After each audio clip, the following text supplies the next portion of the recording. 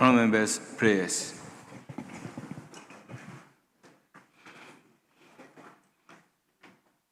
Almighty God, we humbly beseech thee to look with favor upon this Parliament of the Republic of Ghana. Grant that it may perform its high duty as in their sight. Give divine guidance to the President of the Republic. Endow members of Parliament and ministers of state with discernment and vision, integrity and courage, that through the labors of government, this land and people may be well and truly served, and their good purposes for the common human life be realized in our midst. O God, grant us a vision of our country, fair as it might be, a country of righteousness, where none shall wrong his neighbor, a country of plenty, where evil and poverty shall be done away with, a country of brotherhood, where all success shall be founded on service, and honor shall be given to the deserving, a country of peace, where government shall rest on the will of the people and the love for the common good. Bless the effort of those who struggle to make this vision a living reality. Inspire and strengthen our people, that they may give time, thought, and sacrifice to speed the day of the coming beauty of Ghana and Africa. Amen.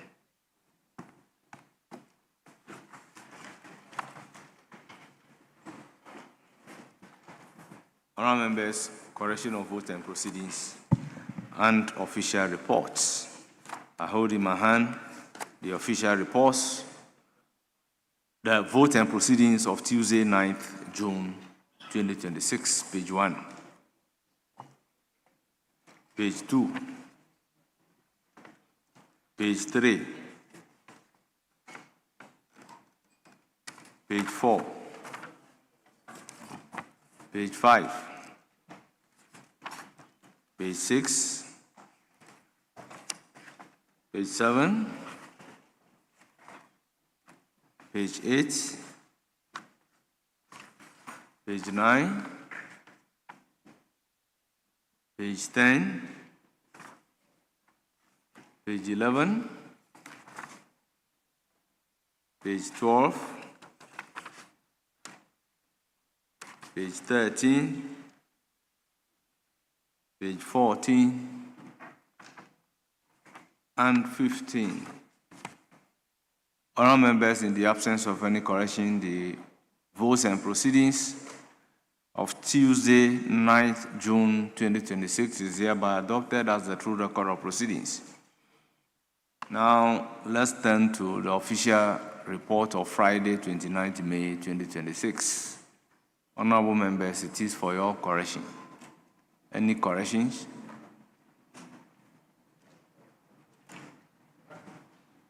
Yes. Speaker, thank you for the opportunity. Speaker, may I humbly invite you to column 8, the second paragraph, line 2. In brackets, I'm sure the word is supposed to be offensive, and it's over here, offensan north. So if the clerks at table could take note and correct. Thank you for the observation. Clerks at table, take note and do the necessary corrections. Any further corrections on the official report of Friday, 29th May 2026?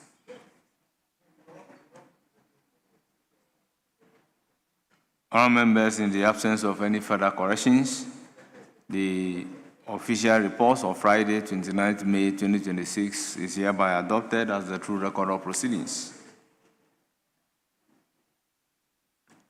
Honourable members, yes, Leader?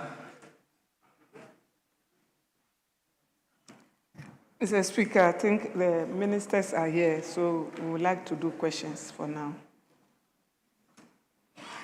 Is the Minister for Interior also here?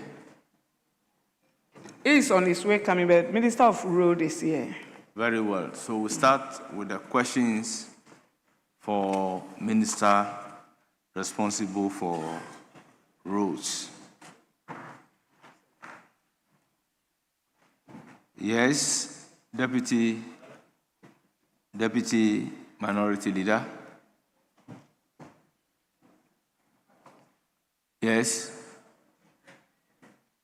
Are you in agreement? The application is that. As agree.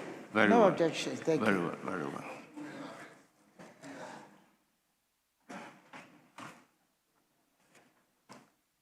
So, honourable members will turn to page 4 of today's order paper and start with question numbered 600, standing in the name of Alhaji Alhassan Mumuni, Member of Parliament for Salaga North. The road minister is already seated, so you have the floor. Thank you very much, Right Honorable Speaker. I rise to ask the Minister for Roads and Highways the plans of the ministry to construct the following roads. Palbe Kushini Nyeshila Gbateni Road. 2. Nyeshila Zankum Chongashe Road. Thank you very much. Yes, Honorable Minister. Thank you, Mr. Speaker. Mr. Speaker, the roads mentioned above, we do not have any programs on them currently. Engineering design studies will be carried out on these roads for consideration upon the availability of funds. That's the number 1, Palbe, Kushini, Nyeshia, Betini Road. Number 2, the Nyeshia Zankum Chunga Shi Road. Mr. Speaker, we do not have any program on this one as well currently. Engineering design studies will be carried out on the road for consideration upon availability of funds. Thank you, Mr. Speaker. Yes, Honorable Member, any supplementary question? Yeah, thank you very much, Right Honorable Speaker. I would surely be visiting the minister to see how we can facilitate.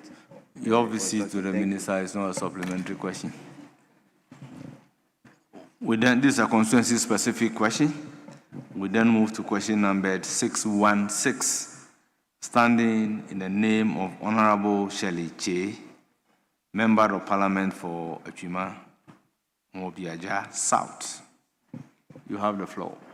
Mr. Speaker, I have the authorization of the honorable member, but Please I wish do. to take the leave. Under Order 88, I wish to take the leave. Please do. Got it, thank you. Mr. Speaker, I wish to ask the Minister for Roads and Highways when the construction of the following abandoned roads will be resumed and completed. Mankro Agogo to Twidie and Supreme Savior to Kena. Thank you, Mr. Speaker. Yes, Honorable Minister.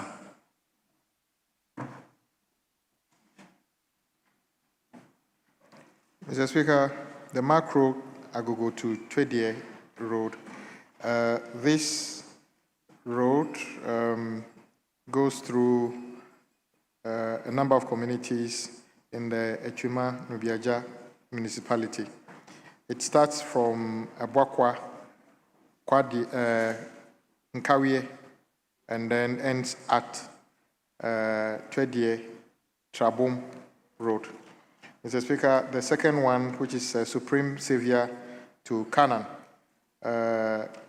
similarly, the route traverses mostly residential properties and schools with 2 streams crossing. Current program.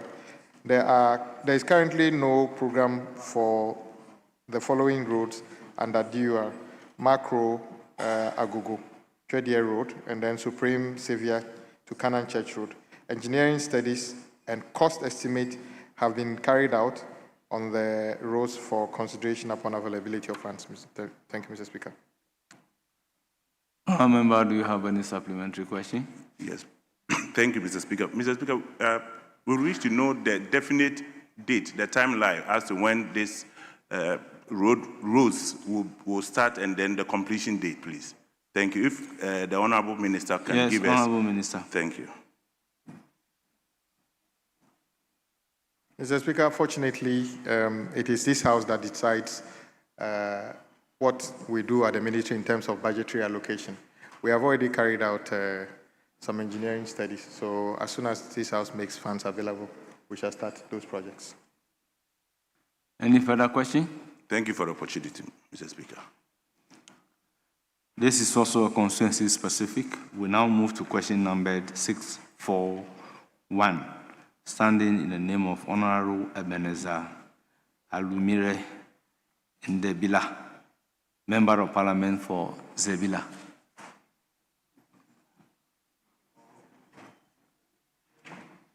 Honourable members, in the absence of the member, I would ask that the answer to the question be transmitted to the member.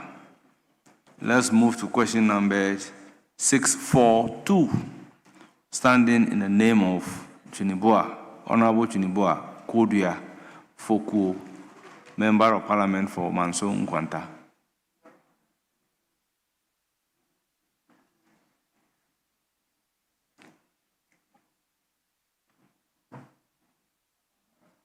Thank you, Mr. Speaker. Mr. Speaker, I would like to ask the Minister for Roads and Highways the updates on the road between Trebum and Weso, number 1, which is 16 kilometers, and then Trebum bypass, 0.9 kilometers, which is an addendum to the rehabilitation of Mankranso Junction to Tepa Road, which has not progressed, and the contractor has left site. Thank you. Yes, Honorable Minister.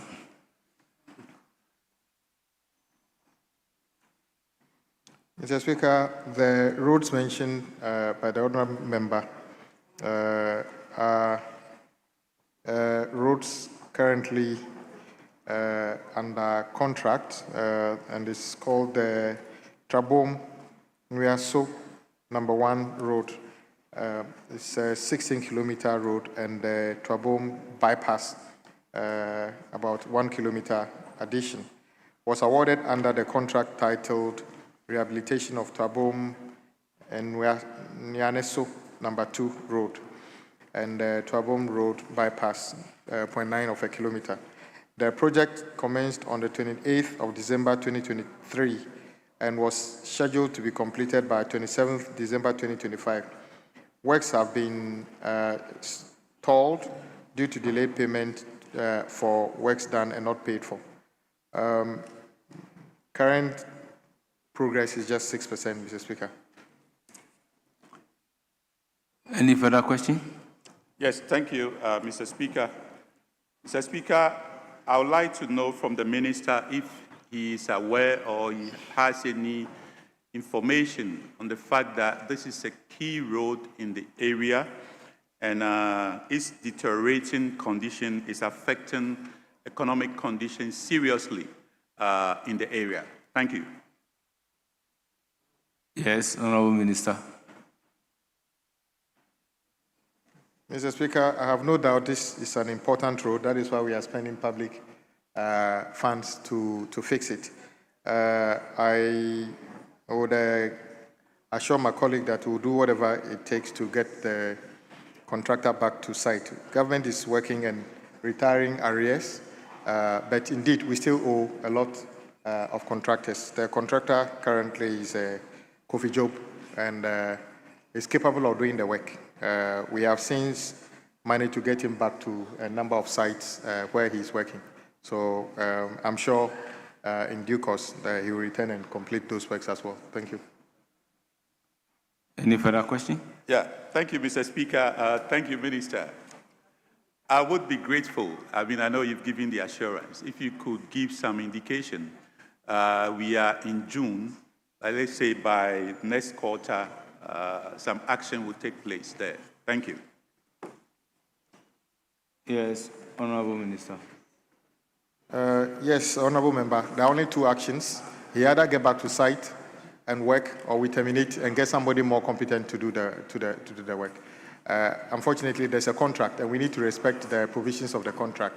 So it will not be just my effort, but it has to be within the law. So that is why I'm saying that we'll do whatever we can to persuade him to come back to site. But there's a deadline beyond which, if it doesn't come to site, we terminate and get somebody who is more committed to do the work. All right. Thank you, Yes. Mr. Speaker. No further questions. Thank you.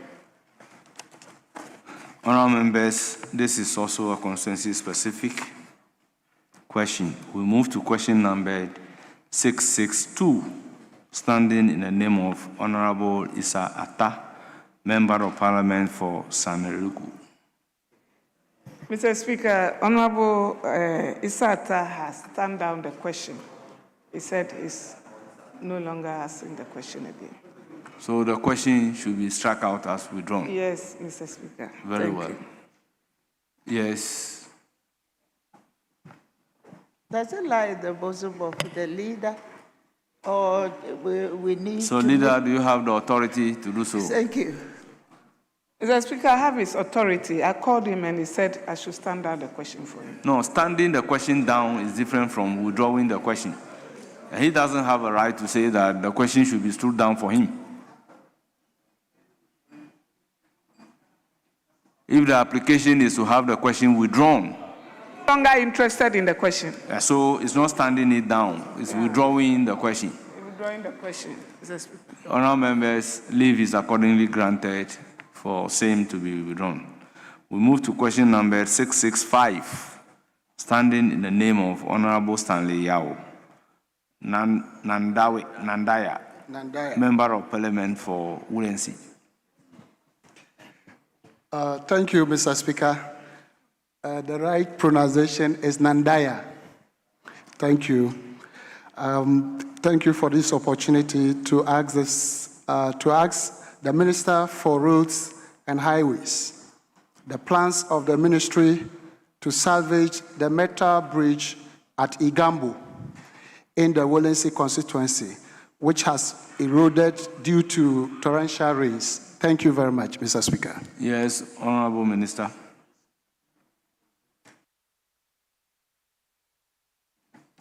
Mr. Speaker, there is no program on this road and bridge currently. Engineering design studies have been carried out on the road, which includes the approaches to the existing steel bridge for consideration upon availability of funds.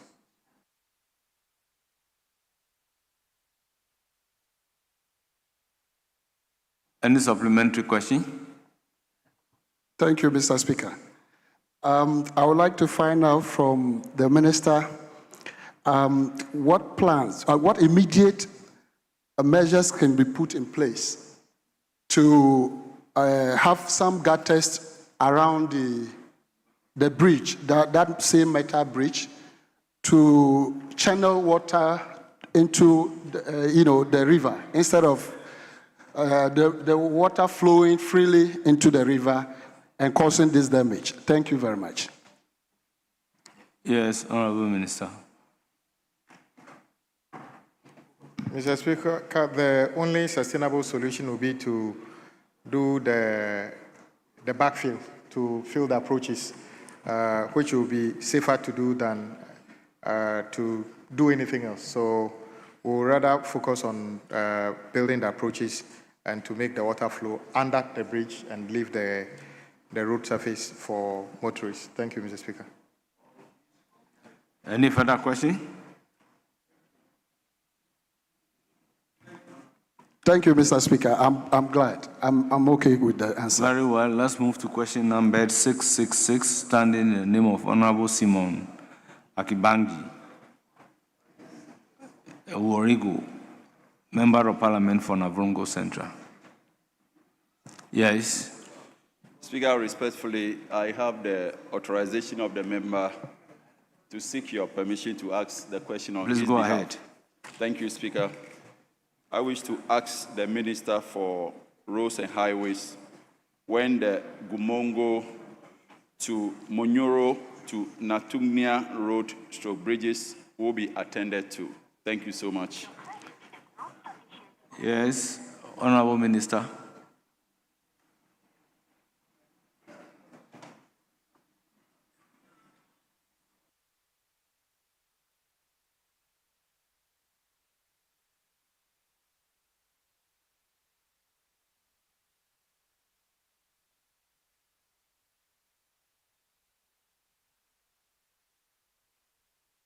Yes, Honourable Minister.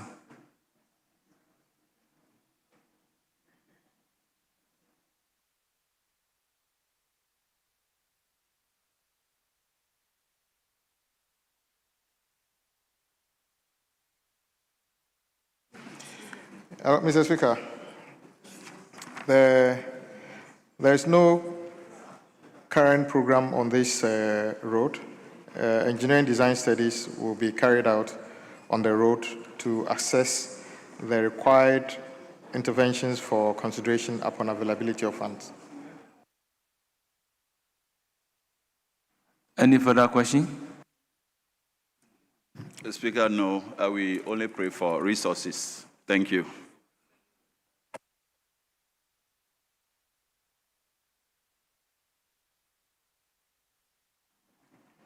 Honourable members, let's move to question number 668, standing in the name of Honourable Nana Ose Ajay, Member of Parliament for New Jobbing.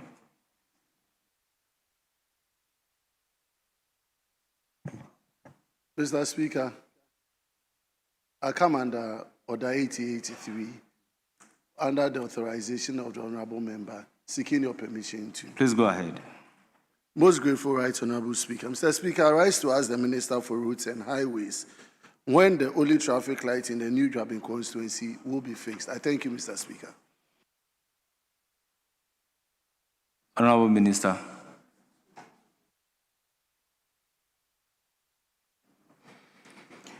Mr. Speaker, the maintenance of the aforementioned traffic signal system is captured under the contract titled Maintenance of Traffic Signals for Selected Urban Areas, Zone 1. The contract commenced on the 17th of October 2019 for completion by 16th of October 2024, which was later revised to 3rd October 2025. The traffic signal system has stopped functioning due to theft and vandalism of the traffic controller. The nature of the damage required the replacement of the entire controller. The contractor has placed an order for the importation of the new controller, and it is expected that the installation will be carried out by the end of the fourth quarter of 2026.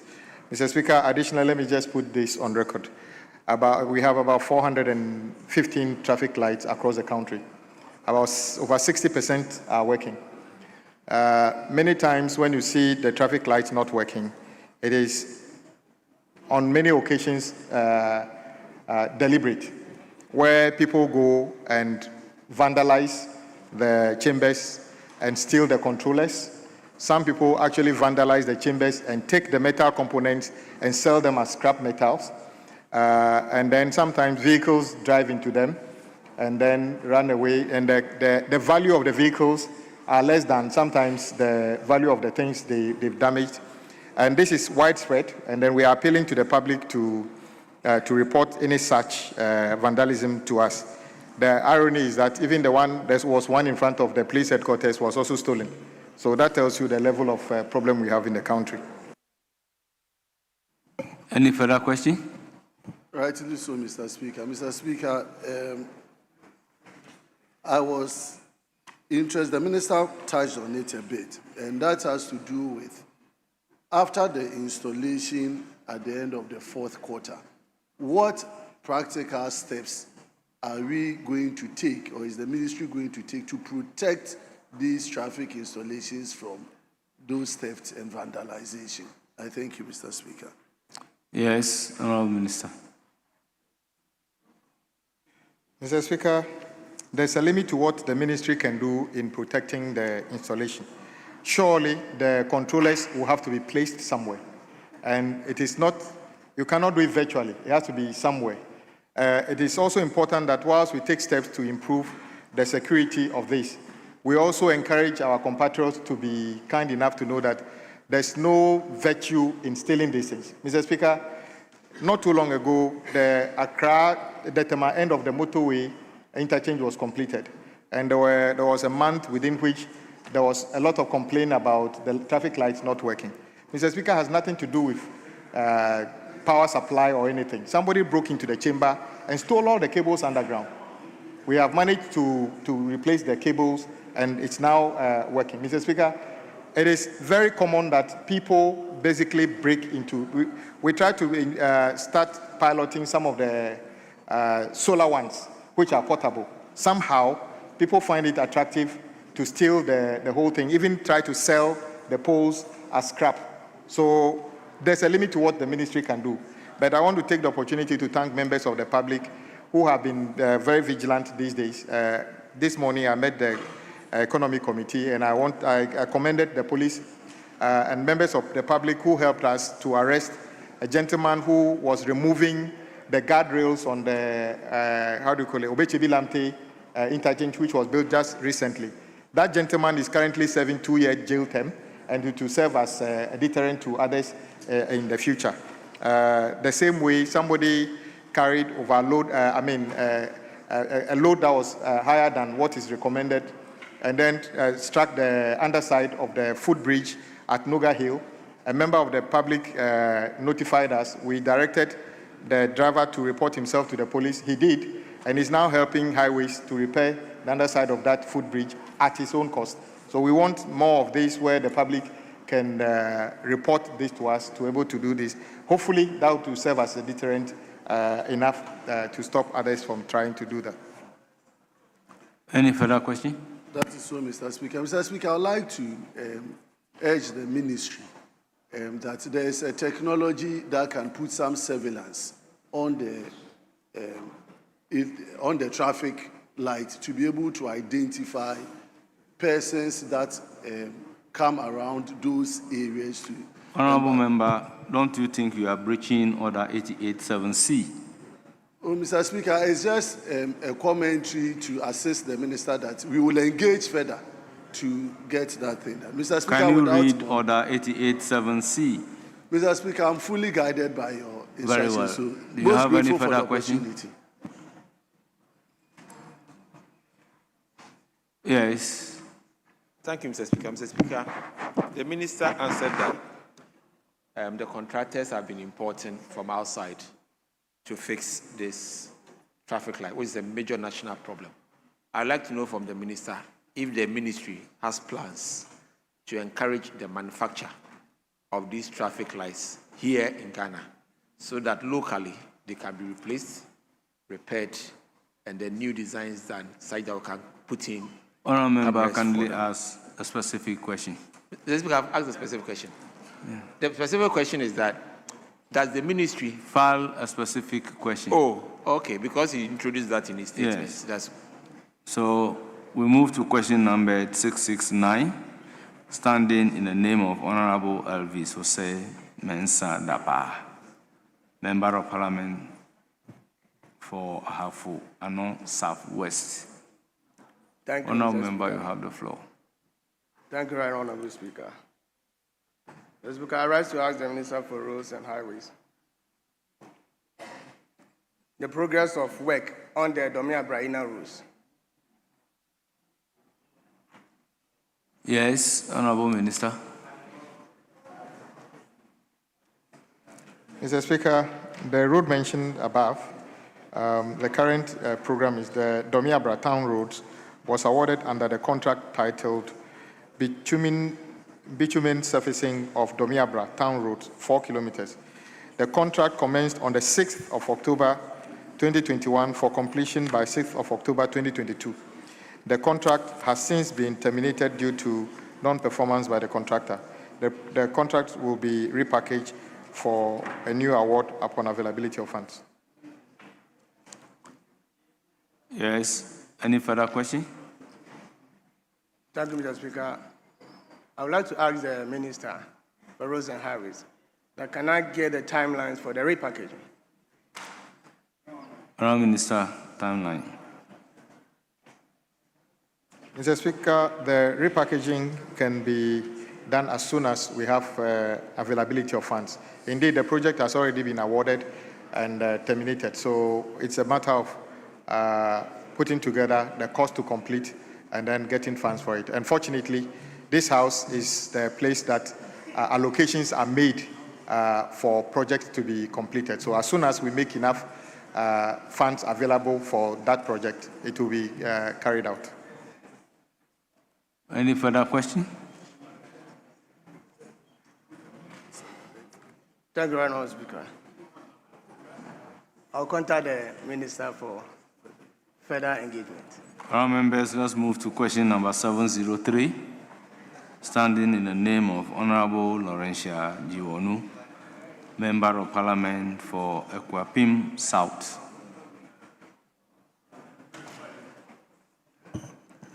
Thank you very much, Mr. Speaker. May I have your permission to stand in for Honorable Laurentia, who has given me his authority to do so. Who has given you? His authority to. Very well. Go ahead. To ask the Minister for Roads and Highways the current status of the Kitasi-Domi Road in the Eastern Region and what plans as well as timelines the Ministry has put in place to ensure the timely construction of the road. Yes, Honorable Minister.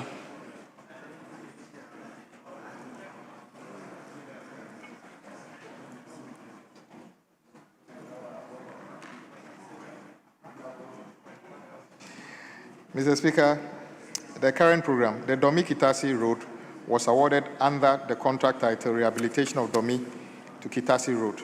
The project involved the upgrading of the urban section 4.7 kilometers into a dual carriageway and the rural section 4.7 kilometers, 4.7 to 19.1 into a single carriageway with additional link roads serving Ashesi University 3.9 kilometers.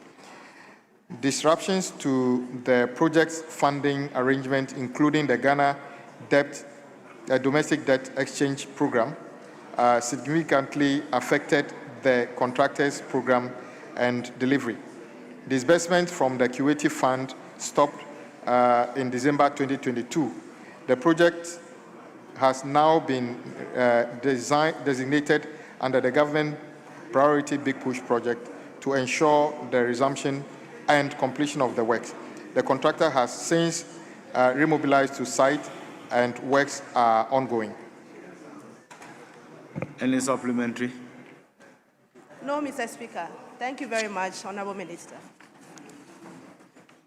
Honorable Minister, on behalf of the House, I thank you for attending upon the House to respond to all the 10 questions scheduled for you. We sincerely thank you. You are hereby discharged. Honourable members, the Honourable Minister for the Interior, scheduled to also answer some questions, is here. May I invite him to take the designated seat whilst I call the first question, which stands in the name of the Honourable Member for Clote Kole,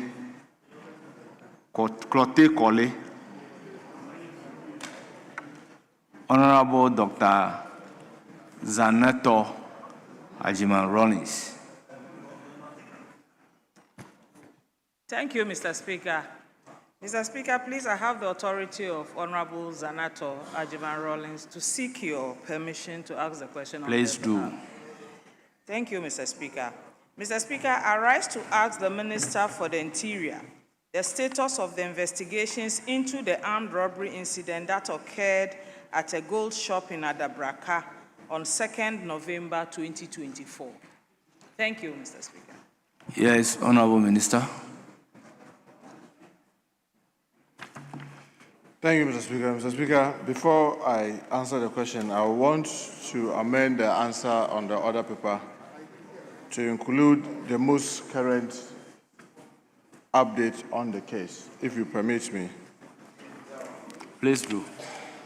Mr. Speaker, to add that on the 8th of April 2026, all suspects were granted bail with a total bail sum of 15 million Ghana cedis, with 4 surety, all to be justified with landed property the case was adjourned to 15th June 2026. This is just what I wanted to add to the answer. Very well. Thank you very much, Mr. Speaker. Mr. Speaker, on the 2nd of November 2024, in the broad daylight on set, Obole and Isaac Jemfi, customers of client Amo Bafo, complainant, Mr. Speaker, the Chief Executive Officer of Cabes Jewelry visited the complainant's jewelry shop located at Adabraka Market area to transact in gold. After a successful transaction, the funds realized from the transaction was loaded in the boot of a red Toyota Corolla saloon car with registration number GE 4840-2024-24.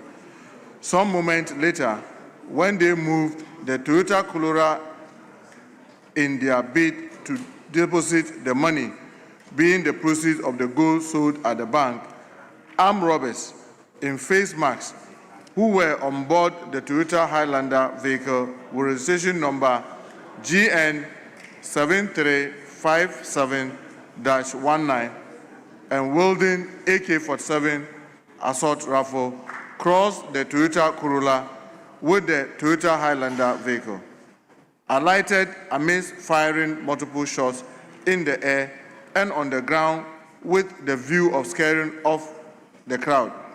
Shots the driver in charge of the Toyota Corolla in both legs and succeeded in robbing the victims of an amount of 7,500,000 Ghana cedis, which was parked in the boot of the Toyota Corolla.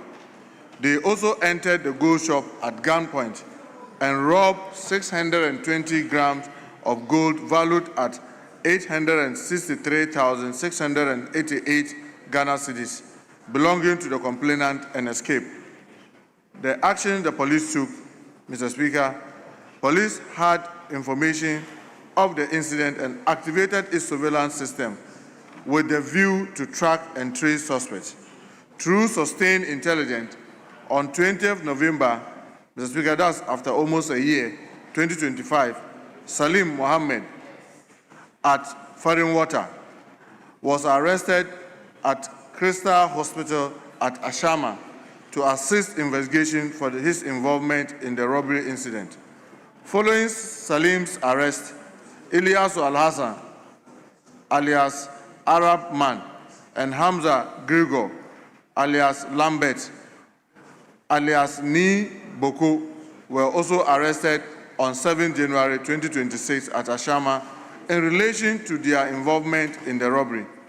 On 14 January 2026, Abdul Samed Bonsiabo at Touch, alias Touch, was arrested at Ashama, New York, for his involvement in the robbery incident.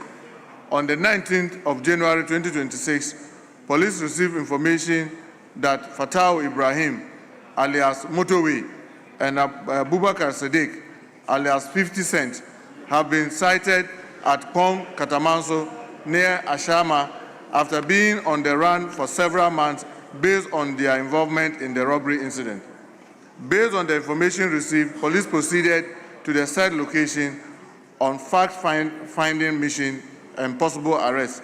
However, they had information of the presence of police and escaped arrest.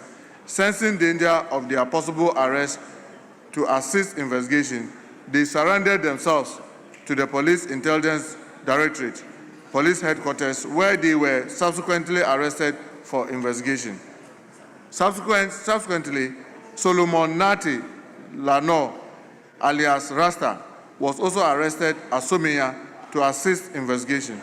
However, Baba Chika, alias Oil Money, is currently still at large.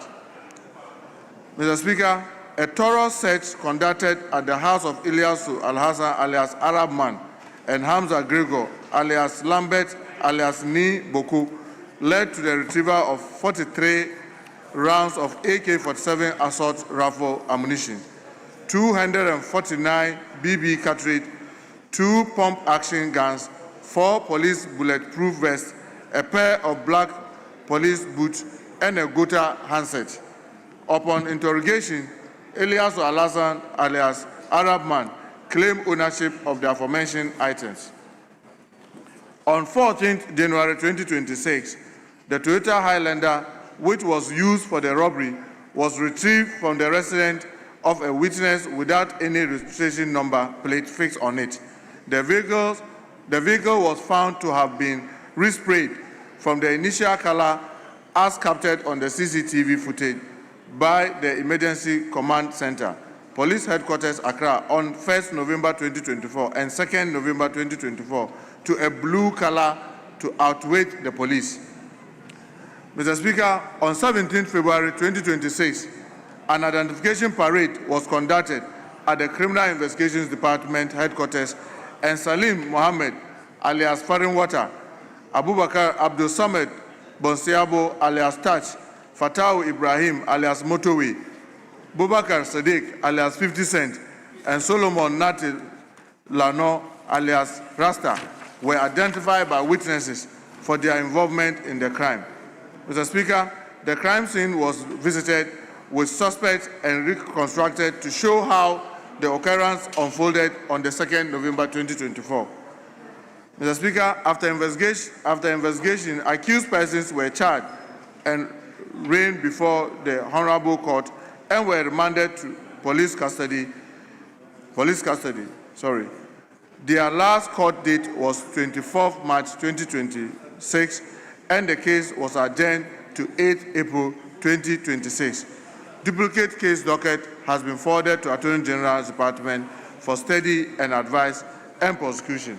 However, Mr. Speaker, like I amended the answer, on the 8th of April, all suspects were granted bail with a total bail sum of 15 million Ghana cedis, with 4 surety, all to be justified with landed property. The case was adjourned to 15th June 2026. Thank you, Mr. Speaker. Any supplementary question?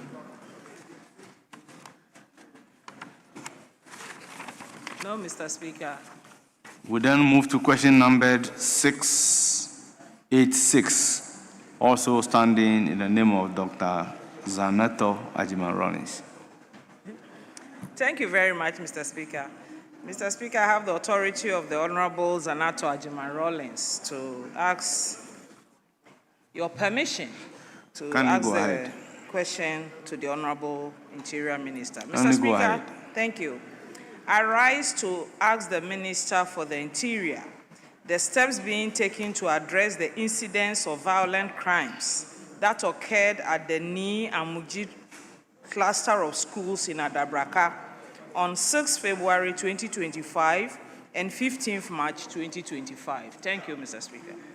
Yes, Honorable Minister. Thank you, Mr. Speaker. Mr. Speaker, on the 6th of February 2025, a group of young men suspected to be drug users chased a young boy to the school premises. The security man on duty prevented the suspected drug users from entering the school premises. The drug users became offended and beat the security man. He collapsed and was rushed to the police hospital for treatment. He was later referred to the 37 military hospital for further treatment and was admitted for some days and discharged. Investigations into the case is still ongoing to apprehend the perpetrators. Greater Accra Regional Police Command has since deployed patrol team to the place to conduct vigorous patrol in the area in order to avoid future occurrence. Thank you, Mr. Speaker. Any supplementary question? No supplementary question, Mr. Speaker. Thank you.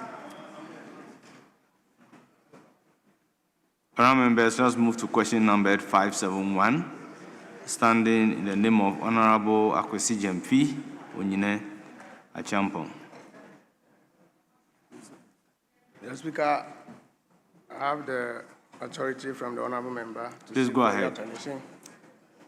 Mr. Speaker, I rise to ask the Minister for the Interior what institutional or operational lapses were identified by the Ghana Police Service and the other security agencies in their post-incident review of the Ablekuma North violence and how these will be addressed ahead of future elections?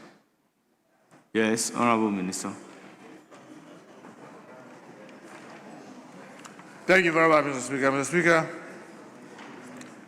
the post-incident review conducted by the Ghana Police Service and other security agencies following the Ablekuma North constituency by-election violence identified several institutional and operational lapses that affected the overall management of the event. In response to these findings, the Ghana Police Service took deliberate and structured steps to address the weaknesses. Among the measures implemented were the establishment of an election security intelligence cell to enhance early warning system and risk analysis, strengthening of interagency collaboration through unified command structure, and improvement in the resource deployment and rapid response capability.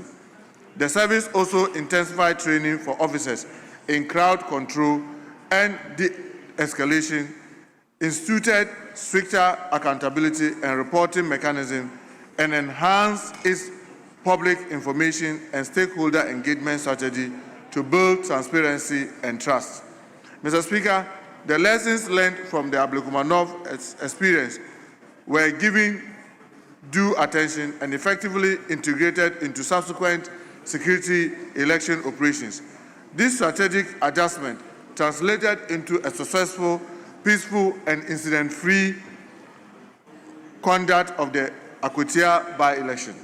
The Ghana Police Service received commendation from the Electoral Commission, the political parties, election observers, and the general public for its professionalism, proactive intelligence gathering, timely deployment, and impartial enforcement during the Akutia polls. The performance of the service at Akutia stands as a clear evidence of institutional learning, improved operational coordination, and enhanced public confidence in the capability of the Ghana Police Service to provide effective election security across the country. Thank you, Mr. Speaker. Any supplementary question? Yes, Right Honourable Speaker. Can the Minister be specific about some of the institutional and operational lapses that were identified? Yes, Honourable Minister. Mr. Speaker, like I rightly said, one of the major things was like the lack of coordination among the security agencies. It's like they go to the election, everybody has his own plan, and they just go in, and therefore sometimes when there's a problem, you don't even know who is to be allowed to be in charge. So this is one major thing that was dealt with, was identified and was dealt with effectively. Two, de-escalation. When you are at a polling station and something happened, and then there's some kind of chaos, what do you do? Because there was no coordination, they were all handling it differently. And sometimes they stand aloof thinking that maybe the national security should handle it, or the prisons should handle it, or immigration should be the one, or the police is the one to handle it. This was identified, and they also worked to make sure that when there's the need to de-escalate, they know who to talk to. Three, they also identify intelligence, on the ground before, during, and after, as also another lapse. And this was also enhanced to the extent that you realize that in the case of Akutia, when they went to Akutia and the other elections, they had to even go ahead days before to mount switch cameras so they can see what is happening, who is going in and who is going out. All these things were identified, and Mr. Speaker, they were dealt with, and now it has become part of their modus operandi, how they will be operating into the future. So I want to assure my colleague that a lot of lessons were learned from the Ablekuma North by-election, and a lot has been done since to ensure that should we have any by-election, some of the things that happen should not happen. Thank you, Mr. Speaker. Any further question? Yes, please. Mr. Speaker, I would like to ask the Minister, but on that very day, we saw few men who flew like rocket or jet Please, to knock Honorable kindly Howard respect Kunsin. Order 88-7. It is in line with refuse.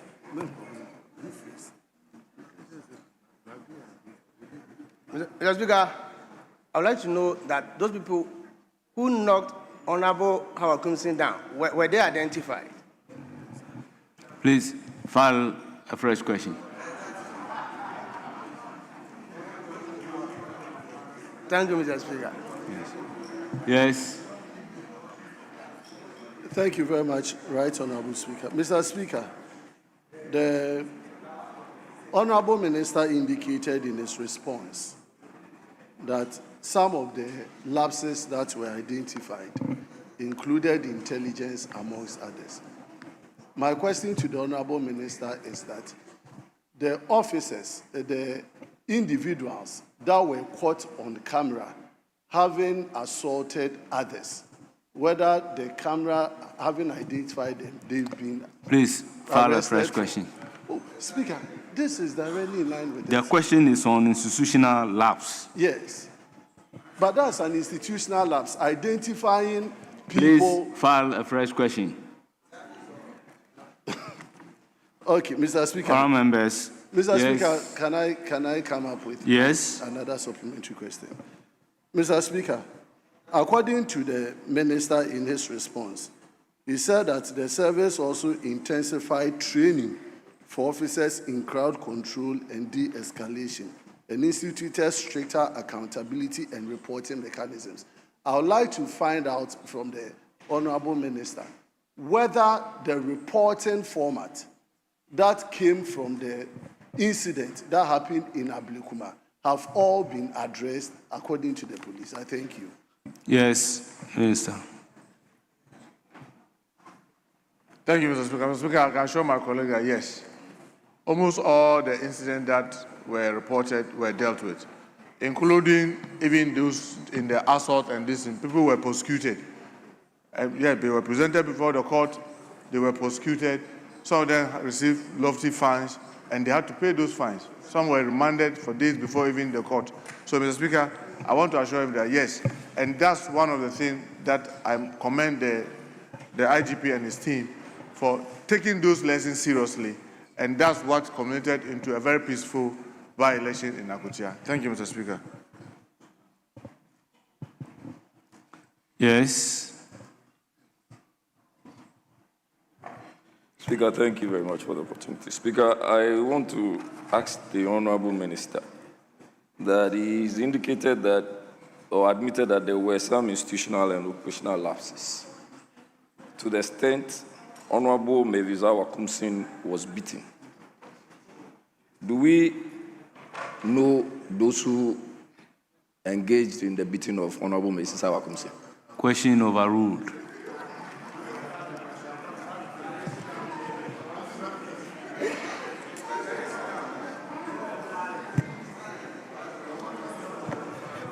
Mr. Speaker, this is the Parliament of the Republic. Speaker, it's not for me to challenge your authority, but flowing from his answers, these are things we are all being advised. That is what exactly you are doing. And educated on, Speaker. Speaker, because if our Kumsin was beaten, and we are able to get some institutional lapses, and we have been able to identify the people, even a deterrence from Honorable Deputy Minority Whip, your question is overruled. Very well, if you Speaker. have another question, you Speaker, may go ahead and ask. Thank you. Honourable members, let's move to question number 596, standing in the name of Felix Akwete Oakley, Member of Parliament for Botiano, English, Amanfro. Thank you, Mr. Speaker. With the authority of Mr. Felix Akwete Oakley, may I have your permission to read this? Please go ahead. To ask the Minister for the Interior what plans the ministry has to curb the increasing crime rates, especially land guard-related crimes within the Gan South municipality. Thank you. Yes, Honourable Minister. Thank you, Mr. Speaker. Mr. Speaker, the Minister of Interior, through the Ghana Police Service, has implemented a series of targeted measures to curb land guard-related crime in the Ghana South municipality and across the wider Greater Accra-Tema operational zone. Mr. Speaker, the police administration has established specialized anti-land guard units in both Accra and Tema police regions. These units provide strengthened operational backup for the traditional police patrol teams within the police districts, rapid response, and intelligence-led operations. Within Ga South, the units support Botiano, Botiano, Amanfrum, English, Tuba, Kokrobiti, Weja, Oblogo, Bawe, and adjoining communities. Mr. Speaker, across the Accra-Tema belt, operations also extend to Boteman, East Legon Hills, Ashalibutwe, Adenta, Amrahia, Enclave, Oyarifa, Pantine, Pokwase, Kwabinya, Ofonko, Amasamai, Kasua, Bujumbura Corridor, Nungwa, Lashibi, Sakumono, Klogon, Dawenya, Pong, Tema Community 18 and 19, and adjoining developing areas. These areas have historically recorded pockets of land disputes exploited by organized land guard groups. Mr. Speaker, the police have increased visibility patrol, surveillance, intelligence-driven swoops, and joint operations with regional and divisional task forces. Key operational zones include, Mr. Speaker, Boteman, Tuba, Kokrobiti, which is a violent where there's usually a violent takeover and illegal fencing attempt. Weja, Oblogo, Bawe. And in this area, Mr. Speaker, we normally see intimidation relating to multiple sales and boundary disputes. Mr. Speaker, within Boteman, East Legon Hills, and Asharboche, we normally have this rapid urban expansion area with competing claims. Then, Amasamai, Pokwase of Anko, you have a lot of encroachment and youth mobilization concerns. Then we have Tema East, Pond, Dawenya, and Sakumono, Lashibi. You have a lot of land fraud, unauthorized demolition, and threat. Mr. Speaker, these actions by police have resulted in arrest, recovery of weapons, and dismantling of criminal network linked to land guard menace. Mr. Speaker, enhanced investigations and expedite prosecution, the Criminal Investigation Department and Divisional CID offices, particularly Weja, Botiano, Amanfrum, Amasamai, Adenta, Medina, and Tema, now prioritize all land-related criminal cases, including threats, assault, extortion, illegal demolition, and fraudulent sales of land. Investigations involving docket preparation, scene reconstruction, and submission to the Attorney General are being expedited to ensure swift prosecution under the Land Guard Act 2020, Act 1036, 2020. Mr. Speaker, the police continue to rigorously enforce provision of the Land Guard Act, which is the 1060, which criminalizes land guard activities in all forms, including financing, mobilization, and deployment. Arrests and prosecutions have been carried out in areas including Tuba, Botiano, Kokrobiti, Boteman, East Legon Hills, Pokwase, and portions of Tema and Pong. Mr. Speaker, to reduce land disputes that fuel land guard recruitment, the police collaborates with the Land Commission, the Office of the Administrator of Stud Lands, Traditional Council, Municipal, Metropolitan, Municipal and District Assemblies to verify documentation, prevent multiple sales, and guide proper acquisition in Ga South and across Accra and Tema regions. Mr. Speaker, the police continue to carry out public education and stakeholder engagement in Bontiano, Kokrobiti, Weja, Tuba, Amanfrum, as well as Boteman, Adenta, Amrahia, Amasamai, Kwabinya, and part of Tema to encourage lawful dispute resolution and discourage the patronage of langars. Mr. Speaker, the Ghana Police Service remained fully committed to curbing land guard-related crime in Ghana South Municipality and across the Greater Accra Tema jurisdiction through strengthened operations, improved investigation, strict enforcement of the law, and collaboration with stakeholders. That police will continue to safeguard lives, property, and lawful land ownership. Thank you, Mr. Speaker. Any supplementary question?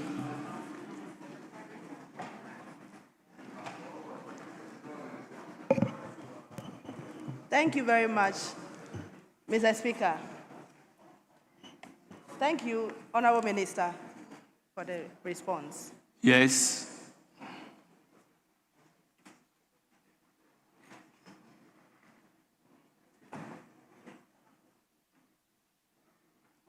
Yes, you have the floor. Speaker, thank you very much. Honorable Minister, I see you have a very comprehensive answer on this land guard menace. And I've heard a part of some areas in my constituency appear, Weja and Oblogo. Minister, so these land guards who sometimes wield guns, I do not know if you have been able to seize or take from them some of these guns, and if we have proceeded to prosecute them to also serve as a deterrent. Because one of the things that is known as part of their models is when you are, for instance, at a site and you have started construction. Honorable Jerry Ahmed. Speaker, Standing Order 88.7. Yes, Speaker, I'm laying the foundation. I read, a member in asking question shall not address the House, raise any argument, or offer an opinion. So strictly supplementary question. Speaker, I have not offered an opinion. I have only laid a foundation. And this Speaker respectfully thinks that my foundation is not allowed. I can resume my seat. Please ask a supplementary question. So, Minister, with all of the issues I've enumerated, I want to find out from you if we have been able to arrest some of these people wielding guns and machetes, and what prosecutions have we done, especially for the public to know, and so for other people who are also interested. Honorable Minister. Minister, please. Yes, Honorable Minister. Thank you, Mr. Speaker. Mr. Speaker, in my answer, I clearly stated that we have intensified the arrests and prosecutions, and we've been liaising with the Attorney General's office, except to also admit sometimes the court delays. You present them before the court, there's sometimes unnecessary adjournment, and the court delay, the delay sometimes weakens the security agencies in their effort to get this done. But I want to assure you, like I said in my answer, that many that have been seen, even with cutlass, have been prosecuted for use of it. And even the organizations, many of them will go in to dismantle the network and get some of the kingpins arrested. But like I said, the best we are able to do is to present them before the court. And I don't like to be saying that, Mr. Speaker, that we may have to create special court for almost everything.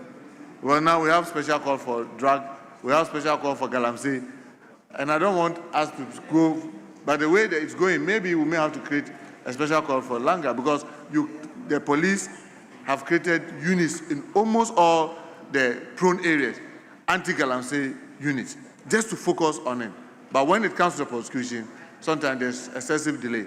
So that's the only challenge. Other than that, yes, they are up to the task, and we seize the weapons. And sometimes when we get the weapons with them, we seize them, we charge them on multiple grounds. One, fronting on the Act 1036, which is the Anti-Galamsey Act, and then wielding unlawful, weapons. So, Mr. Speaker, yes, we are doing that. Thank you, Mr. Speaker. Yes. Yeah, thank you very much. Honourable Minister, thank you for the answers. The police patrol, I am aware that we do not have for the anti-land guard department in my constituency. based on this response against the backdrop that I've heard Oblogo and Wager, is it the case that you can give us a police patrol? I know Chief Nephew and his colleagues are doing very well on land guardism, but can we hear from you if you can support Wage Agbawe with a police patrol on, specifically on land guardism? Please kindly approach the minister with your request.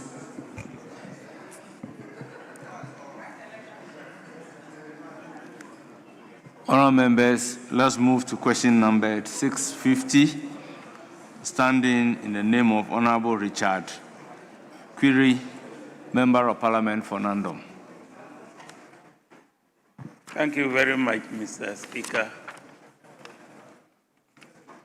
Mr. Speaker, I rise to ask the Minister for the Interior when the proposed police station at Ko in the Nandom constituency will be constructed and operationalized to combat escalating crime and enhance community security. Yes, Honourable Minister. Thank you very much, Mr. Speaker. Mr. Speaker, the police, through community engagement, encourage the chiefs and elders of the Ko community to build a police station. The construction is ongoing, but at a slow pace. Efforts are being made to involve the district assemblies to support the construction and the completion of the building. Mr. Speaker, I also want to take this opportunity to encourage my colleague to assist in getting the community to complete the police station. Thank you, Mr. Speaker. Yes, any supplementary question? Yes, Mr. Speaker. May I suggest, Mr. Minister, don't you think it will be good if government will start the project so that some of us can mobilize our people to provide labor and other issues that may be needed? Thank you. Yes, Honourable Minister. Mr. Speaker, the major challenge that we have, I'm happy my colleague is a member of the Defense and Interior Committee, and he will recollect that in 2026, the capital expenditure budget for the police is 10 million. And he agrees with me that with that, the challenges that we have. But we know now today, a lot of the District Assembly Common Fund, chunk of it goes to the district. The districts should own their security situation and let us be supporting them. When it comes to this infrastructure, I'm sorry to say, Mr. Speaker, myself, if you go to Aswansi, when I became Member of Parliament, there was only one police station. All the additional 4 that was built by me through the support that we get here. So that's why I'm saying that focus and try and use the little resources that come to you to also support us. Because if you want to wait for the center to build, it may take much longer. But I want to assure you that once budgetary allocations are made adequate, we'll be more than happy to get it completed. But I'm sure that if you mobilize within the community, you may be able to finish it faster than waiting for us to come from Accra. Thank you, Mr. Speaker. Any further question? Yeah. No, Mr. Speaker. I thank the Minister for his answer. Very well. This is a constituency specific. Honourable members, let me crave your indulgence to pause here and acknowledge the presence of some revered guests and students in our midst. Let me start with the students from Kwabenya Atomic MA 3 and 4 Junior High School, led by Madam Victoria Ando, headmistress. They are from Bromi, Kwabenya, they numbered 95. We also have Lord Our Savior School, led by Mr. Prince Selom, director. They are from Pong Akantamanso, they numbered 65. Honourable members, on your behalf, I welcome our students to Parliament and urge them to have a fruitful visit. Honourable members, I have the pleasure to introduce to you 11-member delegation comprising 7 honourable members and 4 officers of the Standing Committee on Public Accounts of the National Assembly of Namibia. They are here on a visit from Monday 8th to Friday 12 June 2026. They are here to engage and interact with their colleague, honorable members of the Public Accounts Committee of Parliament of Ghana. This visit offers an opportunity for the delegation to also meet with key institutions of state that have the mandate of driving the fiscal policies of our country, as well as ensuring the prudent use and efficient management of state resources in line with applicable regulatory statutes. Our visitors are: 1.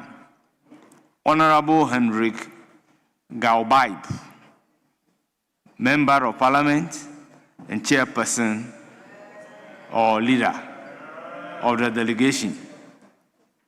2. Honorable Hilaria Mukapuli, MP, Committee Member. Then we have Honorable Modestus Achipara, Member of Parliament, Committee Member. We have Honorable Beta Ngifikwa, Member of Parliament and also Committee Member. Then we have Honorable John Luo Muntong, a Member of Parliament and also a Committee Member. Then we have Honorable Pro-Job Amupanda, Member of Parliament and Committee Member. We have Honorable Ine Hengari, Member of Parliament and Committee Member. We have Mr. Willem Isaac, Deputy Director. We have Ms. Imelda Hume, Audit Director. We have Mr. Geoffrey Muhinda, Parliamentary Clerk. And we have Dr. Bridget Fikunawa, Chief Policy Analyst. All members, on behalf of the House, I welcome the delegation to Parliament and I wish them fruitful visit to Parliament as well as visit to Ghana. Once again, you are most welcome. All members, let's move to question number 684, standing in the name of Ms. Bahu Muhammad Adams, Member of Parliament for Miao.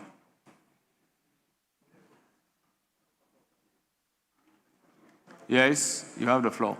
Thank you, Mr. Speaker. Mr. Speaker, I have the authority of the Honorable Member for Miao, Ms. Bahu Muhammad Adams, to ask the question. I wish to seek your leave to do so. Please do. Mr. Speaker, I wish to ask the Minister for the Interior what the ministry is doing to end the rampant armed robbery on the Tamale-Yendi road, especially portions between Bulgini and Salengpang and Sang, and then Sang and Puria. Thank you. Yes, Honorable Minister. Thank you, Mr. Speaker. Mr. Speaker, 2 armed robbery cases were recorded during the month of February and March 2026. The first one was at the outskirts of Yendi on Friday, 27th February 2026, on the Tamale-Yendi Road, and the second incident occurred on 2nd March 2026 at Sang on the Yendi-Tamale Road.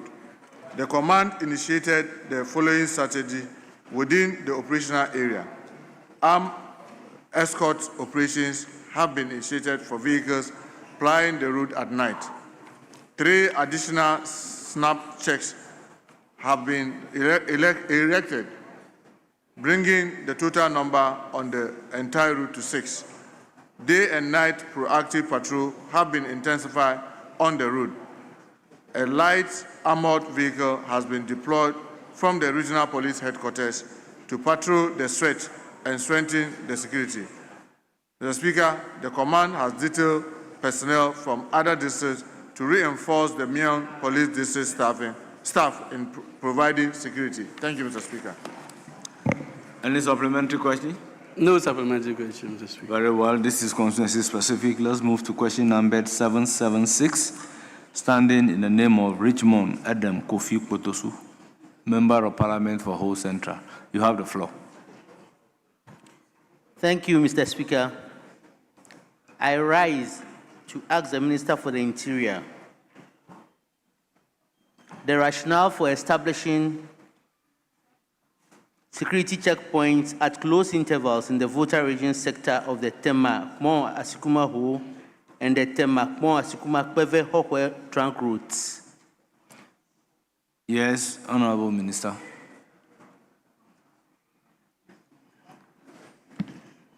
Thank you, Mr. Speaker. Mr. Speaker, the Kweve barrier, which is at the Kweve District Police Command, is 33 kilometers from Peki barrier. This barrier was erected out of persistent robbery activities recorded over the years. The 33-kilometer stretch is dark and dangerous for motorists. Additionally, this stretch of road is an accident-prone area. Therefore, the checkpoint is meant to deter drivers from speeding and the armed robbery. The Speaker, the Peki barrier, which is at the Peki District Police Command, is 5 kilometers from Esukuma, created to curb frequent robbery incidents and accidents on that stretch. Also, Mr. Speaker, is to curb illicit drug, that's weed, Indian hemp transportation along the eastern corridor. The Speaker, the Juapon barrier, which is 55.6 kilometers from Pove barrier, the area is highly robbery prone and requires constant police presence. It is also the epicenter of the Western Togoland unrest. The communication network on that stretch is unstable, and the robbery is frequent along that stretch, and that is the reason for creating this checkpoint. The Speaker, the Esukuma Custom Migration Checkpoint is 65 kilometers from Pom barrier. It is manned by personnel from the Custom Division of the Ghana Revenue Authority and also Ghana Immigration Service. It serves as critical strategic junction or border corridor checkpoint linking Volta region to transit routes. Thank you, Mr. Speaker. Yes, any supplementary question? Mr. Minister, thank you. Mr. Speaker, thank you. I have no supplementary question. Yes, Honorable Nyindam. Thank you, Mr. Speaker. Mr. Speaker, I use this road very often, but just like the questioner said, the barriers are very close. But in between the barriers, you get the police. Are you trying to address the House? Sorry? Are you trying to address the House? You are no, to ask supplementary my question question. is that, Mr. Speaker, maybe if you were just a little patient with me, you would have understood me. I'm operating by the rules. I agree with you, Mr. Speaker. What I'm saying is that in between the barriers, you find the police also in between, which slows down traffic. I want to find out from the minister whether it's also another way of checking or it is a deviation. Yes, Honorable Minister. Yeah, Mr. Speaker, it's like the minister didn't understand my question. What I mean is that just like the questioner said, Honorable the barriers Minister, are very close. In between the barriers are policemen. Policemen again. Is it also to check the crime or it is a deviation?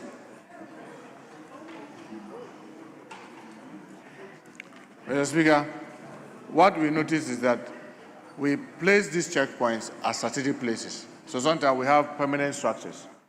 But in between the checkpoints, there are sometimes other routes that can divert away from the checkpoint. So in between, especially where we have highly prone robbery, we want to have the highway patrol also periodically, as kind of unexpectedly, be able to be everywhere. So you cannot predict that you can only meet them at this point. Even though at that checkpoint is a permanent structure, in between, especially when the stretch is long, let's say 10, 15, 20 kilometers, and the network is not good, armed robbers take advantage of the poor network. So we deploy the highway patrol to intermittently, just like we do even in Accra and the big cities. Sometimes you just go around a corridor, then you just see people now stopping and checking. In an hour's time, you go there, they are no longer there. You realize that they relocate to another place. It is just to make sure that the criminals cannot predict exactly where we are operating. That's why sometimes that happens. And I know it comes with some inconvenience, but to protect all of us, we must be able to do that and bear some of the inconveniences so that we can all keep safe. Because most of the times, believe me, the armed robbers tend to be some steps ahead of us, and in trying to catch up, you have to devise all manner of strategy to be able to remain on top of the game and ahead of them. That's why sometimes you see that. But bear with us when you see some of these inconveniences. Thank you, Mr. Speaker. Yes. Speaker, thank you. Speaker, may I respectfully find out from the Minister for the Interior the legal basis for the discrimination of the Immigration Service post at Asikuma in Your particular. question is overruled. Oh, no, Speaker, just please hear me out. Just a minute. They discriminate against... I heard you. I said your question is overruled.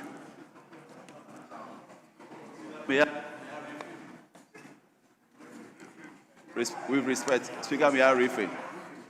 Speaker, may I find out from the Minister why privately registered Ghanaian cars are not searched, but Ghanaian cars with commercial number plates are searched? Question overruled.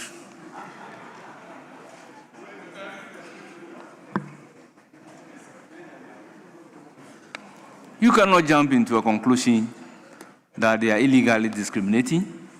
You cannot also conclude that foreigners are not being searched, but Ghanaians are being searched. Please, there are certain things we don't do. In the absence of any further supplementary question, let's move to question number 588. Standing in the name of Honorable Anthony Imie, Member of Parliament for Odotobri. I'm very grateful, Mr. Speaker. I rise to ask the Minister for Interior the immediate and medium-term interventions the Ministry is undertaking to enhance police infrastructure and strengthen security service delivery within the Amansia Central District. Yes, Honorable Minister. Thank you, Mr. Speaker. Mr. Speaker, the police administration is collaborating with traditional authorities and district assemblies to take steps to establishing a police station in their communities to strengthen security presence and enhance policing. Amansa Central District, of course, will be one of the districts to be affected by this initiative. Thank you, Mr. Speaker. Any supplementary? Thank you, Honorable Minister. May I know from the Minister if this is the immediate or the medium intervention being undertaken by your ministry? Which of the two? Is this the immediate intervention or the medium intervention? Yes, Honorable Minister. Mr. Speaker, because of the challenge that we have with resource and the constraints that we have, like I mentioned earlier in answering another question, we are encouraging the district assemblies, now that we know that a lot of resources are being sent to the districts. And you and I can testify that some of the districts are receiving resources that in the past, the whole 4 years, they will not even receive what they are receiving now in a year. And we want them to own some of these properties instead of the money being allocated at the center, and then we try to dictate from the center. So we are collaborating with the district assemblies and the traditional authorities in terms of the land acquisition, and then the district assemblies stepping in to assist us. And this is something that we've started talking, and myself and my colleague, the local government minister, are working on to see those districts that do not have adequate security facilities could be prioritized. And I want to be sure that Amansa Central will be one that will be focusing on to ensure that there's infrastructure to be able to provide at least the minimal security presence that is required to safeguard the life and property within the constituency or the district. Thank you, Mr. Speaker. Any further question? This would be the last one on this one. Mr. Minister, are there any specific communities that you are targeting? Again, do you have any time frames that we are going to be working by? You answered the question regarding the time frame, but regarding the specific communities, I think that should be a new subject matter so that you can prepare and bring the record to show. Well, Mr. Speaker, the difficulty I have is that I will not be able to stand here now and tell that in the case of Amansa Central, this is the most important community that needs to be done. That's why we are liaising. We are not answering questions regarding the communities, only the timeline. Yes, Mr. Speaker, I was trying to just assist my colleague. But if he wants specifics and he asks for that, why not? We'll be here to provide him with the specific communities. Thank you, Mr. Speaker. Yes. That would be all for 5. Very well. You may answer, you may ask question number 777. Grateful. I rise again to ask the Minister for Interior what steps are being taken to strengthen police presence and logistics in the Ashanti district, particularly Amansia Central District. Jacobo. Yes, Honorable Minister. Thank you, Mr. Speaker. Mr. Speaker, the Minister of the Interior, through the Ghana Police Service, is currently in the process of recruiting and training additional personnel, some of whom will be posted to the Amansa Central District to strengthen policing and support the Jacobu Police District after training. In addition, efforts are underway to provide the district with additional logistics to enhance operational effectiveness and improve service delivery. Thank you, Mr. Speaker. Yes, any supplementary? Yes, Mr. Speaker. Minister, what logistics support, including vehicles, motorbikes, communication gadgets or equipment, and patrol resources, do you intend to provide to improve rapid response? Yes. Mr. Speaker, as resources become available, we intend to ensure that almost every police station or community has a pickup, has the radio, able to join the regional network and be able to man their, community very effectively. And this requires a standard operational items. And the police is looking into that to ensure that at least they are able to operate effectively within the Jacobu enclave. Thank you, Mr. Speaker.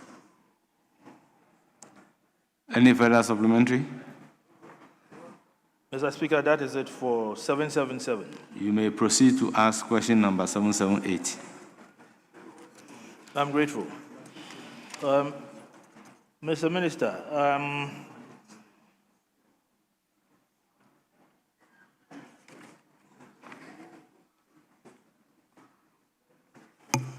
what plans are there to establish additional police force or improve security infrastructure to address rising crime and mining-related conflicts within the Amansia Central District? Yes, Honorable Minister. Thank you, Mr. Speaker. Mr. Speaker, the Ministry of the Interior, through the Ghana Police Service, has engaged chiefs, and elders within the district through community policing initiatives. As a result of this engagement, 3 police stations have been constructed at Numeresu, Apetisu, and Tupiase. These stations are yet to be commissioned, and when operational, will significantly enhance security and help address rising crime and mining-related conflict within the Amansia Central District. Thank you, Mr. Speaker. Any supplementary? The very last one. I'm grateful, Mr. Speaker. Mr. Minister, can you confirm to this House whether you have immediate plans of posting men to the various stations you just mentioned, and also to indicate timeframes as to when these stations would be commissioned?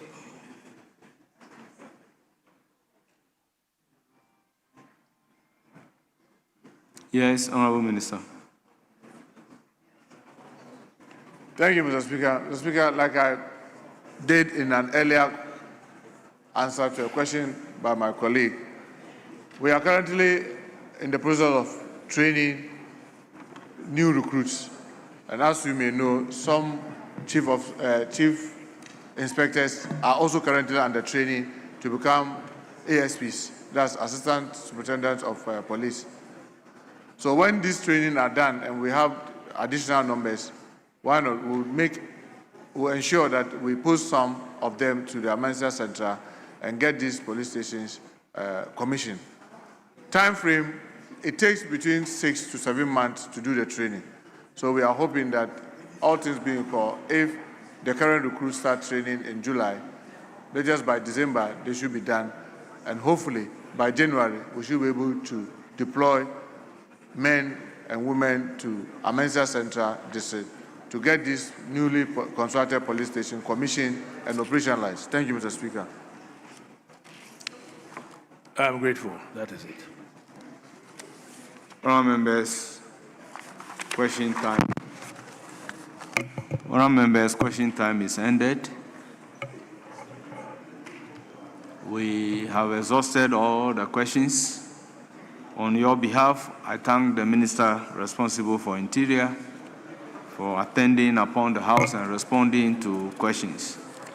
Honourable Minister, we are most grateful to you. You are accordingly discharged. Yes, Majority Leader.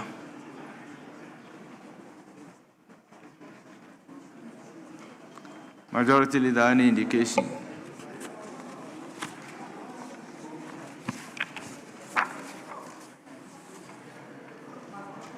Thank you very much, Mr. Speaker.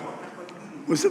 Speaker, we want to move on to conclude the comments on the statement that the Finance Minister made last week. Is that okay?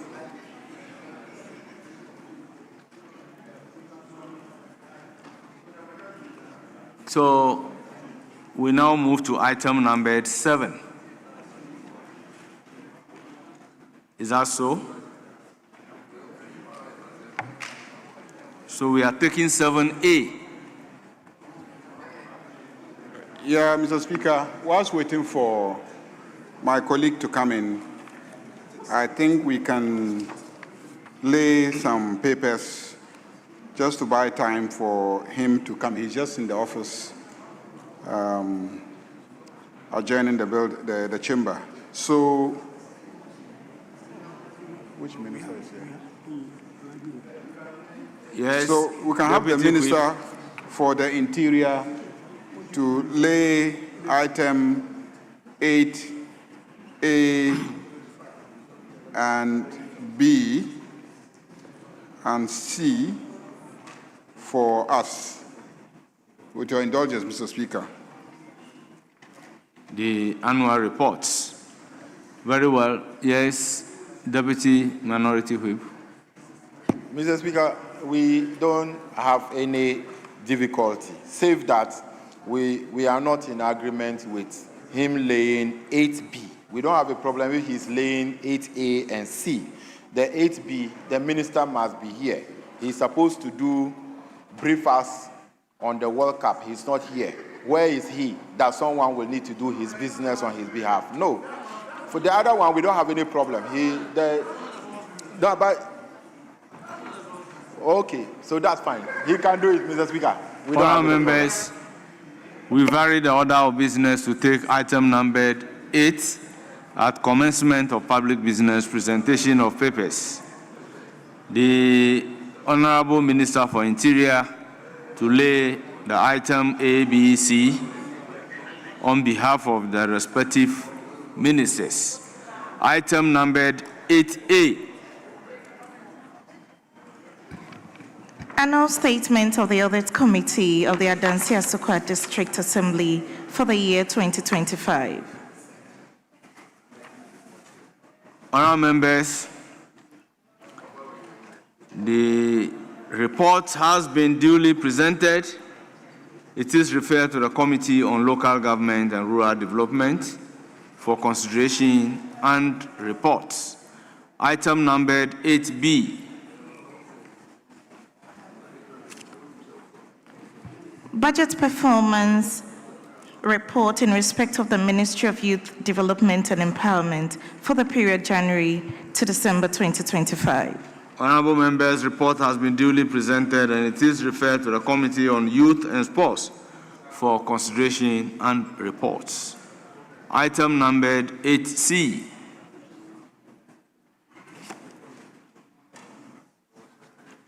Annual Report for the Forestry Commission for the year 2023.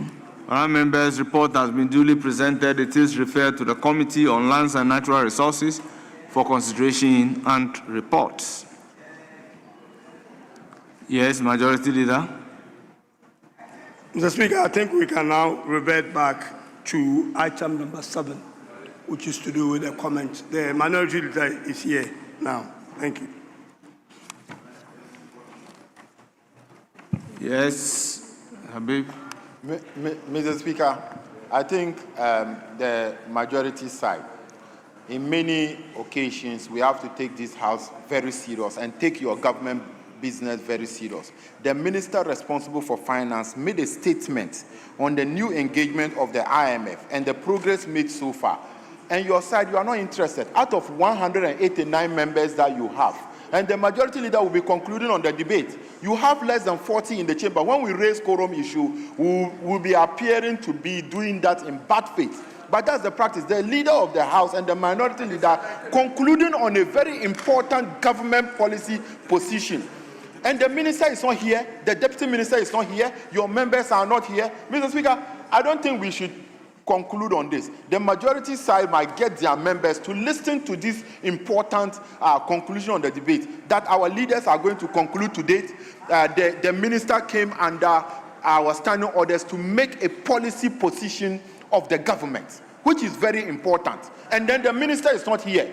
The deputy minister is not here. If the minister is not here, but the deputy minister must be here. So, Mr. Speaker, if they can't get their members, when we raise quorum issue with regards to this matter, don't blame us on this matter. So, Majority Leader, the attendance of your members is not good. 189 and you have less than 40. You are not interested in that. What kind of absent majority is that? What kind of absent majority is that? Mr. Speaker, we will not take this. Mr. Speaker, it's just a paper majority. You are not in the chamber. It's a paper majority. You are not there. 189 and you are just less than 40. We will not. You were telling us that we can debate 1990. Where is your 90? You say we'll debate 1990. Where is your 90, Majority Leader? Abba, they are hungry and they are looking for jobs. They are looking for opportunity under their own government. Look at your back. Yes, Majority Leader. Mr. Speaker, I'm sure the Honorable Habib wants you to draw his attention that it is after statements that we commence public business.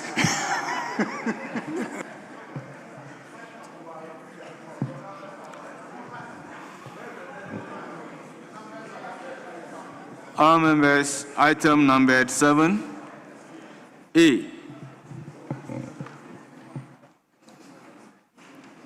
We are concluding the debate on the statement on Ghana's new engagement with the International Monetary Fund, IMF, and the progress made by the government in restoring macroeconomic stability and debt sustainability, made on Thursday, 28th May 2026.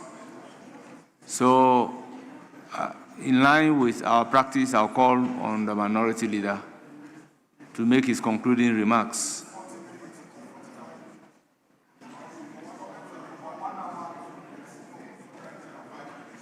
Please, this is a statement. In the absence of any agreement communicated to me, we'll go by the rules.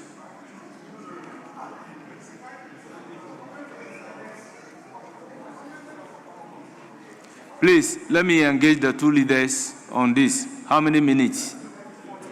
Mr. Speaker, this is a comment on a statement, and the rules are clear. It's 5 minutes. It's 5 minutes. Yes. Mr. Speaker, we know of the practice of this House. Our leaders are given ample time to make concluding remarks on behalf of their side. I believe that the majority leader himself knows that both of us had to prepare. We were supposed to take this yesterday, and he said he needed enough time to do his preparation, so we should shift it for today. So the minimum time we can have each would have to be 30 minutes. That should be the minimum. So I don't see why he's now talking about 5 minutes. Our colleagues have had the time, and we're summarizing our respective positions on the matter. So I don't see why he wants to run away from Honourable this. members. I don't know why you want to run This concluding remark on a statement, for me, is different from concluding on the state of the nation or a budget statement. This was a statement made under Order 91 and guided by Order 91-4. It reads, a member commenting on a statement shall not take more than 5 minutes except otherwise permitted by the Speaker. This statement is under 91. Statement by Speaker and Minister. The Speaker may make a statement on any matter of interest to the House. A Minister of State may make a statement of government policy, and the statement shall be limited to facts which are necessary to be made known to the House and not contain matters that are likely to provoke debate. So I'm guided by the rules. That is why I indicated I would have to engage the two leaders regarding the time. Yes. Mr. Speaker, we are guided by your interpretation of Order 91-4. But Mr. Speaker, save that this is an extraordinary statement. Even though it was made under Order 91, it is a statement that we have programmed, and we agree. That is why we said after the statement being made, we elected another day for the comments and the number of people who will speak. So the whips, we had an agreement, and we said when the leaders are concluding, they should conclude in 30 minutes. That's the agreement of the whips. And we schedule the speakers, and we schedule the speakers, and we schedule how it should be done. So it was not the leaders, it was the whips. And the first day we said that day, even you remember, we said 10-10. When the whips confide, we said we should do it 5-5, so that we can give time for our leaders to speak.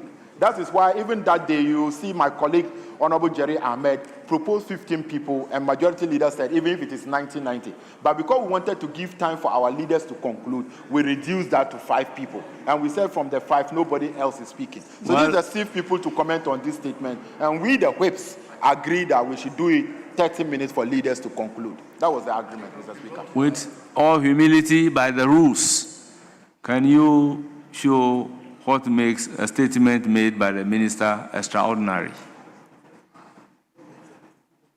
Mr. Speaker, if I was going to allocate more than 5 minutes or advocate for allocation of more than 5 minutes, it would have been for the deputy minister who was here the last day to respond. But if you recall that day, you restricted him to only 5 minutes. And that was the minister. Ordinarily, he should have the last bite. And if we want to give time, it is he that should be given the time to respond to everything that everybody has said. As we sit, I don't see what he's going to say that people on your side have not said already. And this is somebody's statement. I don't see what I'm going to say that is really far out of what the minister has come to say to this House. So, Mr. Speaker, and there was no such agreement about we reserving time. It's the rules. I want us to follow the rules, because in relation to the minister, we stuck to the rules. The deputy minister who was here representing the minister, we stuck to the rules. So let's keep it to 5 minutes, because that's what the rules say. And then we can finish quickly and go and do the community service bill, Mr. Speaker.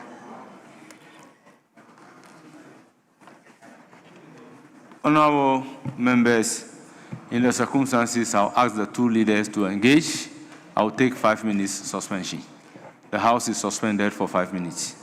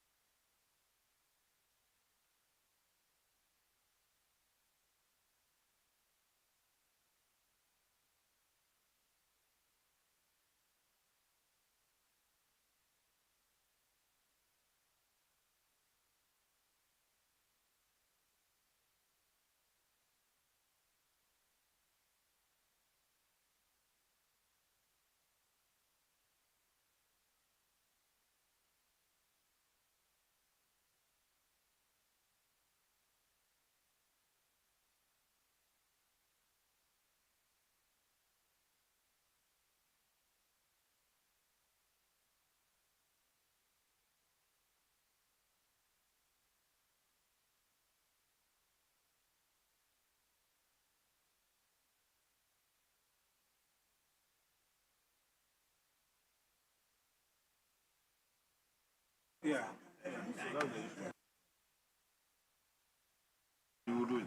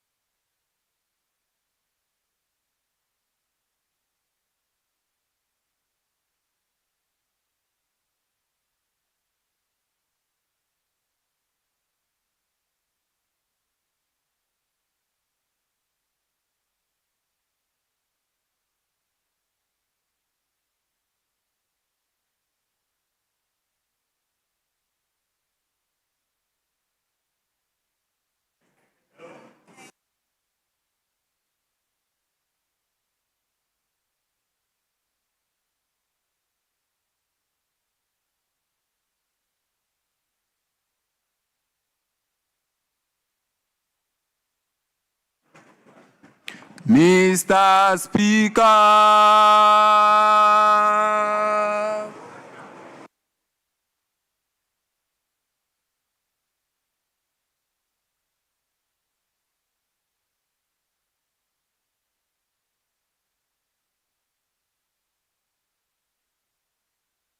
Honourable members, welcome back.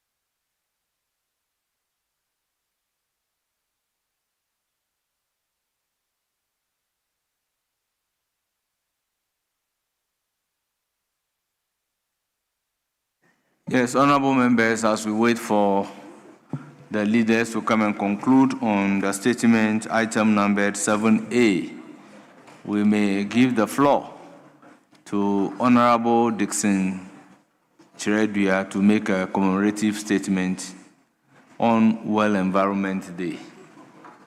You have the floor.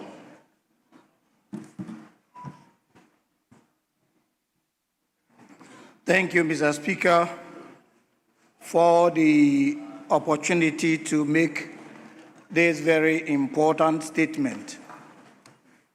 I had intended taking this statement last Friday to coincide with the World Environment Day, but Parliament did not sit because of the 4th African Regional Interparliamentary Conference on Family Values and Sovereignty. I'm therefore very happy, Speaker, you're giving me the opportunity to take it today as I rise to make this statement in commemoration of the 2026 World Environment Day which is observed globally on 5th June every year.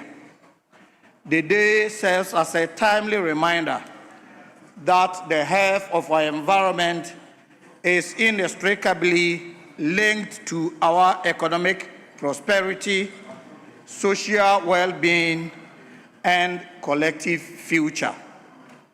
Mr. Speaker, this year's theme, Inspired by Nature, for Climate, for Our Future, reminds us that nature is not separate from humanity. It is the very foundation of our future. It calls on us to look for nature not merely as a resource to be exploited, but as a partner and as a source of solutions in our efforts to address climate change and build a sustainable future. Mr. Speaker, nature has always shown remarkable resilience. Forests absorb carbon dioxide. Wetlands regulate water systems. Oceans moderate temperatures. And biodiversity sustains the ecosystem on which human life depends. Yet, despite these invaluable services, human activities continue to exert unprecedented pressure on our natural environment. Mr. Speaker, climate change is no longer a distant threat. It is a present reality affecting communities across the world, including Ghana. We are witnessing rising temperatures, erratic rainfall patterns, prolonged droughts, devastating floods, coastal erosion, declining agricultural productivity, and growing threats to food and water security. The consequences are particularly severe for vulnerable communities whose livelihoods depend on agriculture, fisheries, and natural resources. It is therefore imperative, Mr. Speaker, that we adopt nature-based solutions as part of our climate response. Protecting forests, restoring degraded land, preserving wetlands, promoting sustainable agriculture, and safeguarding biodiversity are among the most effective and cost-effective strategies for climate mitigation and adaptation.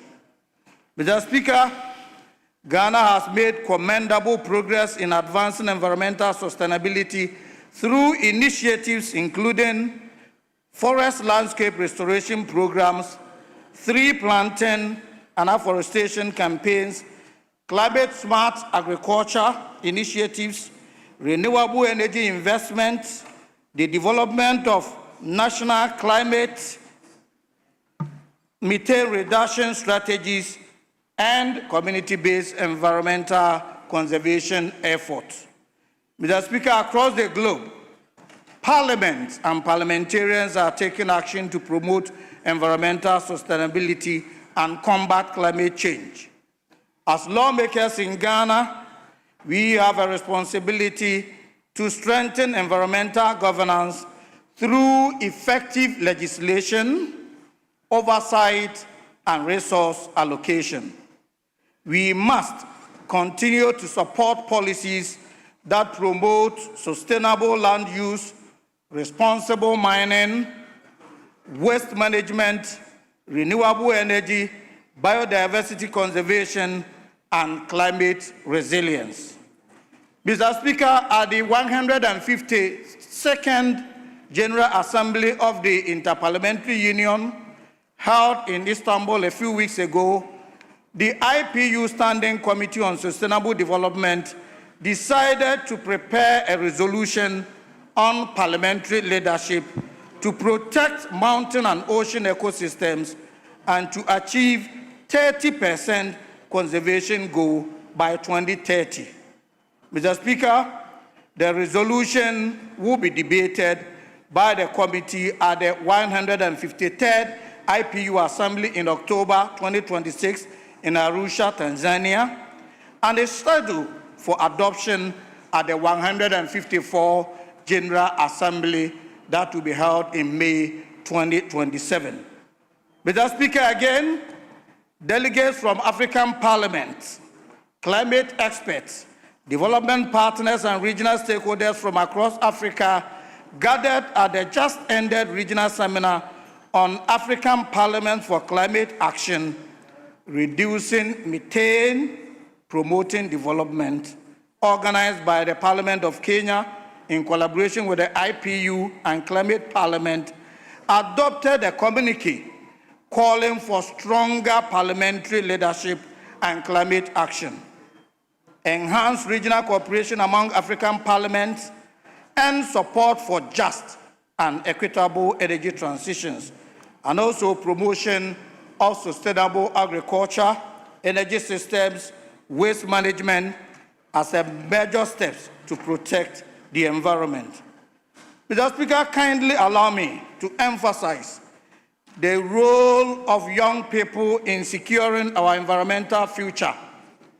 And I'm happy to proceed that in my constituency, Brekun West, climate action clubs have been established in senior high schools to help nurture a new generation of environmental stewards and to help them understand that protecting nature is not merely environmental obligation, but a moral responsibility. Their passion and commitment, Mr. Speaker, offer hope for a greener and more sustainable future. Mr. Speaker, as we commemorate World Environment Day 2026, let us remind ourselves that one of the fastest and the most cost-effective ways to protect our environment is to reduce methane emissions across agriculture, energy, and waste management systems. Methane is a powerful greenhouse gas responsible for a significant share of global warming. And Mr. Speaker, by cutting methane emissions, we can slow global temperature rise, improve air quality, protect ecosystems, and also enhance agricultural productivity and energy security, as well as safeguard biodiversity. Mr. Speaker, I conclude by calling all stakeholders, government, parliament, the private sector, civil society, and citizens to work together with renewed determination to build a Ghana that is greener, that is more resilient, that is environmentally sustainable for present and for future generations. The future we seek today depends on the actions. The future we seek depends on the actions we take today. Mr. Speaker, I thank you so much for indulging me. Thank you. Honourable members, the floor is now open for comment. Leaders, how many are we taking in view of the fact that the concluding comment on the minister's statement is stood down?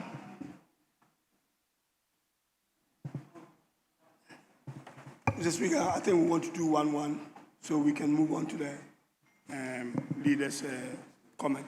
Yes, that's so. Yes.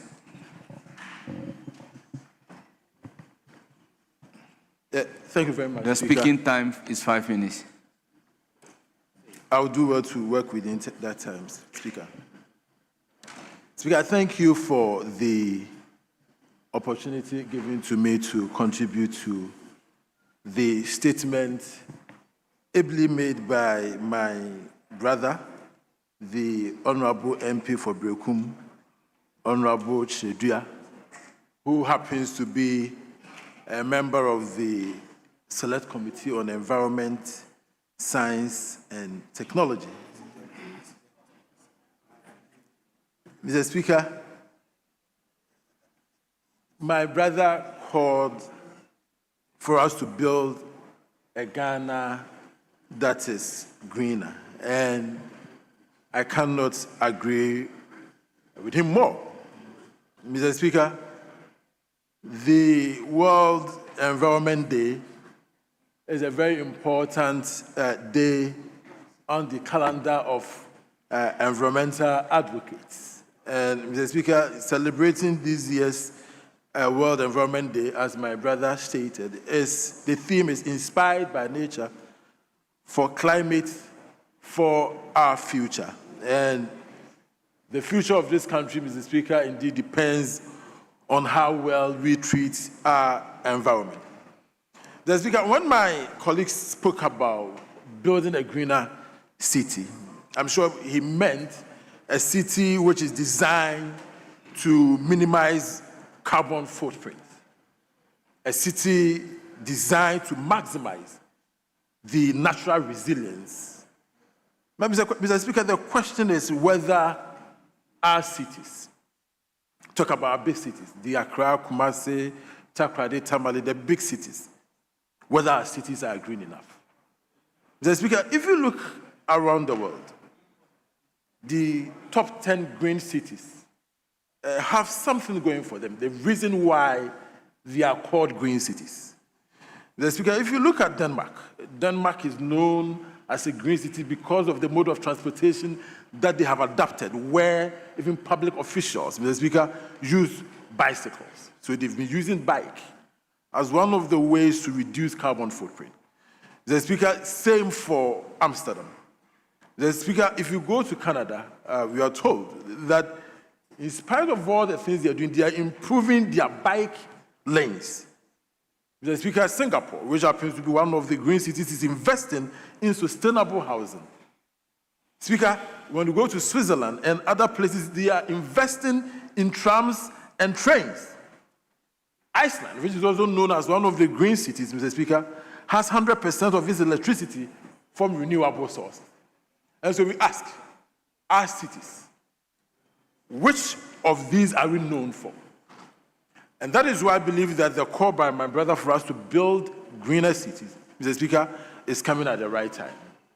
It's about time, Mr. Speaker, we dedicate resources to improve our bike lanes. Mr. Speaker, it's about time we devoted money to improve or at least build rail lines so that we cannot be driving every day. Mr. Speaker, when you look at the number of vehicles on the road each time and the amount of gas we are burning, obviously that contributes to the kind of city we have. That is why our city is nowhere close to any of the green cities in the world. Mr. Speaker, if you look at the amount of time we waste in traffic, the impact on our health, we are obviously killing ourselves in this country. So, Mr. Speaker, once as a country we have come to the realization that we are not building greener cities, it behoves on us as the people's representatives to take steps. And I believe that for us, it is a lawmaking process to make laws that will ensure that, Mr. Speaker, for instance, bike lanes are built in this country. Because Accra is not that big. There are places, if you have good bike lanes, people can ride bicycle. But because we don't have bike lanes in this country, everybody, even for a kilometer, people will be driving the Land Cruisers and the big vehicles. Mr. Speaker, we cannot build a green city with that kind of attitude. So, Mr. Speaker, let's ask ourselves, the waterways we have in this country, now what we know is that they are all flooded. They are causing floods. Can't we develop a system backwards?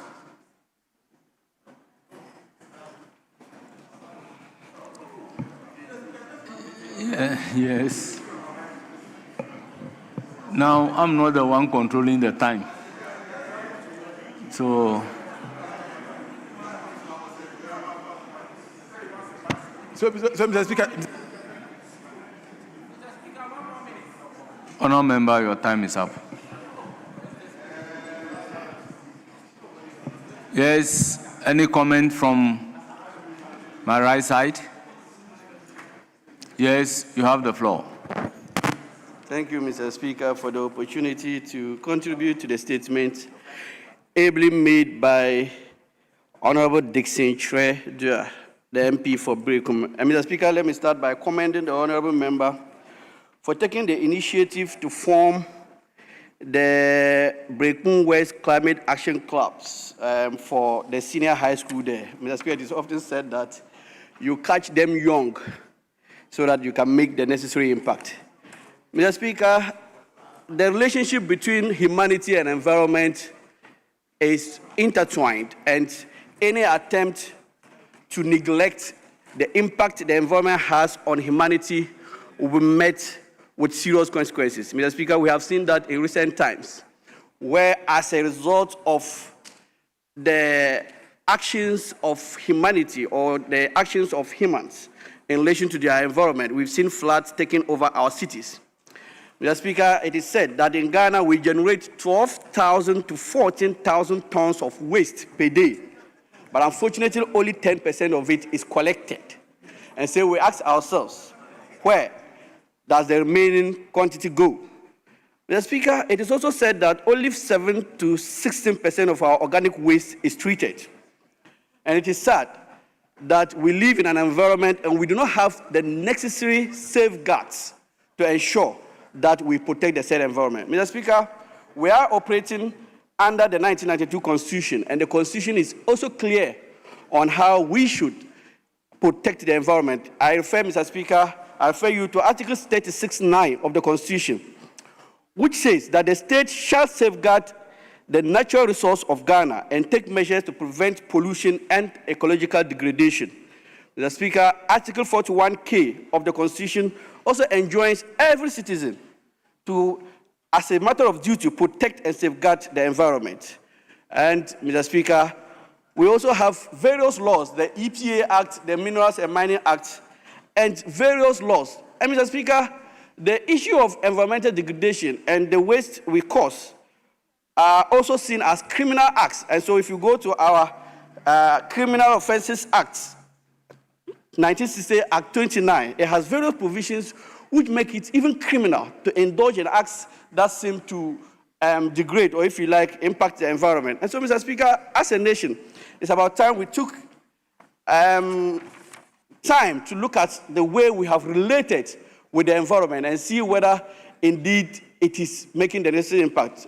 With the recent flood we have seen in Accra, Mr. Speaker, it shows that we have not lived as we should as humans in relation to our environment. And, Mr. Speaker, it is my call at this moment that we should take time to look at how we relate with our environment and put in the necessary safeguards to ensure that that relationship is in the best interest of humanity. Mr. Speaker, thank you for the opportunity.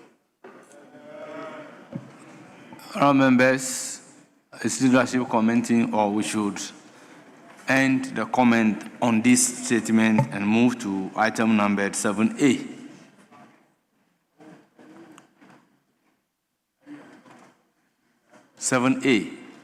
Or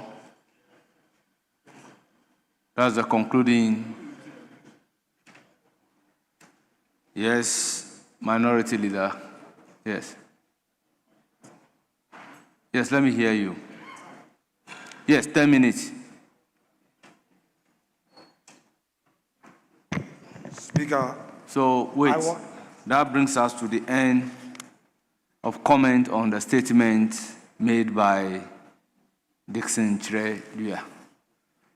Yes, you now have the floor. 10 minutes. Mr. Speaker. Item 7A. I would want to put on record that the initial understanding was for leaders to have 30 minutes. That was what was communicated to me by my whip.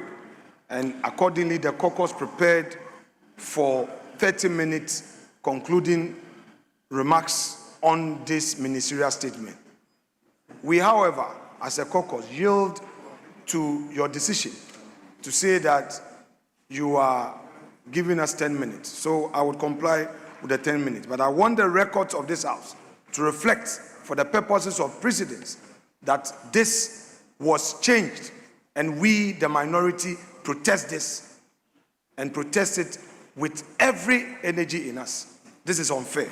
Mr. Speaker, that said, I want to take this opportunity on behalf of the caucus to conclude on the comments so far from our side in respect of the ministerial statement, in respect of the IMF exit, and the new engagement which, according to the government, is yielding fruits.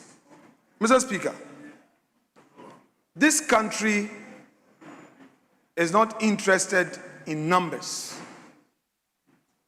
If a minister announces GDP growth, talks about inflation, talks about exchange rates, and these have no real impact in the pocket of the ordinary Ghanaian, Mr. Speaker, that government cannot be celebrated. Mr. Speaker, one, electricity price tariffs have shot up through government deliberate increase to 28%. Water, 19%. Government so far has not been able to implement its own flagship program, One Job, Three Shifts. The women banking policy is still in the works. They've not been able to implement it. Government has refused to spend to invest in agriculture. Government is rather encouraging galamsey, and according to organized labor, since 2025, galamsey activities have increased. It is a matter of record, not me. Mr. Speaker, if in doing all of this, the same government turns around to tell us that inflation is low, macroeconomic data, what is macroeconomic data? What about it? If indeed these facts are real, we should see them reflecting in the pocket of the people. Mr. Speaker, the Agric Ministry and the Finance Ministry are at war. Mr. Speaker, whereas one ministry is saying funds have been released, the other ministry says that no.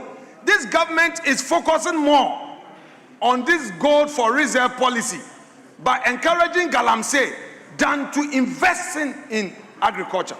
That is one failure. And Mr. Speaker, the same government told us that the presidential jets could not be used. Mr. President on his last trip flew Emirates to Dubai. From Dubai, flew Emirates to the United Kingdom. Then returned from the UK to Dubai with a presidential jet that they say it cannot work. It cannot fly. Mr. Speaker, then from there to Belarus. Then the same presidential jet from Belarus to Accra. Who are you deceiving? A government of inconsistency. A government without clear path to economic growth. Mr. Speaker, this government said that it was cancelling 1D, 1F. In its place, there is no policy alternative. What is the policy alternative to incentivize the private sector? This government is doing nothing to support economic growth through private sector participation. We want to challenge this government.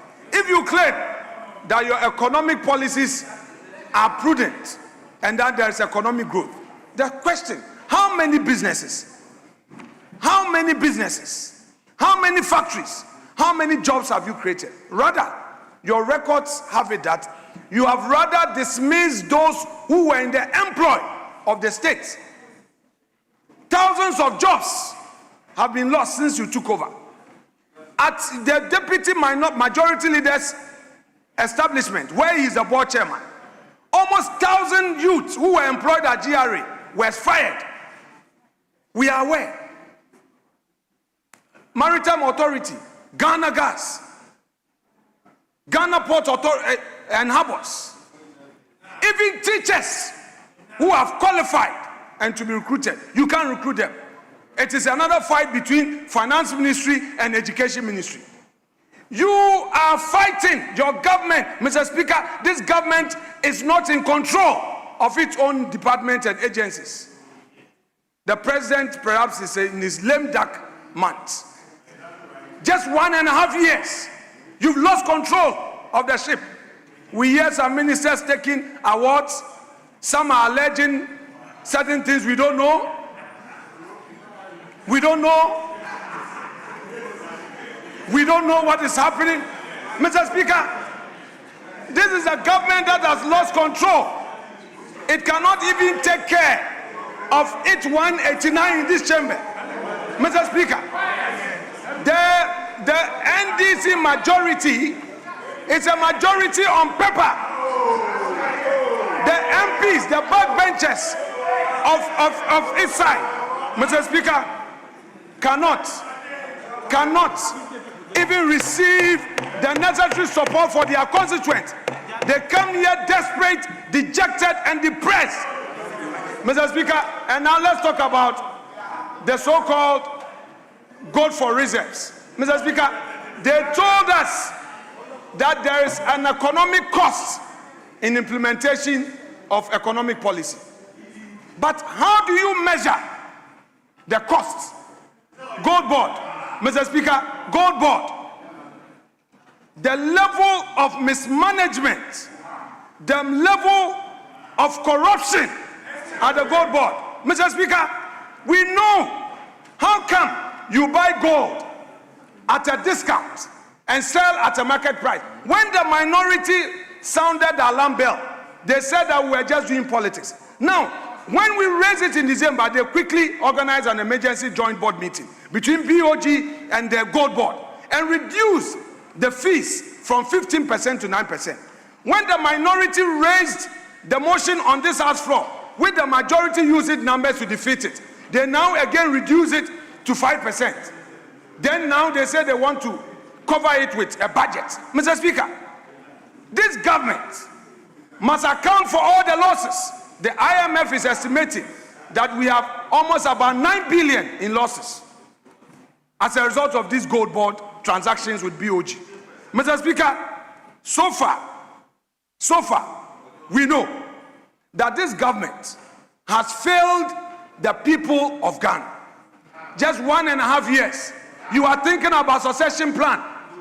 Mr. Speaker, one side of the government is talking Asiedun Katia, another side is talking about some people. The Greek minister wants to be a president. Some ministers want to be president. Meanwhile, the 4 years they gave you, you've not demonstrated your ability to govern and govern well. The people of Volta region, they are waiting for their share of development. The people of Central region, they are waiting for their share of development. Mr. Speaker, the MPs who are on the majority side, we are not talking about ourselves. We know when you share, you won't give us. But even your own side, you are hungry. Mr. Speaker, there is no development. And then the finance minister will come here.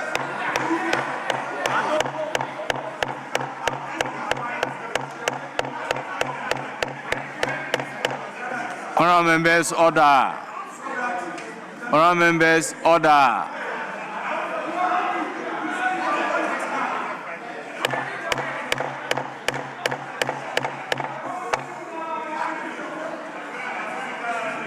Honourable members, those making the noise, beware that I can order the marshal to take you out.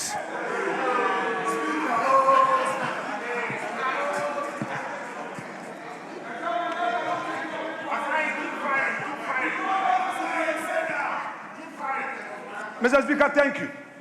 A government that cannot take care of it 189 cannot claim that it can take care of the entire country. You promised to create jobs. You promised to bring down the cost of living. You have failed the people of Ghana in just 1.5 years. And when you get up, you say you want to bring Asiedun Katia. You want to bring Julio Adabra. You want to bring Eriko Poku. Mr. Speaker, this government has lost control. In just 1.5 years, it has lost control. And there is nothing to celebrate them for. What they talked about is mere paper talk. The center cannot hold. We are ready to take about the reins of government.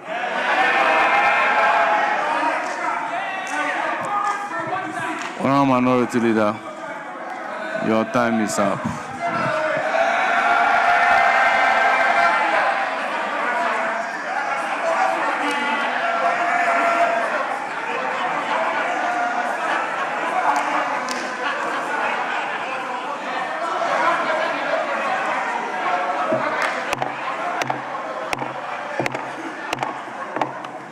All members, it's now the turn of the Majority Leader. Please, you have 10 minutes. Mr. Speaker, given that he hasn't made any substantive point,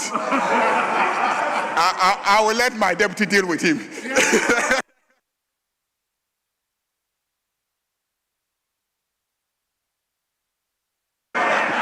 You have 10 minutes.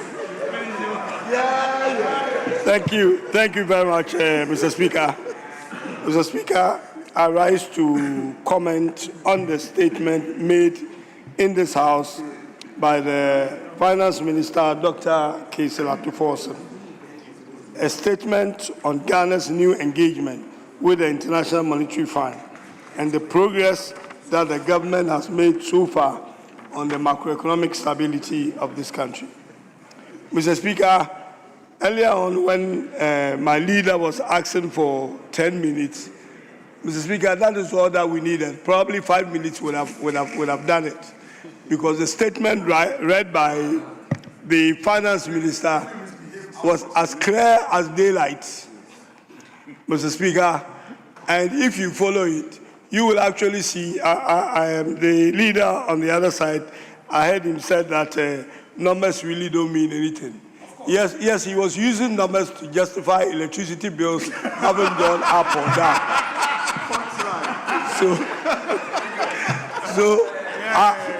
I know he's a fine lawyer, but I don't know how much he knows about numbers. but he says numbers don't matter. Mr. Speaker, in the statement that the Finance Minister read, he made it very clear that this country has restored the macroeconomic stability and the debt that was hanging around our neck.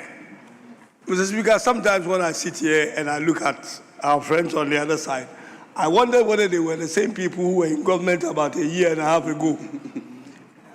They have completely been changed, anointed economically, and they become gurus overnight on matters of economics and finance. And Mr. Speaker, the Finance Minister made it very clear that the crisis that we were in about 1.5 years ago, we are actually have come out of crisis. I remember when our friends were in government, they used to tell us that they were still in they said they were in the bush, and they claimed they have also turned a corner. I wonder how you can be in the bush and turn a corner. But that's what they were telling us. Obviously, they have lost control of managing Ghana's economy. Mr. Speaker, 2022 became what the English people call the annus horribilis for the government, where they lost control of pretty much everything. And they ended up going to the IMF, that we advised them, civil society advised them, international organization. They said they weren't going to go to IMF today or tomorrow. Eventually, they ended up there as a patient and went there at a very painful time where they could not even service our debt domestically and internationally. Mr. Speaker, this country was actually on its knees. They came up and said they were going to restructure our debt domestically by doing the DDEP, that is the Domestic Debt Exchange Program. Mr. Speaker, that was abysmally conducted.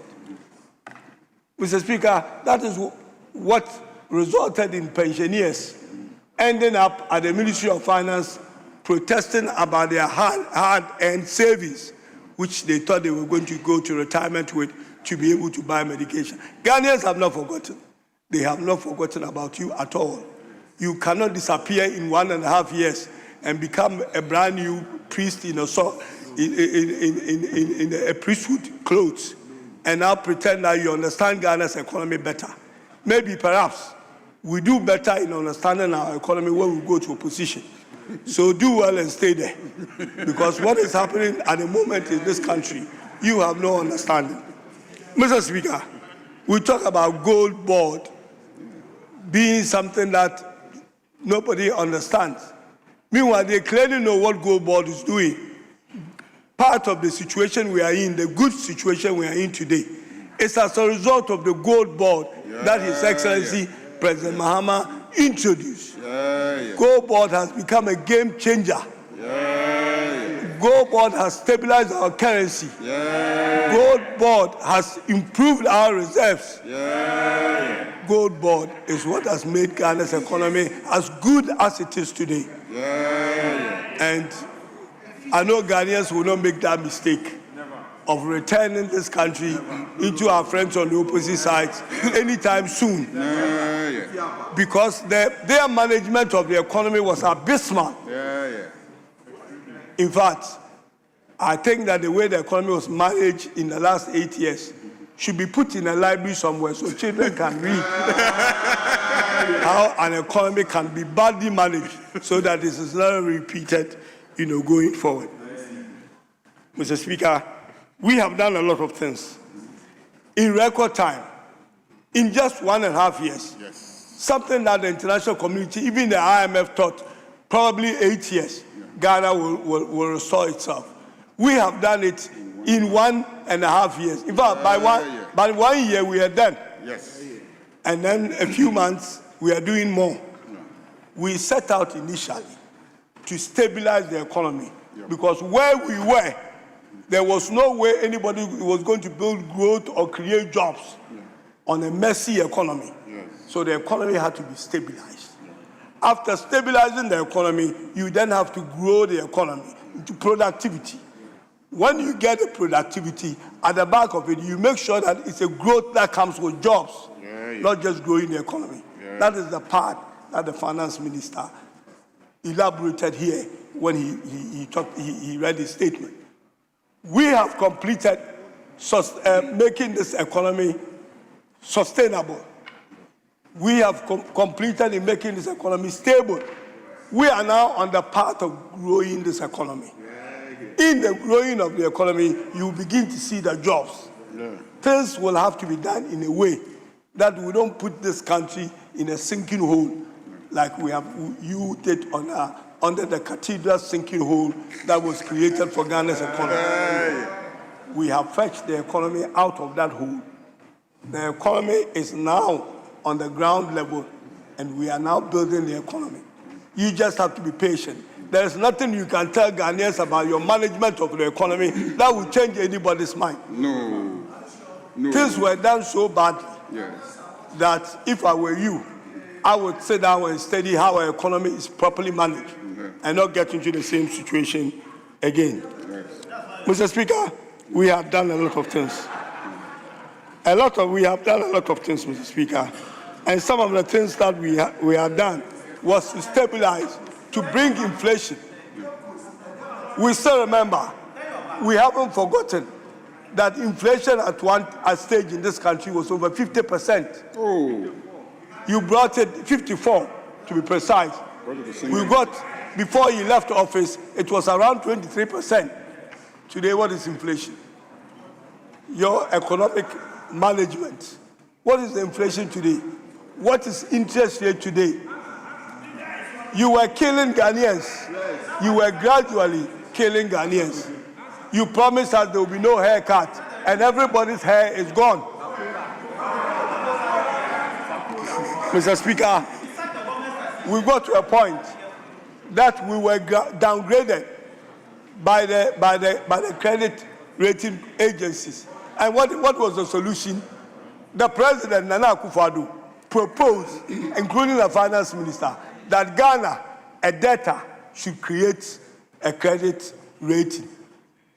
The people who are giving us the money, who were using their ratings to see whether we are on the right path and doing the right thing to be rated, we are saying that because we don't want to pay our debt, we should create our own credit agency to monitor us and tell the people who give us the money that we are doing well, so give us more money. They won't do it. That is why in 2022, you have to, after you defaulted, we basically had to lose everything. I call it the annus horribilis because it is that year that external restructuring was done. It is the same year internal restructuring was done. It's the same year we went to IMF. It's the same year that everything in this country that could go wrong went wrong. Mr. Speaker, the finance minister said a lot of things that this government is actually doing. And a lot of things that the government has done. Mr. Speaker, if they took, Mr. Speaker, one of the things we did was to start commitment authorization. It is the commitment authorization that has helped us as a government to take control of what was actually going on in terms of our expenditure. Mr. Honourable Member, with all due respect, your time is up.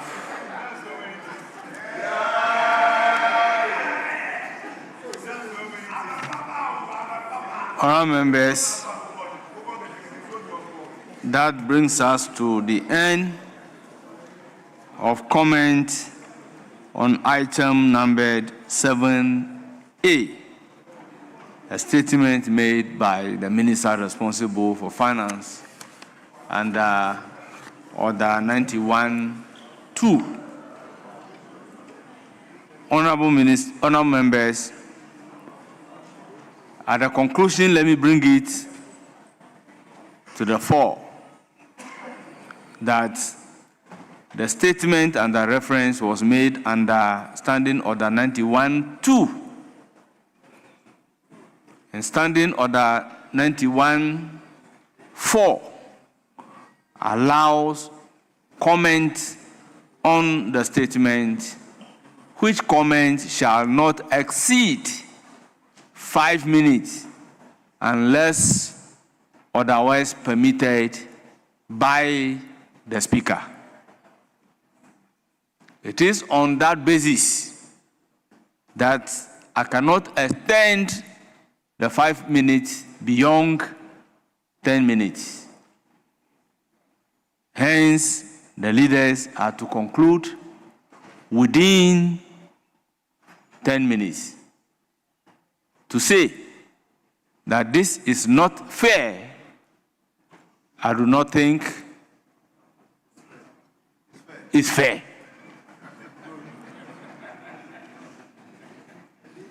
So, honourable members, we have operated within the rules, and the rules are what we set for ourselves to guide our deliberations.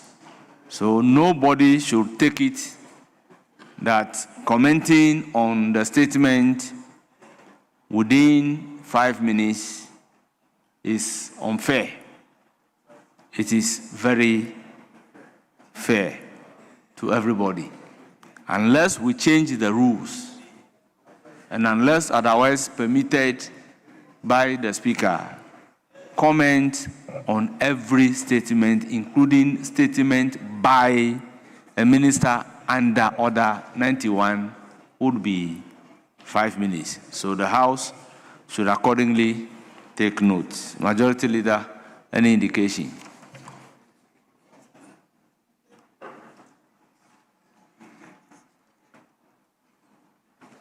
Yes. Speaker, respectfully, I have engaged the Majority Leader, and I want to come under Order 93-1 with the indulgence of the House and to respectfully solicit your leave to have this statement on flood done. Speaker, because it's a matter of urgency. And Speaker, we require this House and the support of all to ensure that some support is provided to the people who are under siege, especially the people in my constituency and Greater Accra as a whole. Very well. Speaker, thank you so much. Before doing so, permit me to acknowledge the presence of students from Maurice Senior High Technical School, led by Philomena Somua Kwao. Headmistress, they are from Ebura Asebu, Kwamankesi, the number 62. We also have Association of Economic Students, UCC, led by Joshua Ni Lomote Ama, Association President from Cape Coast North, the numbered 65. Honourable members, on your behalf, I welcome them to Parliament of Ghana and urge them to have a fruitful visit. Yes, Deputy Whip, you have the floor. Thank you very much, Speaker. Speaker, my statement is to the effect that there should be rethinking flood management in Ghana from disaster response to climate resilient urban development, with lessons from Wejagbawe and the Greater Accra region. Speaker, I rise today not only as the Member of Parliament for Wejagbawe constituency, a constituency that has repeatedly suffered the painful consequences of flooding, but also a representative concerned about the future of how we design, build, and protect our communities across Ghana. Speaker, the recent floods in Accra have once again reminded us of how vulnerable our cities have become in the face of changing rainfall patterns and a changing climate. What was once considered as an occasional disaster is increasingly becoming a recurring threat, demanding a fundamentally different approach. For many years, our response to flooding has followed a familiar cycle. The rains come, communities are submerged, lives and livelihoods are disrupted, emergency relief is provided, drains are desilted, and when the waters recede, we return to business as usual. Until the next rainy season brings us back to this very same conversation, Mr. Speaker, we must ask ourselves a very difficult but necessary question. How many times will we rebuild the same communities after the same disaster before we change the way we build our cities? Before we change our habits? Before we enforce accountability? Let us hold a mirror to ourselves and confront this issue once and for all. The challenge is not simply that we have too much rain. The challenge is that we have increasingly developed our communities in ways that leave water with nowhere to go. The people of Wejagbawe understand this reality all too well. Communities such as Uyaboman, SCC, and its surrounding areas, White Cross, Away, Tetegu, Oblogo, Kokroko, Bola Road, Wejagonse, Glefe, and other repeatedly experienced ones have faced very devastating consequences of flooding. Families have lost their homes, traders have lost their livelihoods, and children have watched their schools and belongings destroyed by flood waters. Mr. Speaker, our responsibility is not only to stand with these affected citizens in their moment of distress, our responsibility is to ensure that we break this cycle. We must move from fighting water to managing water, from responding to disasters after they occur to building communities that are resilient before disaster happens. Mr. Speaker, our first responsibility must be to those who are currently suffering. Government, through NADMO and all appropriate institutions, must continue to provide emergency shelter, healthcare, sanitation, support, relief items, and recovery assistance to affected families. Mr. Speaker, there must be immediate desilting and dredging of critical drainage systems and waterways, particularly in vulnerable communities. In Wejagbawe, this could be done, or this will be done in the following areas. New Weja East, the Atala stretch, Mr. Speaker, and this one is a stubborn one. It is notoriously known. White Cross, High Tension, and Kokojo. Tetegu, Wasaman, Miami, Anyanya, Oblogo behind the Bibini Park, Weja, Away, and St. Joseph area, German, Elliot Stretch to SDA Church, Bawe East, Baale and Sikoni down, New Bawe, Good Shepherd area, Malam West, behind Pentecost Vocational, Gilead School, Mata Keys area to Malam Junction. That was the place I was this morning. Malam East, near Pentecost Church, close to the Angola public toilet. Makati South, Salvation Church and the Men's Home area. Uyaboman, and Gonse Lorry Station Down and Clinic area. Mr. Speaker, beyond the emergency interventions, this is how we can do some rethinking and manage our water. We must be honest with ourselves. Emergency interventions alone will not solve this challenge. No drainage system, no matter how well designed, can evacuate all water during extreme high-intensity rainfall events. The floods of the future cannot be managed only by building larger drains.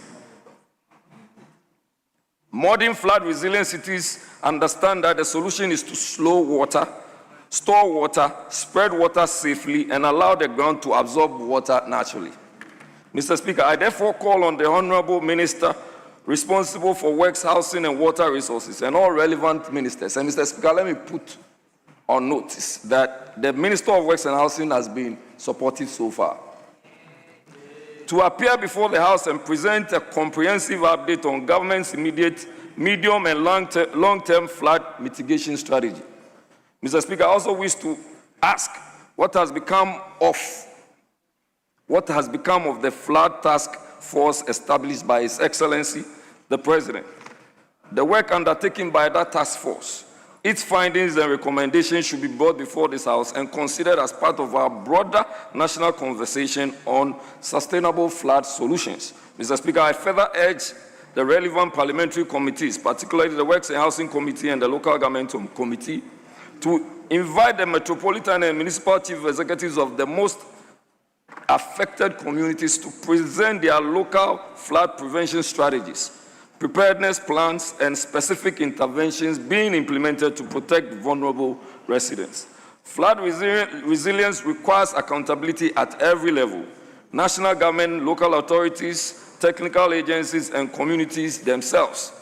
Mr. Speaker, we must confront a difficult truth. In many cases, we continue to create the conditions for tomorrow's flood through today's development choices. Our building approval systems must evolve. They must no longer ask only whether a structure can stand safely. They must ask a more fundamental question: what happens to the water when this structure is built? This requires a new generation, a generation of climate-sensitive building and planning regulations. We must therefore introduce and enforce measures such as: 1, the mandatory water impact assessments before approving major developments. 2, rainwater harvesting systems to temporarily retain stormwater at household, commercial, and institutional levels. 3, limits on excessive paving and hard surfaces so that soil can continue to absorb rainfall. 4, green infiltration areas, vegetated channels, and landscape depressions designed to slow and absorb excess water. 5, strict enforcement against illegal development on waterways and other environmentally sensitive areas. Mr. Speaker, these are not necessarily expensive solutions. They are simply smarter ways of designing our communities and require consistent enforcement and political commitment.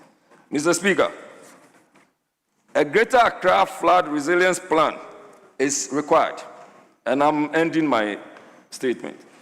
I therefore call for the development of a comprehensive Greater Accra flood resilience plan, a long-term strategy that moves us beyond seasonal emergency responses and addresses flooding as its root. This plan must bring together engineers, hydrologists, environmental scientists, urban planners, local assemblies, traditional authorities, and communities under a coordinated framework. The plan should be built around 5 key pillars, Mr. Speaker.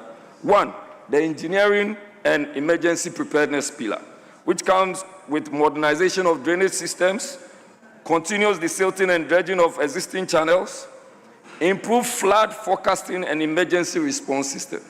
2, nature-based solutions, which comes with protection and restoration of wetlands, preservation of floodplains, creation of green corridors and natural water retention areas. 3, the smart urban development, which comes with climate-sensitive building regulations, water impact assessments, rainwater retention systems, control on excessive paving and urban hardening. 4, community stewardship and behavioral change, which comes with flood resilience, is not only an engineering challenge, it is a shared responsibility. It requires stronger public education, responsible waste disposal, respect for natural drainage pathways, and active community leadership. Plastic waste and indiscriminate dumping continue to block our drains, Mr. Speaker, and worsen flooding. Ghana's strong community networks provide a powerful foundation for citizens to become partners in protecting their environment. Mr. Speaker, the final one, which is governance, coordination, and accountability. There must be clear institutional responsibilities, sustainable funding, measured targets, and regular reporting to this Honorable House so that flood resilience remains a continuous national priority, Mr. Speaker. Mr. Speaker, as I end, I want to call on this House, respectfully.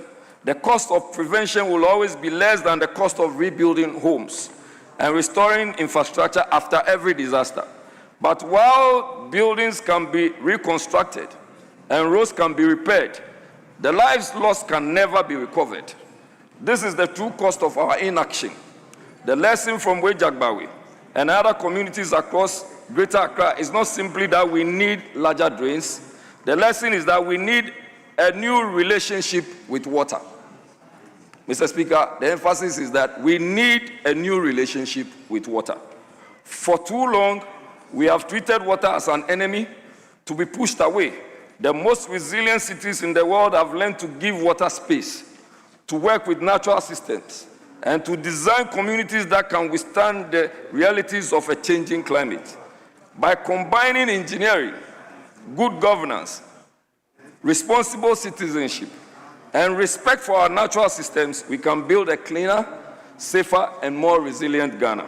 Mr. Speaker, let this parliament not be remembered merely for how many times it's debated floods after they occurred. Let it be remembered as the parliament that changed Ghana's approach to flood management from a cycle of disaster, relief, and reconstruction to a future built on prevention, resilience, and responsible development. The people of Wejagbawe, the people of Greater Accra, and indeed all Ghanaians deserve nothing less but good governance and proper places to sleep.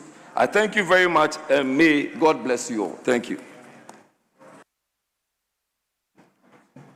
Honourable members, Honourable Buama also has a similar statement, and I would want to give him the opportunity so that he can also make same statement on flooding, and then we'll then comment on the two together. Honourable members, let me bring it to the floor that sometimes people complain about my comment on certain things.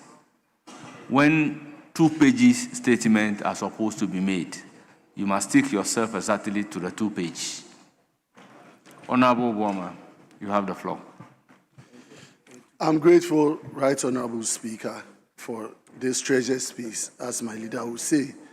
A statement on Ghana's perennial flooding crisis, a call for a decisive and sustained national action. Mr. Speaker, I rise to make a statement on a matter of pressing national concern, the recurring and devastating flooding that continues to claim lives, destroy livelihoods, and undermine Ghana's development across all regions in our country. Mr. Speaker, when the rains return each year, so too does a familiar grief. Ghanaians do not receive the floods with shock. They receive them with the grim recognition of people who have been here before, many times in many communities and in many regions. This is the serious indictment we must confront today. Ghana's flooding crisis is not a natural disaster. It is a man-made catastrophe, compounded by decades of institutional inaction inadequate urban planning, and chronic underinvestment in drainage infrastructure. It is my solemn duty as a representative of the people of Ifia and a member of this august house to demand that we move beyond condolences and temporary relief towards durable structural solutions. Mr. Speaker, year after year, flooding continues to cause immense suffering across Ghana. Heavy rains repeatedly destroy homes, roads, businesses, and other properties, while also claiming lives and displacing thousands of people. Communities in Greater Accra, the Western region, and many other parts of this country have endured the devastating effects of these floods. Unfortunately, Mr. Speaker, this situation has continued into 2026, with recent rains causing further destruction.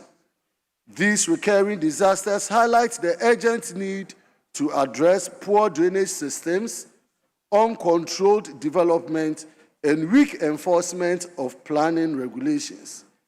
Flooding is not just a seasonal occurrence. It is a persistent national challenge that threatens the lives, the livelihoods, and well-being of our people. Mr. Speaker, Ghana's flooding problem is caused by well-known factors that have not been adequately addressed due to weak commitment and limited investment. These include poorly maintained drainage systems, illegal building on waterways, weak enforcement of planning and building regulations, and ineffective waste management that leads to choked drains. Mr. Speaker, to address Ghana's worsening flooding situation, government must act on 3 levels: immediate, the medium term, and the long term. In the immediate term, Mr. Speaker, Parliament must demand a full assessment of the flood damage and a clear plan for relief and rehabilitation.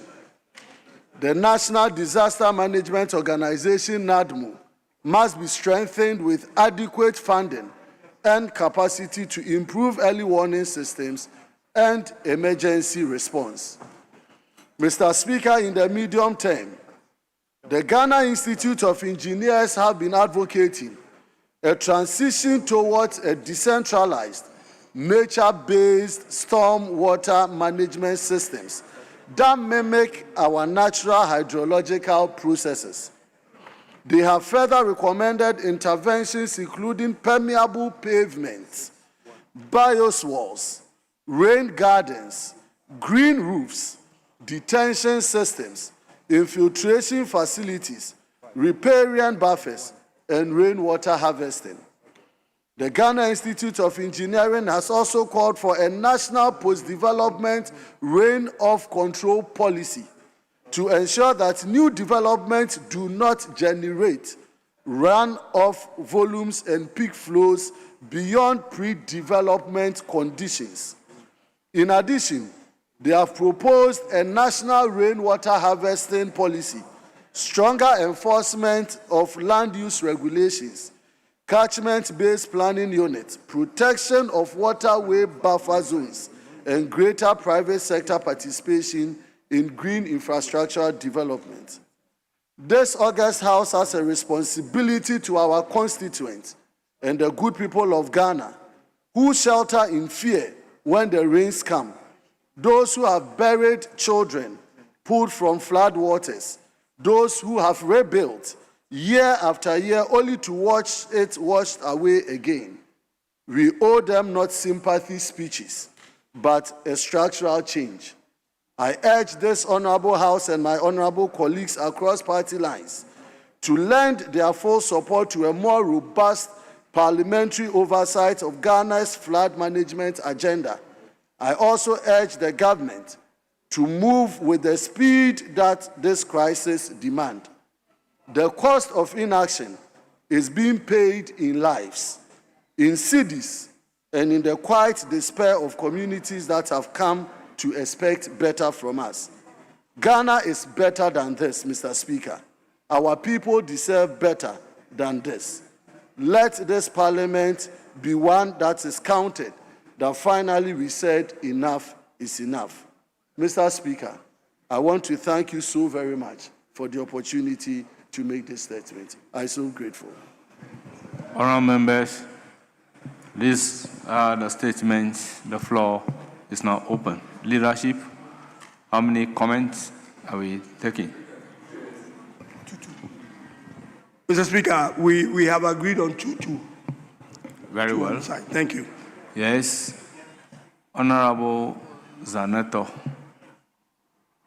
you have the floor. Thank you, Right Honourable Speaker, for the opportunity to comment on the statement made by the Honourable colleague. Mr. Speaker, indeed, he highlighted many of the factors that contribute. Limited 5 minutes. He highlighted the factors contributing towards what have now become perennial floods. However, Mr. Speaker, of great concern is the fact that areas that hitherto were not experiencing flooding are experiencing severe flooding now, which I think is an indicator that there is something amiss in how we're approaching this matter. Mr. Speaker, yes, indeed, the issue of having green zones, of having reservoirs to hold rainwater upstream in order to minimize the volume of water coming down, and indeed all the other factors enumerated by the Member of Parliament are true. But I think that very importantly is the issue of consequence management. Mr. Speaker, if people are able to get away with building in waterways because of perhaps their political affiliation, because of whatever clout they may have, and when it comes to the issue of demolition, it's only the most vulnerable whose temporary residences are demolished, while other people can maintain their structures that are illegally placed, while certain public servants are party to the illegal changing in the zones of various areas from perhaps green zones into residential, and nothing happens to those officials, then, Mr. Speaker, it would appear that we are not putting in place the necessary measures to create disincentives for those who are putting the risks, other people's lives at risk. It goes without saying that at this point in time, flooding is clearly one of our national security issues. And there's a clear nexus established between national security and good governance. Mr. Speaker, it's imperative that better consequences are put in place, that sanctions are really adhered to when people break the laws, don't abide with the building regulations. We have all the laws in place. Our biggest problem is the enforcement of these and making sure that people are held accountable for not abiding by the rules in place. And it may be oversimplifying the issue to only speak about the behavior of people in terms of discarding solid waste. But if you go to other countries, even those that have underground drainage, Mr. Speaker, on a very regular basis, they flush the drains. That is, they don't call it desilting, but it amounts to the same thing. It's basically the attempt to clear solid debris out of these waterways to make sure that the volume of water that they can contain is retained as such.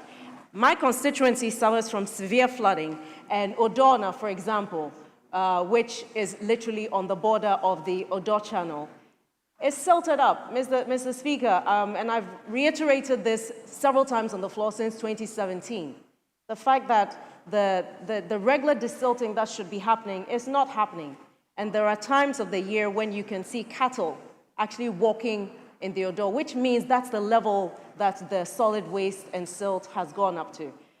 It cannot be a once in a few years that such channels are desilted. It has to be something that's part of the regular maintenance. Mr. Speaker, many assemblies have as a regular item line in their budgets desilting. So how are we not prepared for the rains each year? That every single year we end up on the floor lamenting about the loss to life and property and livelihoods, where people are concerned about how they can move forward with their jobs. We have the Odorna garages, which is in Odorna as well, where people send their vehicles to be repaired. With the kind of rainfall we're having, not only does this mean that people who need their vehicles repaired will be afraid to send their vehicles there, but it affects the livelihoods of those who work there. There's a whole impact on all sectors of society when we don't pay attention to these very salient issues. And so, Mr. Speaker, I do add my voice to the honourable member to ask that we actually are more stringent in enforcing the law when it comes to what it is that we do when people are not in accordance or in compliance with the various rules and regulations. Thank you, Mr. Speaker. Yes, Honourable Oponkroma.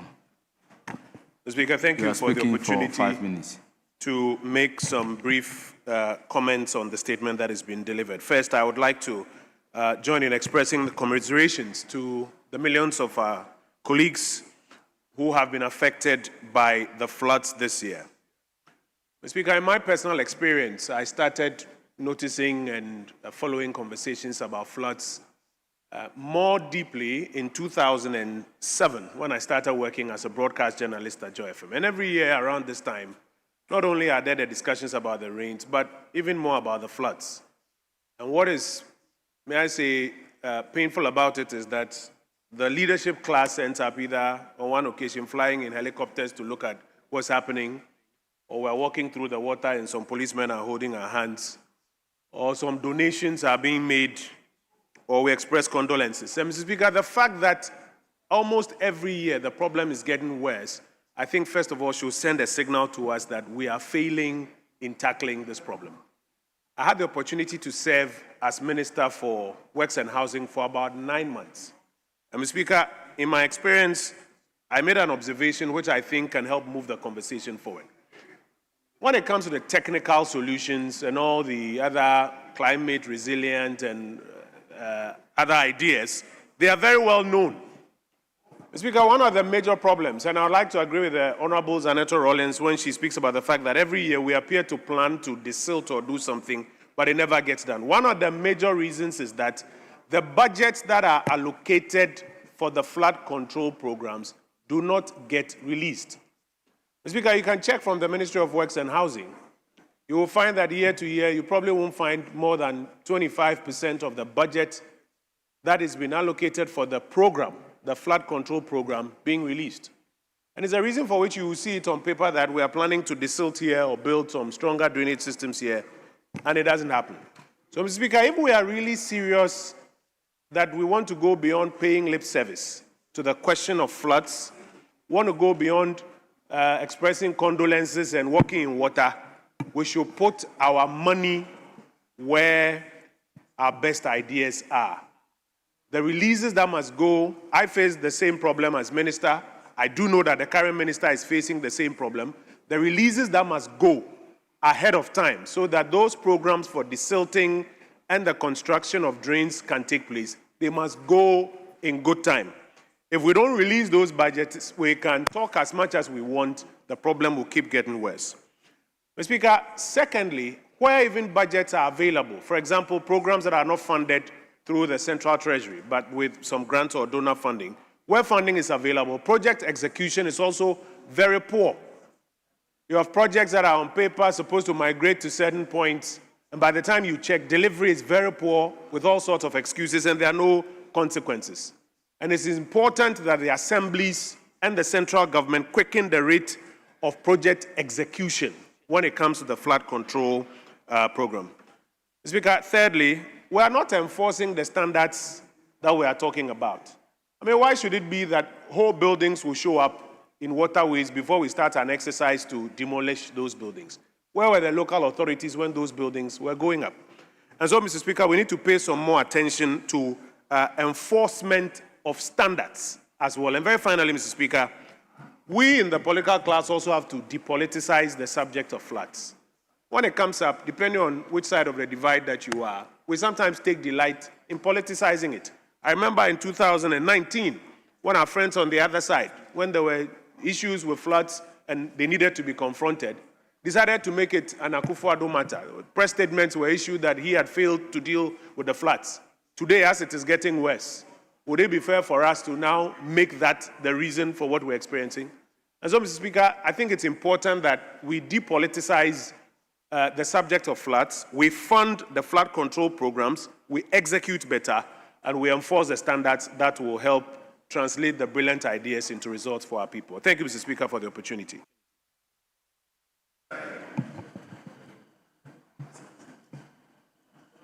Yes, Honorable Mama Jifa Gomashi. Thank you very much, Mr. Speaker. Mr. Speaker, in this chamber, I'm sure that the many times that I've stood up to speak has been about flooding, either one that is caused by tidal waves or by excessive rain. What we are hearing in this room from the contributions from previous speakers is that, yes, there's force majeure, yes, there's climate change and global warming, but there's also the behavior of citizens of this country that go to compound the problem when it does come. What I'm not hearing is what we intend to do about our behavior as a people. We are noted to be 70% or more of Christians in this country. I don't know which part of the Bible encourages us to live in so much filth. From the schools, to the churches, to our hospitals, to our offices, we just are comfortable with drinking water or whatever it is that we have eaten and leaving it exactly where we are. Mr. Speaker, if you organize an event now in this chamber and you serve food by mistake, by mistake you serve food and water, Mr. Speaker, I can assure you that everything that we have eaten and drunk will be left in this room for you who serve the food. We are the problem. We are the problem. In our tertiary institutions where you will expect that mature people have gone, you will find us drink water and put the bottles in the louver blades and in the windows. In our offices, it's happening. In this parliament, perhaps not in the chamber, because you don't allow us to bring anything in here, but if you go on the compound, you will find it. So I think that if we are agreeing, because what I'm hearing from both sides is that we admit that there's a problem that has to be solved. If we can take away the politics and together decide that those who are building in waterways, those who are not doing their job, which they are being paid for, and all of us will come together and say, enough is enough. Who is it that signed away this land that you know is a waterlogged area? We are filling waterways, we are filling heritage sites, we are filling wetlands and so on. Even designated ones. Who are signed? Who are the people behind the signatures? Why can't we find them? Why can't we find them? Why can't we face this problem head on? I think that this dancing around the tables and the chairs has gone on for far too long. And if we want to save our country and save ourselves, we must be bold and face the bull by the horns.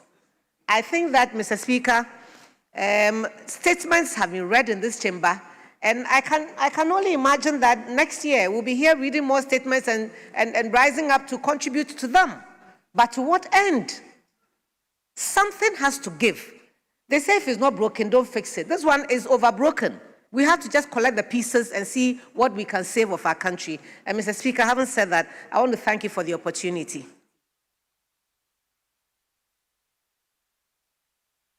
Yes, you have the floor. Thank you, Mr. Speaker. Mr. Speaker, I am grateful for the opportunity, and then would also want to join my colleagues to commend the makers of the statement, Honorable Yaubuama of Efia, and then the Deputy Minority Whip, Honorable Jerry Ahmed Shaibu of Wejagbawi. The Speaker, if I pick the sentiments of the House, it appears that everybody here seems to know what is the cause of the floods that we experience every year in this country. The Speaker, from both statements, they mentioned poor drainage systems, choked drains, building on waterways, rapid urbanization, overflow of rivers. The Speaker, they all mentioned them. Even the Minister for Tourism, again, talks about the character of members of our society. The Speaker, these are obvious. And many of us also call that we depoliticize this matter of floods. The Speaker, I am surprised we are saying this, yet we are the same people who use this matter or these issues of flood for electoral gains. The Speaker, it is obvious that we use these flood issues for electoral gains. It was obvious that the current administration promised the people of Greater Accra, they are going to build reservoirs in communities that we are experiencing floods. Mr. Speaker, the current government, Mr. Speaker, blamed every little thing to the extent of blaming rainfalls on the President Nana Addo Dankwa Akufo-Addo then. Mr. Speaker, the Odo Basin, the Kaneshie, the Alaju, the Weja, the Adenta waterways. Mr. Speaker, when the then Esward administration was clearing the pathways, bringing down buildings so that these water bodies can have pathways, it was used against members. It was politicized. People lost their parliamentary seat on this matter. Mr. Speaker, so I am surprised that we come to this room and pretend after winning election at the same or at the back of the same things we used to win elections now become Pontius Pilates and preach that the Speaker member, will depoliticize this matter. Know you are we cannot delving into depoliticize an this matter. arena of debate. You are breaching the rules. So be guided accordingly. Mr. Speaker, I'm guided. Mr. Speaker, the truth must be said that we cannot pretend that we know all the factors of the floods, and yet when it is time for elections, we appear to forget these factors. Seems to be doing the same thing. Kindly resume your seat. Yes, Minority Leader. Speaker, with respect. Speaker, with respect. The member had spent 3 out of his 5 minutes.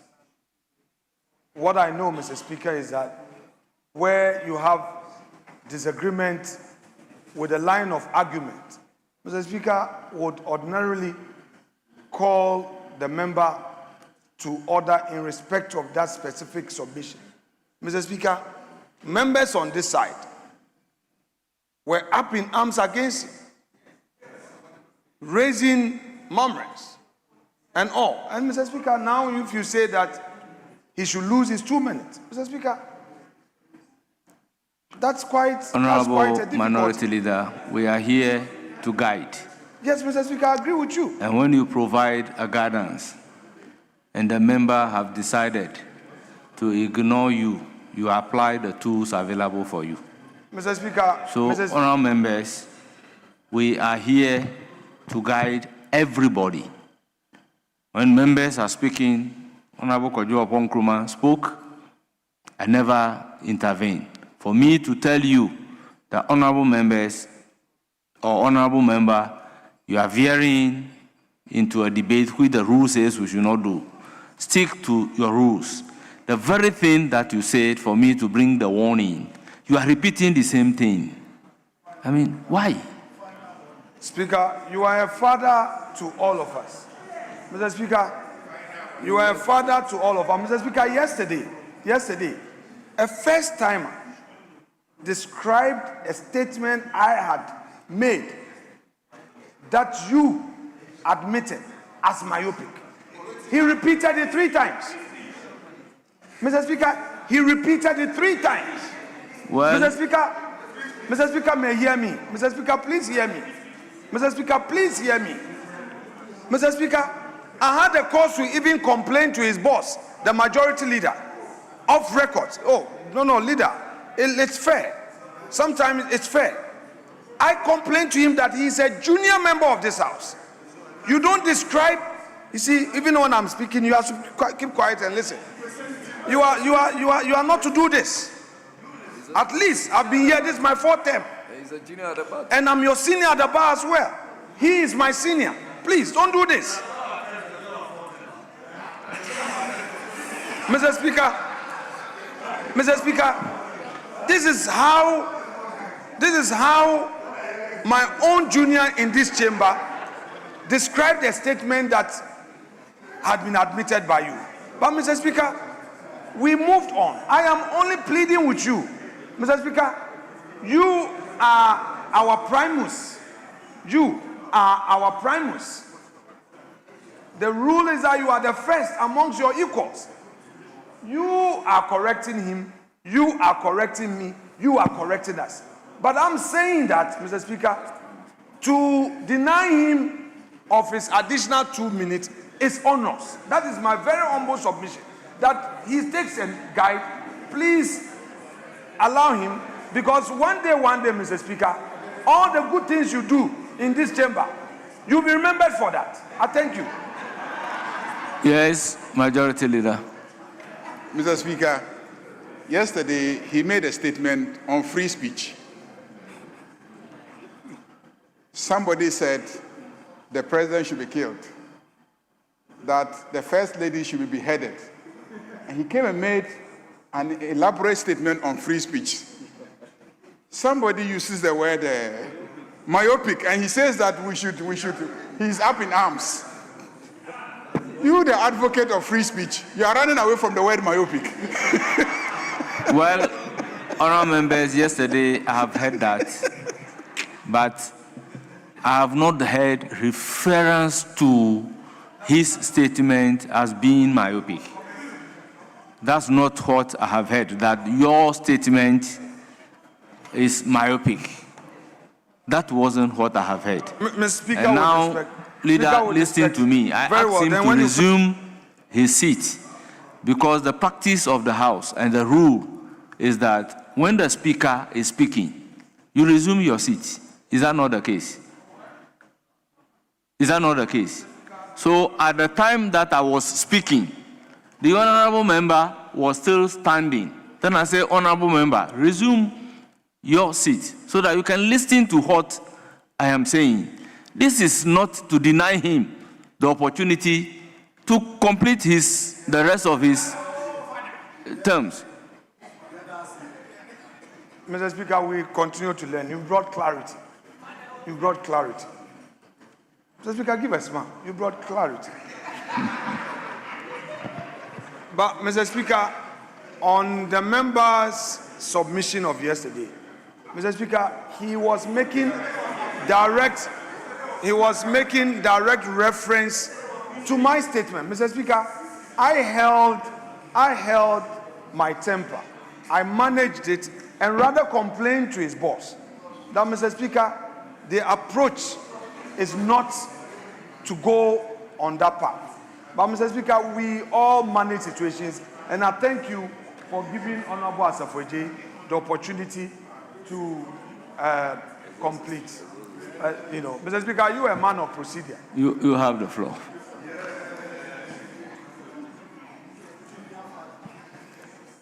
Thank you, Mr. Speaker. I am grateful and I am guided. Mr. Speaker, quite recently, the president in his town hall meeting with the Ghanaian community in UK, the Speaker stated that the flooding situation in Ghana is not an engineering problem, but is a man-made problem.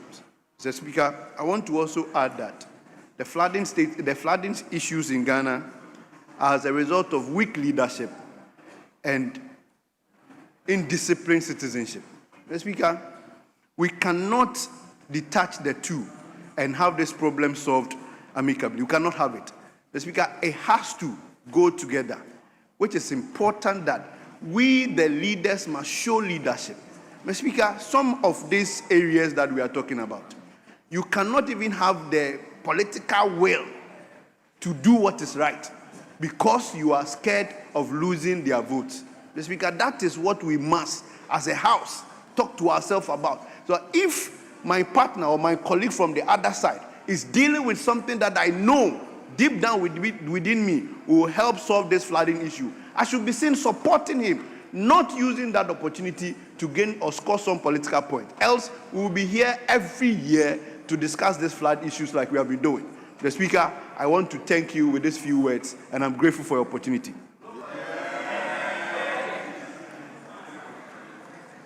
Honourable members, I think we've done the 2-2 as indicated by the leadership of the House. Do I take comment from the leaders? Yes.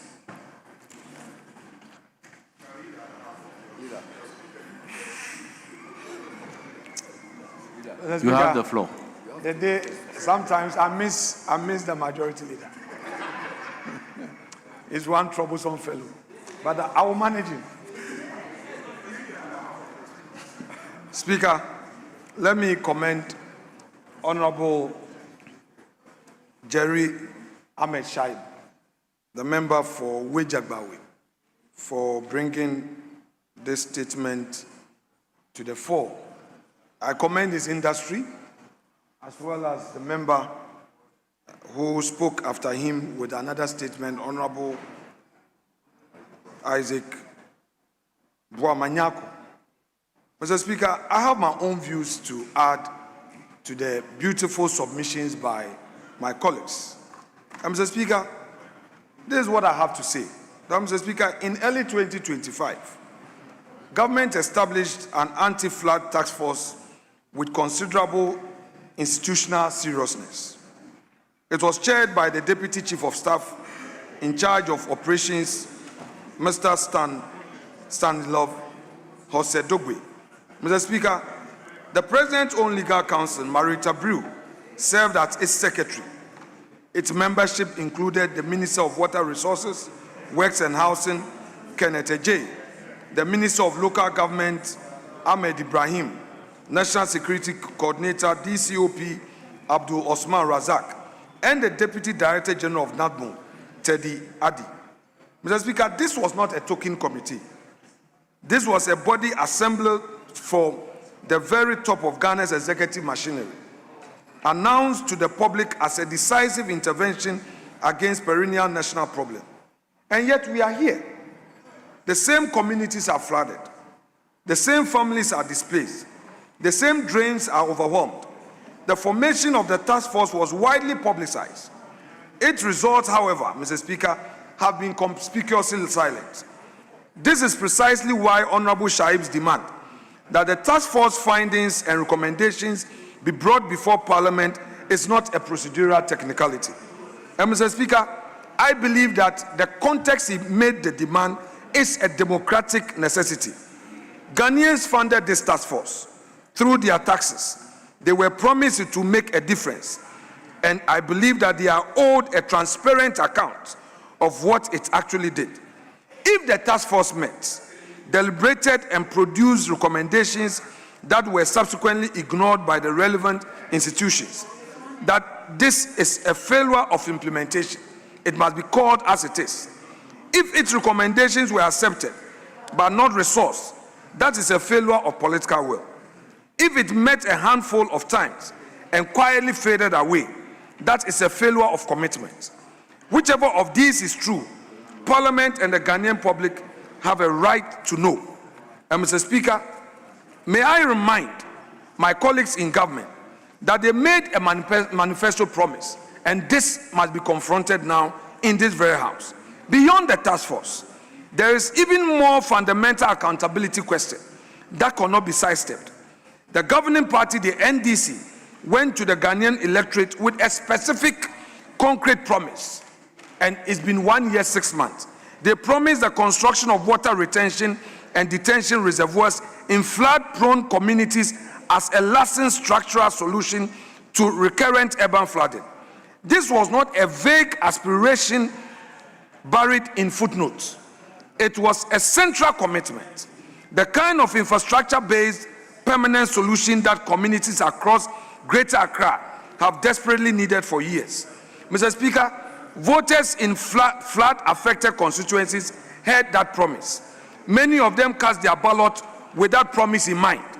Today, the same voters are once again cleaning the mud from their flowers and salvaging with remains of their belongings.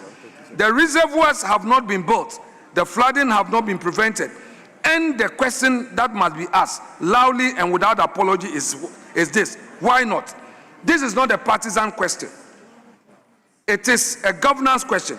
If the retention and the detention reservoirs were the right solution, and the evidence strongly suggests that they are part of the right solution, then the failure delivered to them is a failure that affects the real people in real communities. It points to either a breakdown in implementation or a failure of coordination between ministries and local assemblies, and a promise that was made without credible plan to back it. Any of these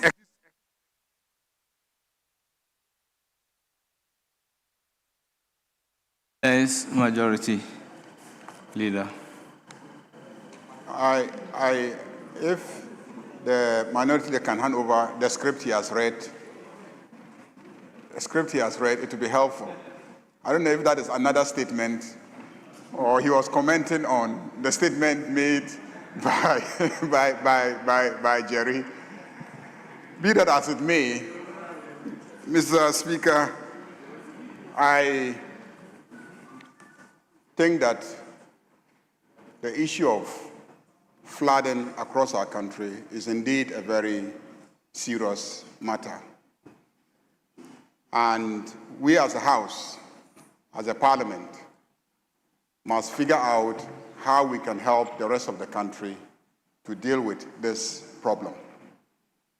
And so the relevant committees of Parliament that deal with issues relating to decentralization, which is directly responsible for zoning, permitting, and infrastructure development at that level, the committee must sit up and get the various local government authorities up to their game in terms of making sure that these unlawful developments that obstruct the pathways of water stop.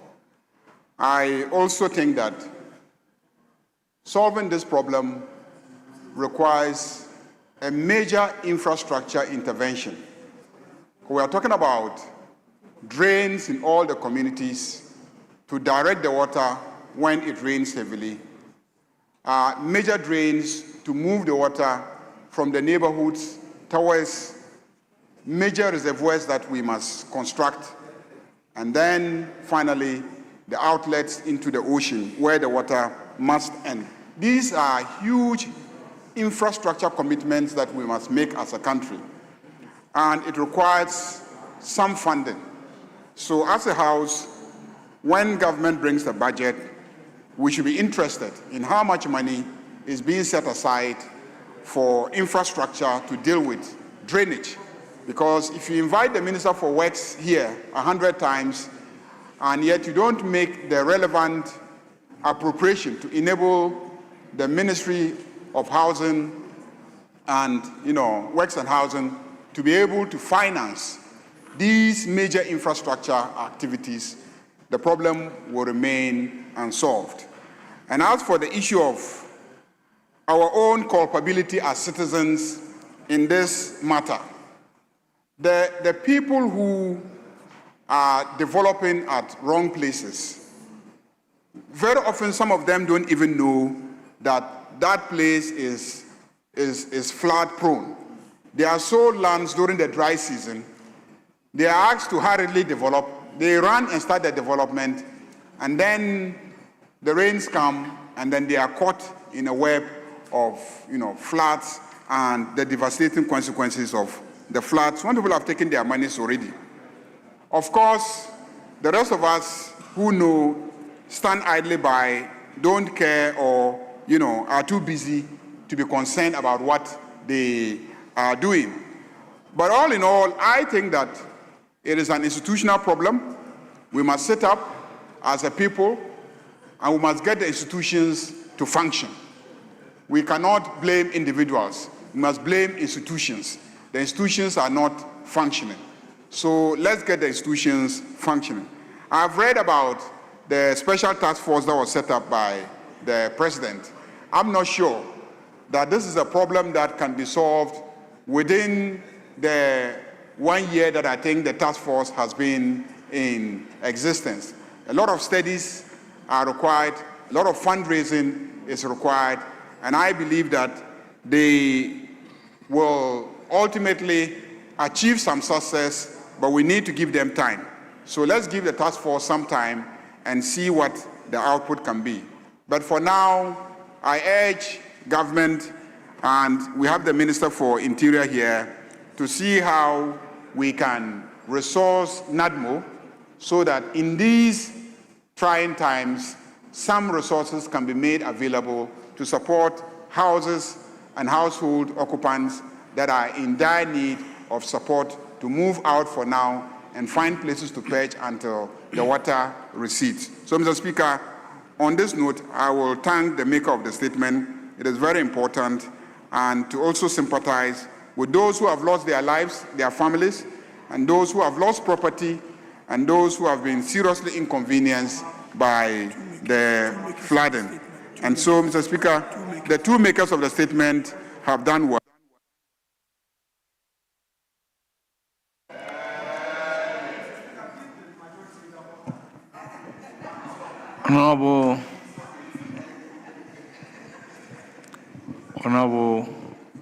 Honorable Minority Leader, I thank you for your generosity. Yes, the Minister for Interior.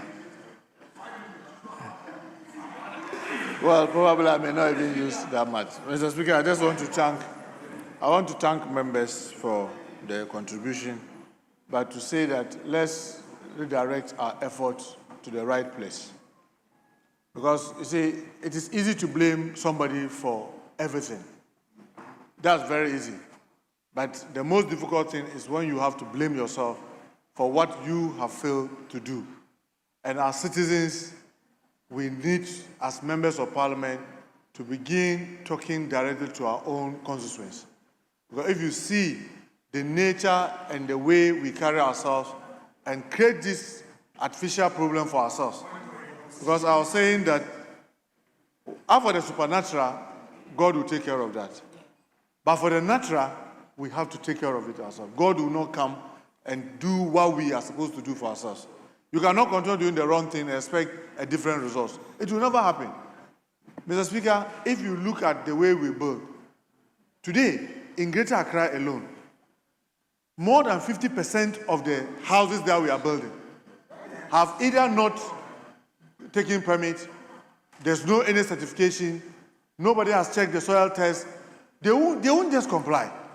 And we are running a district assembly that all of us have a role to play, where we try to use our political influences to exert on the officers that are in the district assembly. Today, many of them have decided that, if for Muntaka there, he will call and then they ask us to let go. Then after Zena Rollins, then that one, she's coming, let me talk to her one-on-one and we'll deal with it. So because of that, it has become so rampant that our district assemblies have completely lost control. Our chiefs keep saying that this land belongs to them. And therefore they decide that they finish selling all the prime land. Now they say that this one too, even though it's waterlogged, they can refill it and sell. And all of us watch. And then when it rains and when there's flooding, then we try to play the blame game. Mr. Speaker, with a greater respect, you've been here, if I recollect very well, this is about your, what do you call it, fifth term. Fourth, sorry. How many times have this decision not been made on both sides, whether it is MPP government or NDC government that is there? Today, one of the major things that we have realized is that the NADMO, that's the National Disaster Management Organization, NADMO, all of us tend to think that after disaster, it will take care of itself. We don't even plan very well. I can recollect that they did a comprehensive report way back February, saying that certain things needed to be done. They pushed the Greater Accra Regional Minister, and they were going around clearing houses on waterways. Here's some of the comments, the insults they were being received. So, yes, this has happened. As we speak, we've marked 16 houses that we've identified in Greater Accra that are of public concern. And they started going down, bringing them down. We want the public to support them. But the district assembly must wake up to the realization that this tax is theirs. Mr. Speaker, if you care to know, even Parliament, if we want to build something here, we have to go to the right assembly to collect permit. Because it is their jurisdiction. They are supposed to monitor. They are supposed to ensure we use the right material. How many of us are doing? When it is done, like this chamber, we are supposed to annually certify that it's fire safety, the safety measures are right. How many of us are doing it? And then when the disaster happens, then we want to blame each other. We will continue to do the best that we can in resourcing NADMO. Currently, one of the things that we are doing is that all the seized excavators in the illegal mining activities, last 2 weeks, we agreed that about 70 of it should be given to NADMO so that they can take it across the country for desilting. So that is being done, and my colleague Honorable Amabua was not around. Just yesterday, he said that next week we will do that, to hand over these excavators to NADMO so that they can use it to desilt most of the drain. But the bottom line is that let's begin speaking out to our own constituents. Because when you drop garbage and other things, just know that you are just pushing the problem back onto yourself. Because yes, it may leave you, the garbage will leave you. It will go and choke the drain, and then the water will push back. And when it pushes back, it will come back to you. But I can assure you that, Mr. Speaker, we will do the best that we can. We are trying to see if we can get a committee to comprehensively look at issue about this building permit and lack of following through the procedure. What is it that we can do? Because Mr. Speaker, without enforcement, we will not be able to achieve.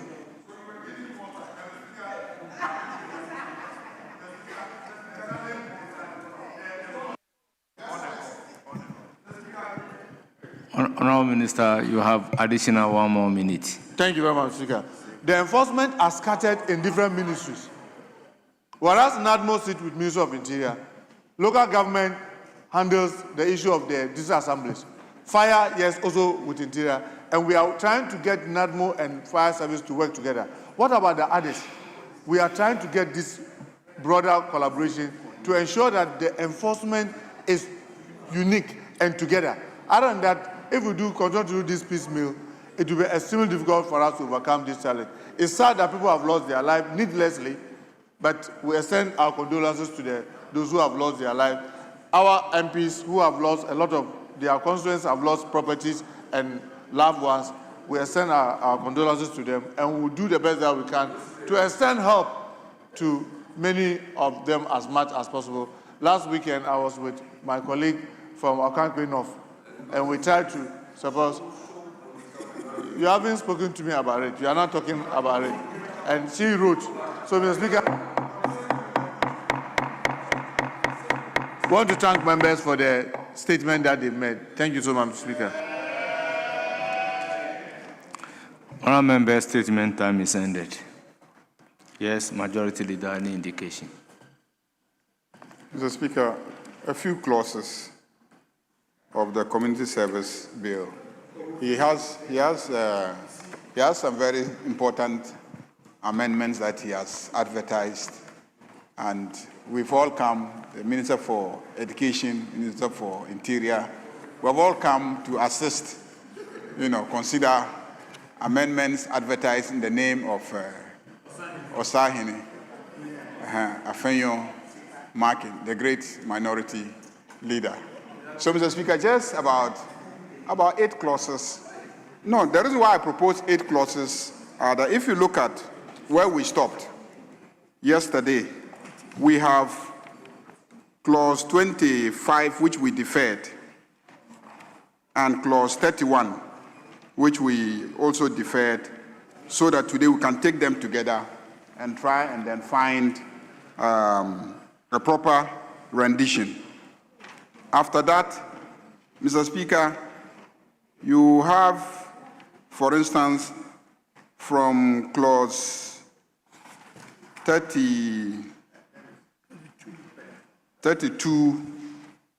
up to 35. There are no advertised amendments.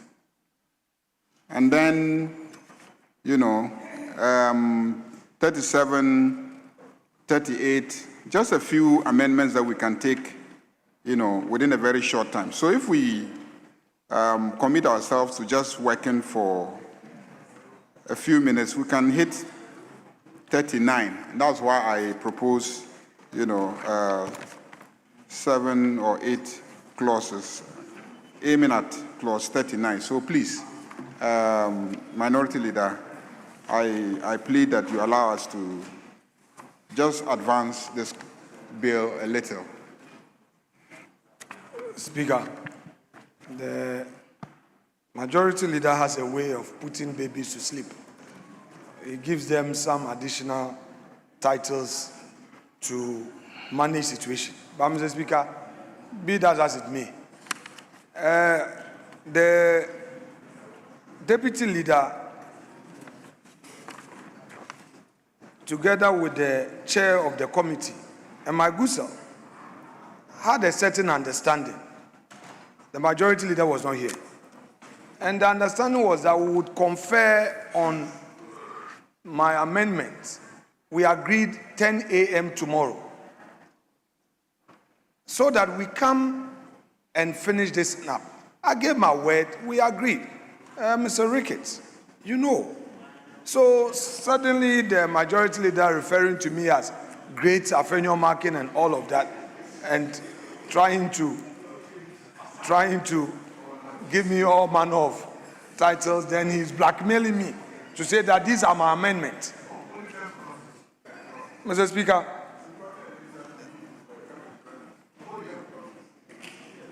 well, Mr. Speaker, I am happy the minister is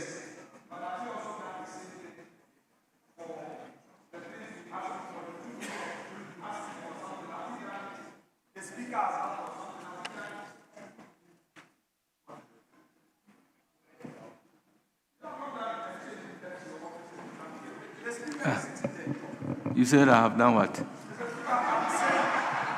Speaker, I am saying that the communication of your constituent, which communication you channel to the minister, he has not responded to that communication.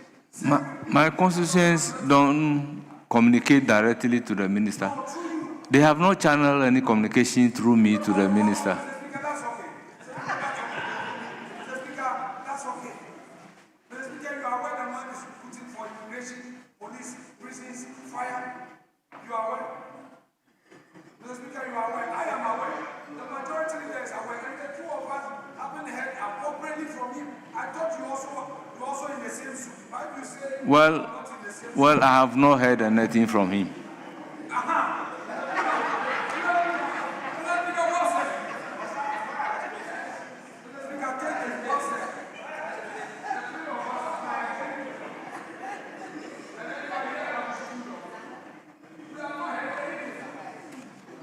But this is not his bill.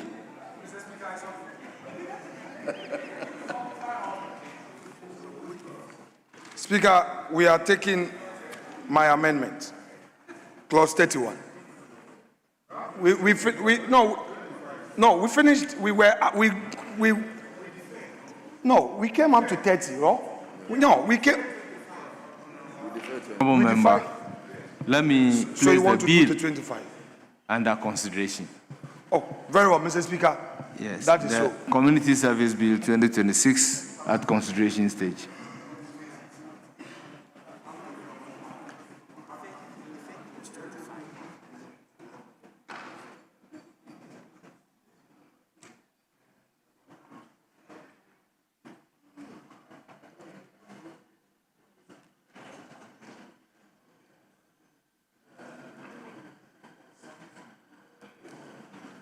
Honourable members, we defer consideration of clause 25. Chairman of the committee, have you looked at clause 25 with the committee members? Yes.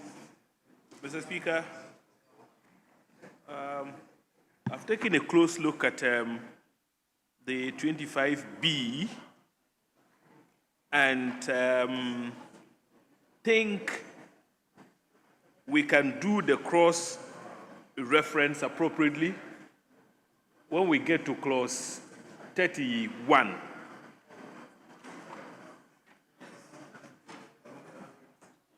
So, what then will be the new rendition in 25B?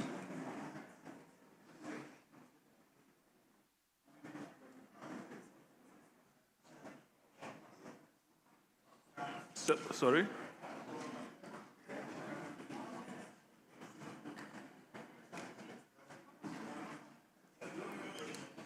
Yes. Mr. Speaker, the promoter of the bill is here.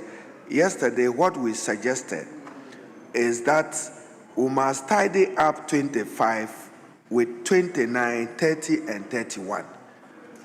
You want to establish a rehabilitation fund with its objectives. Now, when you say 25B, monies accruing to the Secretariat in the performance of the functions of the Secretariat, the understanding is that a convicted person may go and offer a service somewhere where some remuneration may accrue. That can be a source of fund.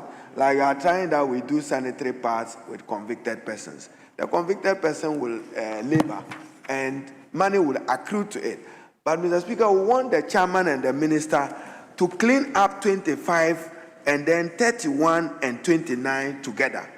I think that when we get 29, 30, and 31 pass, we then will understand what we can do with 25. Mr. Speaker, funds of the Secretariat, why? The Secretariat is just part of the structure of a community service. But the beef of this bill is your rehabilitation fund. Part of that fund will be used to fund the Secretariat. Thank you. Yes, Honourable Minister. Mr. Speaker, for us to be able to make progress, my suggestion would be that let's keep 25 still stood down and probably try to see how far we can go. We then come back to it. Instead of trying to take it now, when we have not done 29, 30, 31. So to be able to make real progress, in fact, in my view, if we want, we can stand down the 25, 29, 30, and 31 and proceed with the others that do not have to have anything to do with the funding. Then when we are done, we'll take our time and look at the funding and how to rationalize them. We are now moving straight to 31. We've already taken 29 and 30. That they've done it. Oh, okay. Then my suggestion is that let's continue. And then when we are done, then we'll come back to the 29, 30, 25, 29, 30, and 31. To consider clause 31 conveniently, we need to resolve clause 25. If you don't resolve clause 25, you may have challenge considering clause 31, unless you want clause 25 and 31 to be stood down. Is that the sense of the House?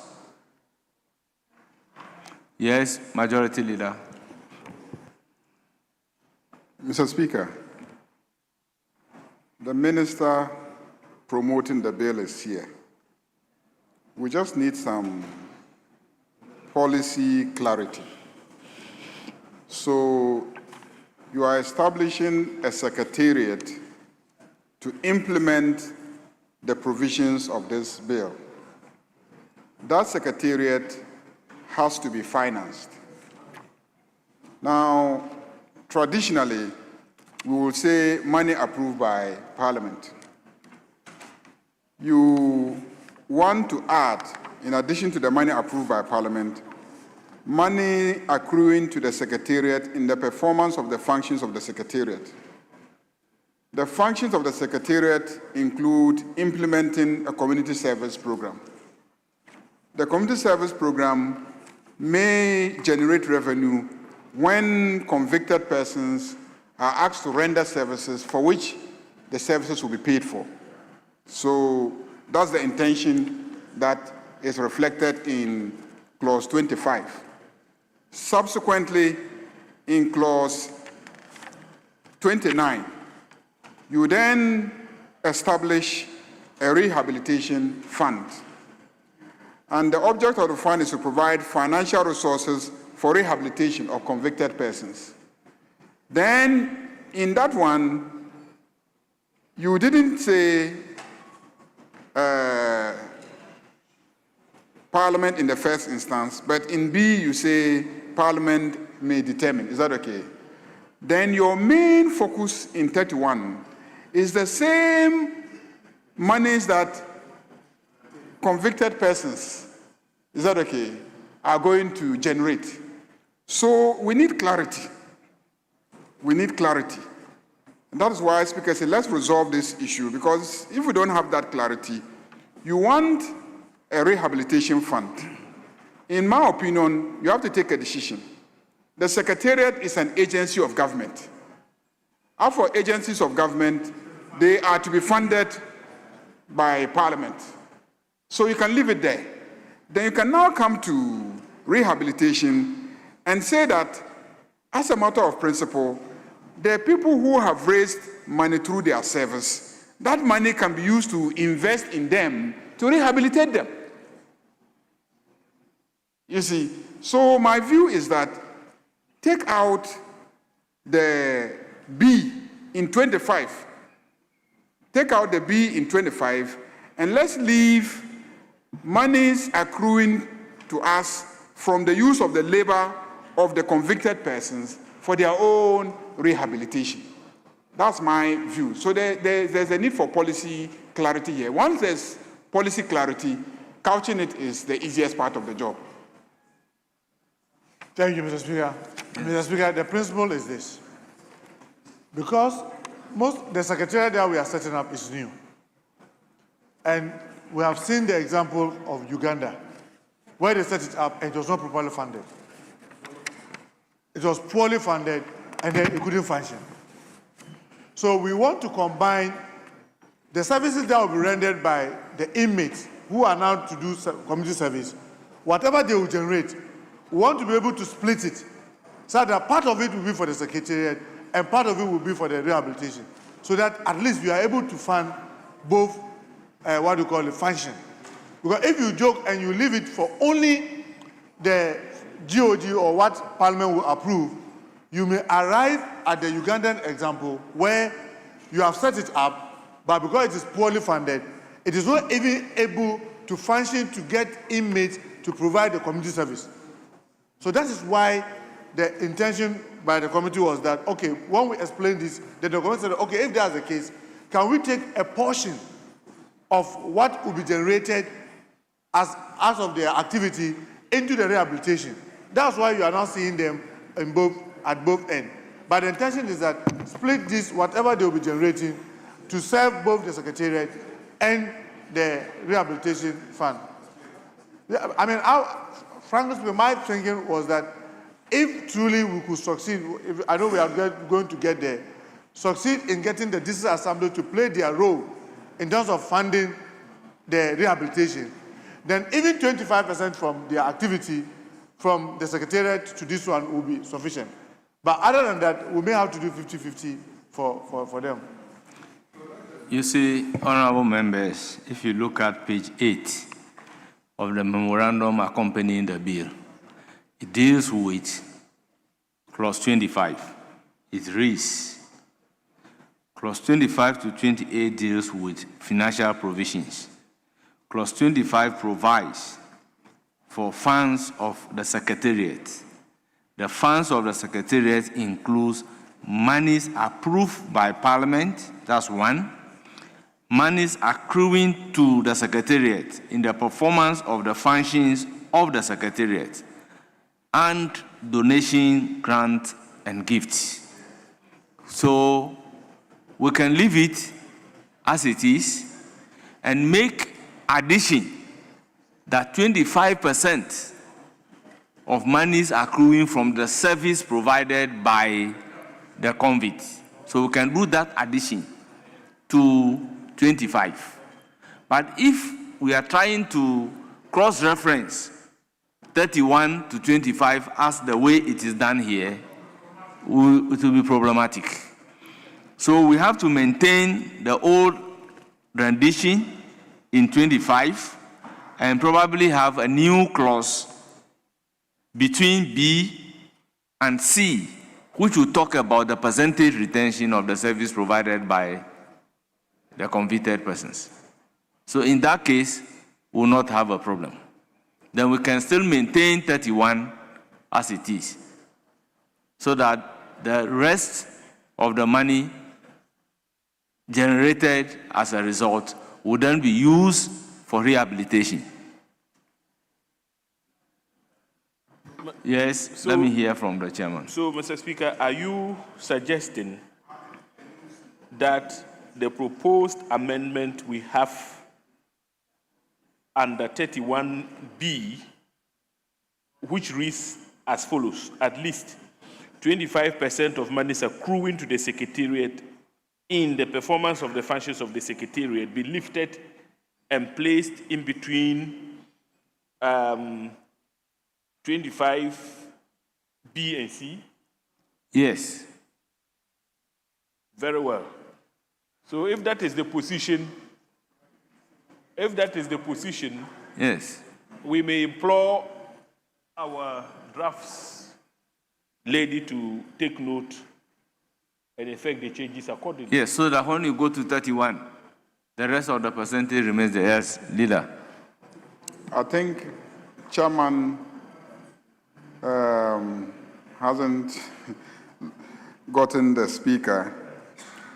The idea is that in 25, we should introduce a new clause C that says 25% of monies accruing from the provision of services by convicted persons to third parties. That's what the suggestion is.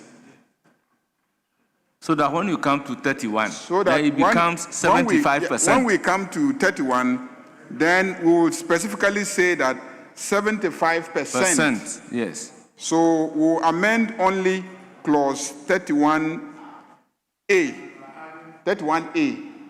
by saying 75% of monies accrued from the provision of services by convicted persons to third parties.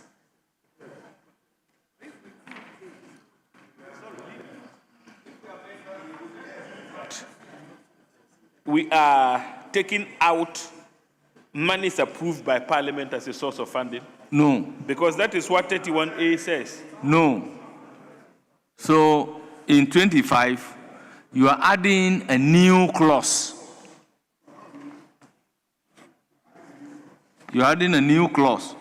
And that new clause will come between the original B and C. So the C becomes D.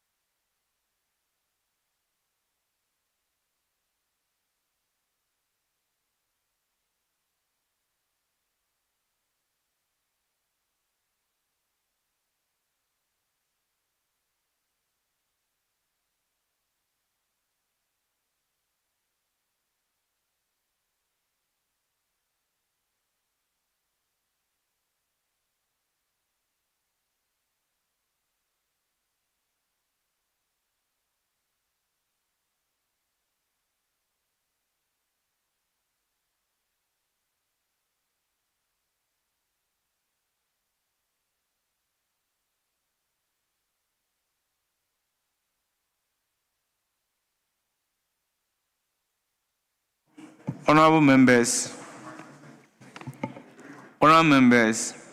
25 would read, the funds of the Secretariat include monies approved by Parliament. B, monies accruing to the Secretariat in the performance of the functions of the Secretariat. C, monies 25% of monies accruing from the services provided by the convicted persons to third parties. And then the D will be donations, grants, and gifts. Yes, let me hear former minister responsible for education. Yeah, Mr. Speaker, in some jurisdictions, community service is not paid for. So we are assuming that in our case, service will be paid for. In other places, they direct traffic, guide students to cross street. These are seen as restitution to society and not necessarily paid for. So under those circumstances, revenues may not be accruing. Well, I think in these circumstances, revenue will accrue. Speaker. Because they are going to work for institutions, and they won't work for institutions for free. Yes. Even if it is not in all cases, the few cases that they work for institutions, they will generate revenue. Yes. Mr. Speaker, Yeah. Mr. Speaker, I think we should be guided by you to be methodical. Let's take clause 25, funds of the Secretariat, and finish it as guided by you, so that it reads, the funds of the Secretariat include, as you read, A, B, C, now D, which will include 25% of monies accruing from the performance of functions. I will not have traveled the length to add third parties.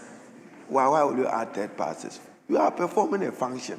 Yes. Why do you want to define third parties? Yes. I'll delete the words third parties and just put the question on 25. Then when we come to 31, we'll be guided, Mr. Speaker, from the guidance. Thank you. Very well. As for the Honorable Edichum, he is sharing his California example. This law may be going beyond California. So I may would be taking best practice from I would other want parts of the world. Honorable Haruna Idrisu to own that particular amendment so that I can put a question. Yes, Minister. Yes, Mr. Speaker, I want us to think through the third party carefully. If you say, like, I agree with the amendment, except the deletion of the third parties. Because if you provide the service, if they are providing the service to the state, it's not third party. And you don't pay for it. So, for example, if the community service requires that you teach in a basic school in a community, government is not going to pay you for the teaching. If it requires that maybe the person is a doctor that has to provide health services to a hospital, that is state. That will not be taking, nobody will pay for that. But if the person is a doctor and he's to provide that service to a private facility, that private facility will have to pay for that service. That is why the third party is there. But if it is to the state, it's not third party, it is to the state. So we wanted to differentiate. Other than that, if you take the third party, then every service that the convicted person provides, they will be chasing you with a bill to pay, even if it is a state institution. And we wanted to avoid that. That's why it was qualified with the third party. That's for abandoned malpractice. Thank you. Well, then, if necessarily we should use third party, then when we come to interpretation in this peculiar sense, we have to define third party to exclude the government. So, as for that one, the drafters can take care of it for us. I'll put a question on Honorable Haruna Idrisu's amendment on clause 25. As many as are in favor say aye. Those against say no. The ayes have it. The proposed amendment to clause 25 by Haruna Idrisu is ordered to stand part of the bill. Now I'll put a question on the entire clause 25 as amended. Those in favor say aye. Those against say no. The ayes have it. Clause 25 is ordered to stand part of the bill. Now we move to clause 31. Sources of monies for the fund. Chairman of the committee.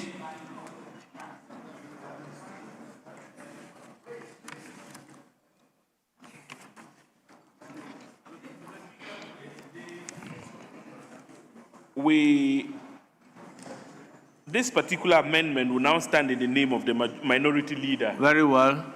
Minority leader have the amendment at page 15 of today's order paper numbered II.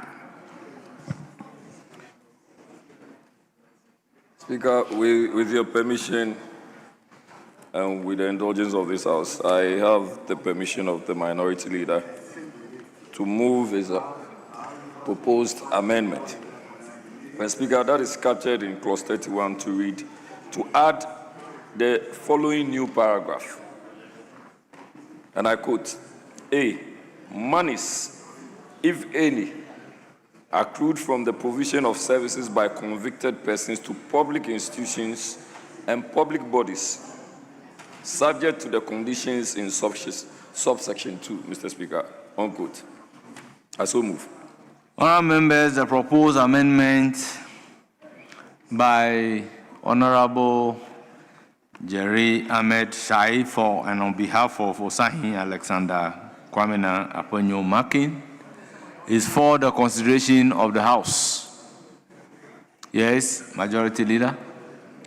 I would urge the minority leader to drop the proposed amendment, because if you look at it, everything that you have said there properly belongs to regulations. Properly belong. In fact, if you read it, you will see that the minority leader himself recognizes that this should be in regulations. That's why in E, he says, and conditions prescribed by regulations under 62 and complied with. So these details about the kind of work that a convicted person can be deployed to do and etc. These are usually matters that fall within the area of regulations, because you need to regulate how they manage, like we have prison regulations and etc. So these are all matters that, in my opinion, properly fit into the domain of regulations, because they are too detailed. I mean, about the kind of work, hazardous work, non-hazardous work, and etc. Oh, is that not what they are looking at? 31. Monies, if any. Oh, okay. Convicted persons, okay. Yes. Mr. Speaker, mine would be to persuade the minority leader, guided by what the Honorable Educhum said a while ago. It is not every service for which there is monetary reward, but that is essentially what is in the proposed amendment of the minority leader. If a convicted person is regulating traffic, that's why I'm saying that he should drop it. Then, Mr. Speaker, it's not drafting language to say monies, if any. If any. Why would you use the word if any? You see, you are passing a law. Certainty is important to every legislation. So you can't say money, if any. So I would think that, as the leader said, this would belong to regulations. But given what Honorable Educhum said, he says money accruing for the provision of services by convicted persons to public institutions and public bodies. Those may not be monetary, yet he introduces it with money. So I think that we can take this. When we come to regulations, we would knit it up and say that the minister may, by legislative instrument, provide for some of those things. Thank you.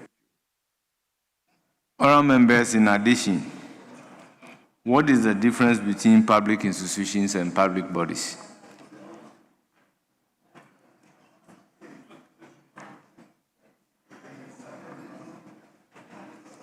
And Mr. Speaker, again, we need to interrogate the policy consideration here. The whole idea of shifting to community service is to spare the state the cost of maintaining people in prisons. So if the state again has to pay those who provide services under the community service bill, then you haven't saved the state anything. They've still had to pay, So we might as well send them to prison and then, feed them there. So if we are adopting community service as an alternative to custodial sentencing, part of the policy consideration being to save the state money. And then you now say that when they provide the service to the state should pay for the service again.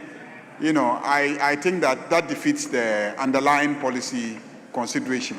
So I think that his proposal has been captured in the amendment we have already adopted, but then that one is limited to services rendered to private entities or third parties.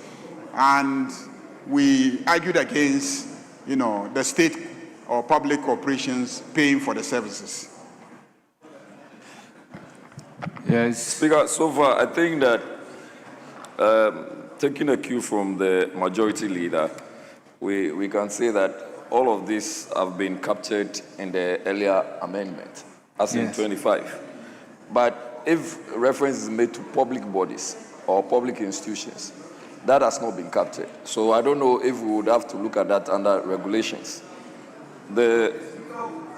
Yes, but Speaker, there is also the need for us to understand that public institutions and public bodies are not the same.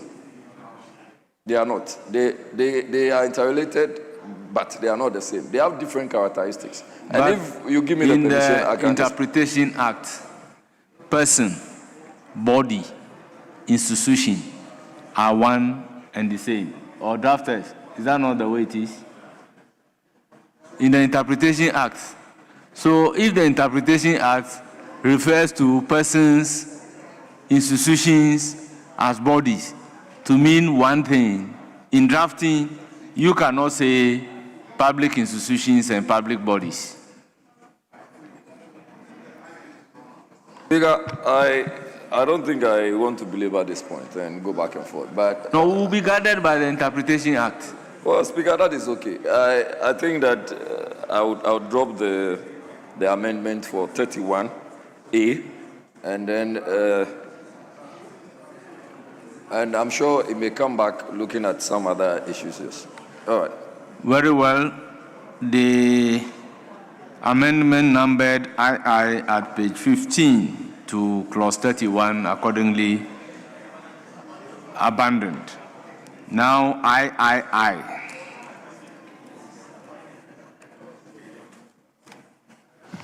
Speaker,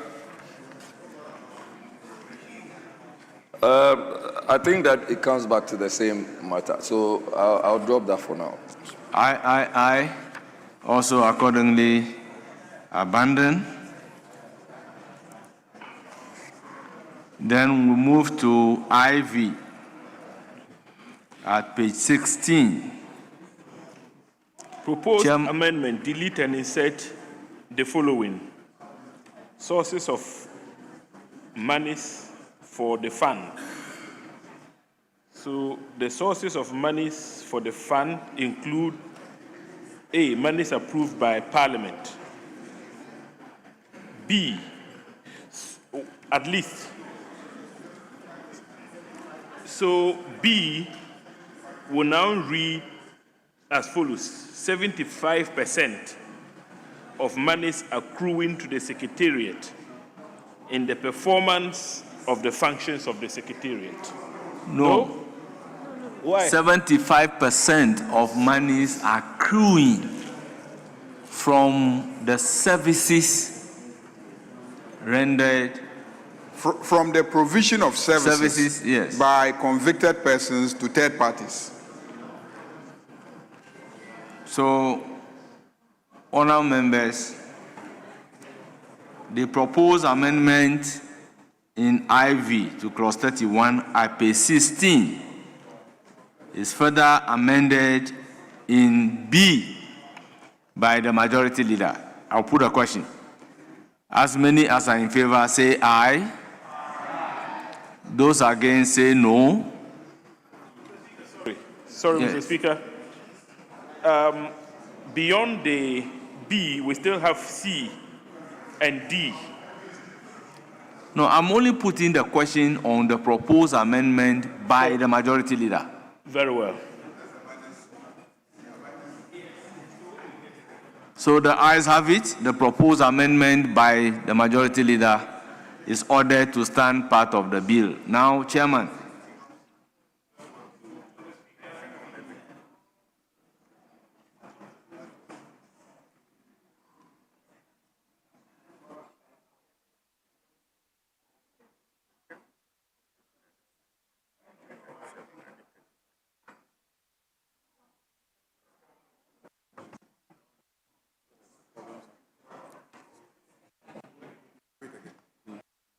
Okay. All right. So, Mr. Speaker, the C reads as follows: 5% of the share of the District Assembly's common fund for each District Assembly, subject to the formula approved by Parliament in accordance with Article 252 of the Constitution. Mr. Speaker, we intend to abandon C because there are constitutional bottlenecks. We don't want to usurp Parliament's mandate, so we shall abandon Honourable C. members, the proposal is to delete C from the proposed amendment to clause 31.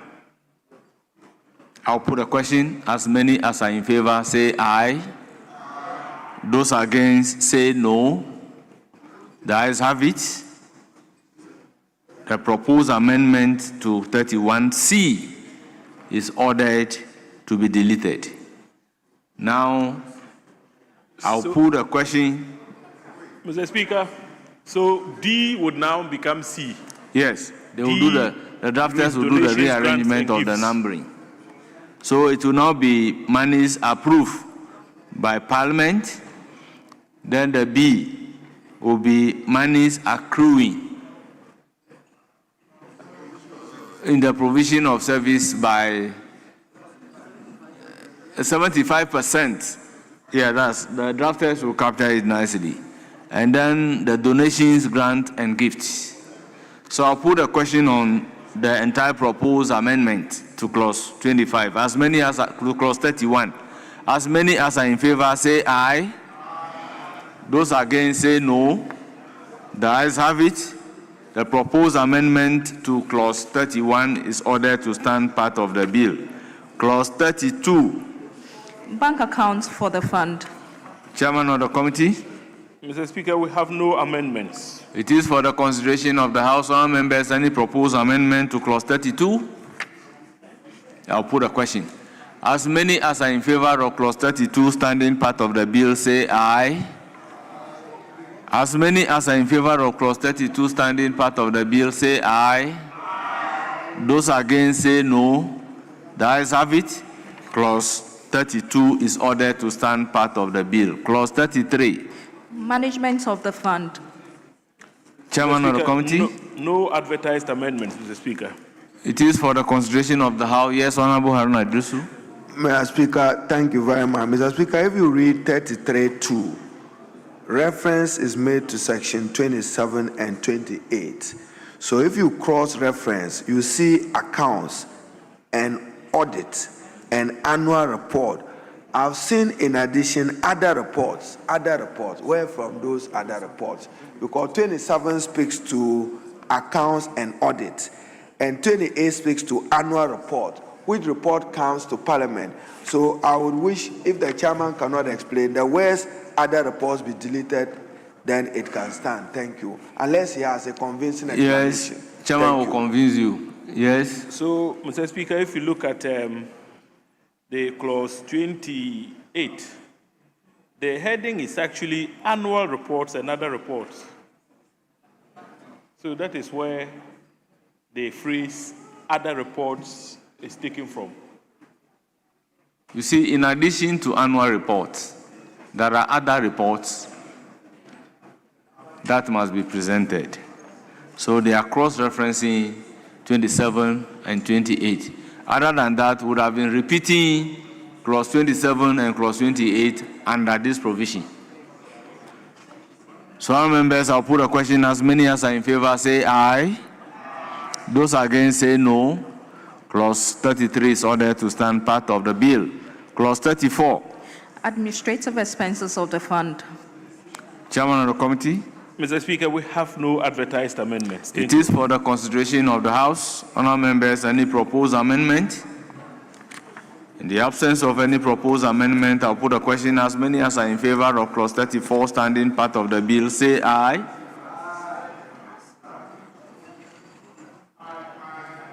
As many as are in favor of clause 34 standing part of the bill, say aye.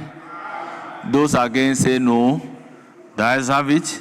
Clause 34 is ordered to stand part of the bill. Clause 35. Restrictions on the use of the fund. Chairman of the committee. 35 amendments proposed. Delete objects and insert object.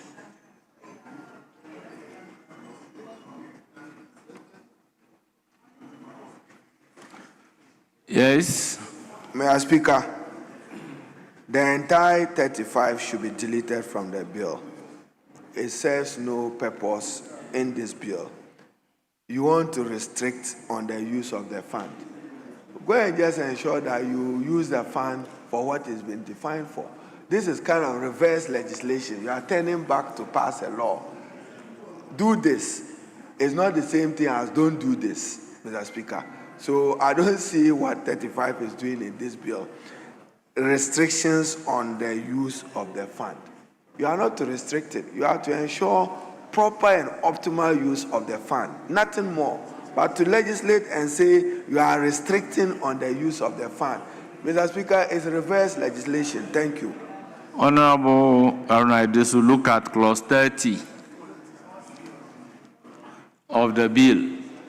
Clause 30 is saying object of the fund. The object of the fund is to provide financial resources for the rehabilitation of convicted persons, which means apart from the convicted persons, you cannot use this fund for any other purpose.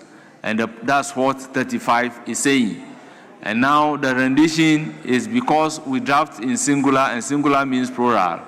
He is trying to delete the S.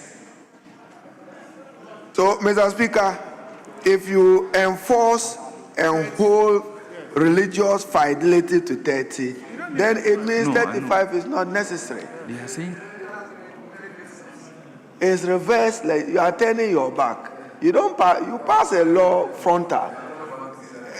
Objects of the fund. You've already said that you want the money to be used for this purpose. So any person who betrays 30 is in breach of the law.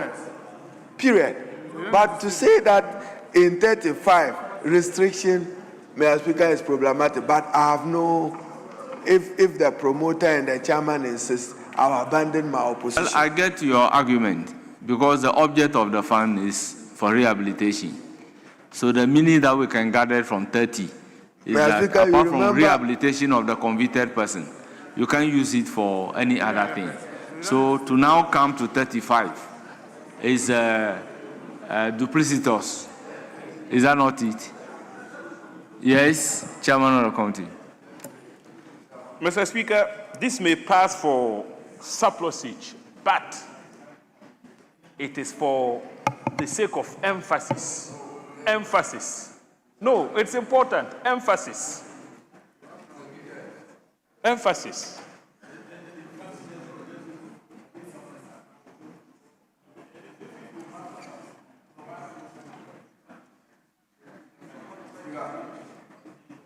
Yes. Speaker, I don't think that the chairman is helping this house at this point. The Honorable Jerry Ahmed.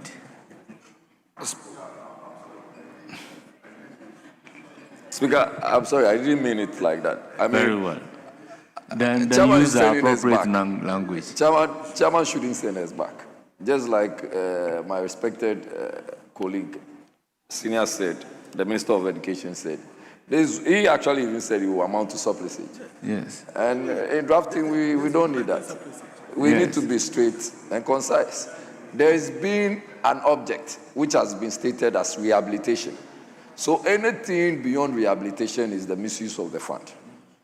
So it will constitute misapplication of the fund, which is an offense under the Public Financial Management Act. Yes, so you don't want to go back there. It's clear in 31 and 30. So the proposal is to delete the entire clause 35.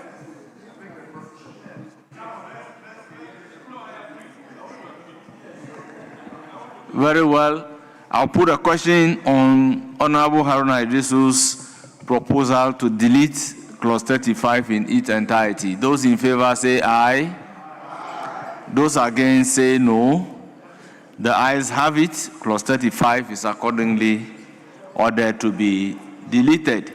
And consequentially, the proposed amendment at page 17 to clause 35 becomes otious. You can put something on nothing and expect it to stand. It will fall. Now,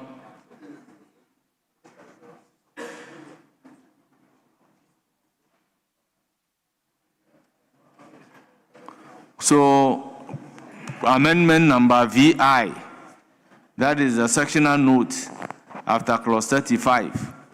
Amendment proposed, delete probation and insert community service. Yes, that is before clause 36. So I'll call on the chairman to move that amendment. Yes. So the drafters will do the renumbering for us. So, Mr. Speaker, amendment proposed, delete probation and insert community service. This is a consequential amendment. So wherever you see probation officer now, you would insert community service. Yes, it's for the consideration of the House. Any further proposed amendment? Yes. Mr. Speaker, I agree with the chairman's amendment, but you reference Department of Social Welfare as if to suggest that there already exist probation officers at the Department of Social Welfare. If you so change the title now, will it be consistent with those probation officers already existing with the Department of Social Welfare? That's just a question that I'll ask.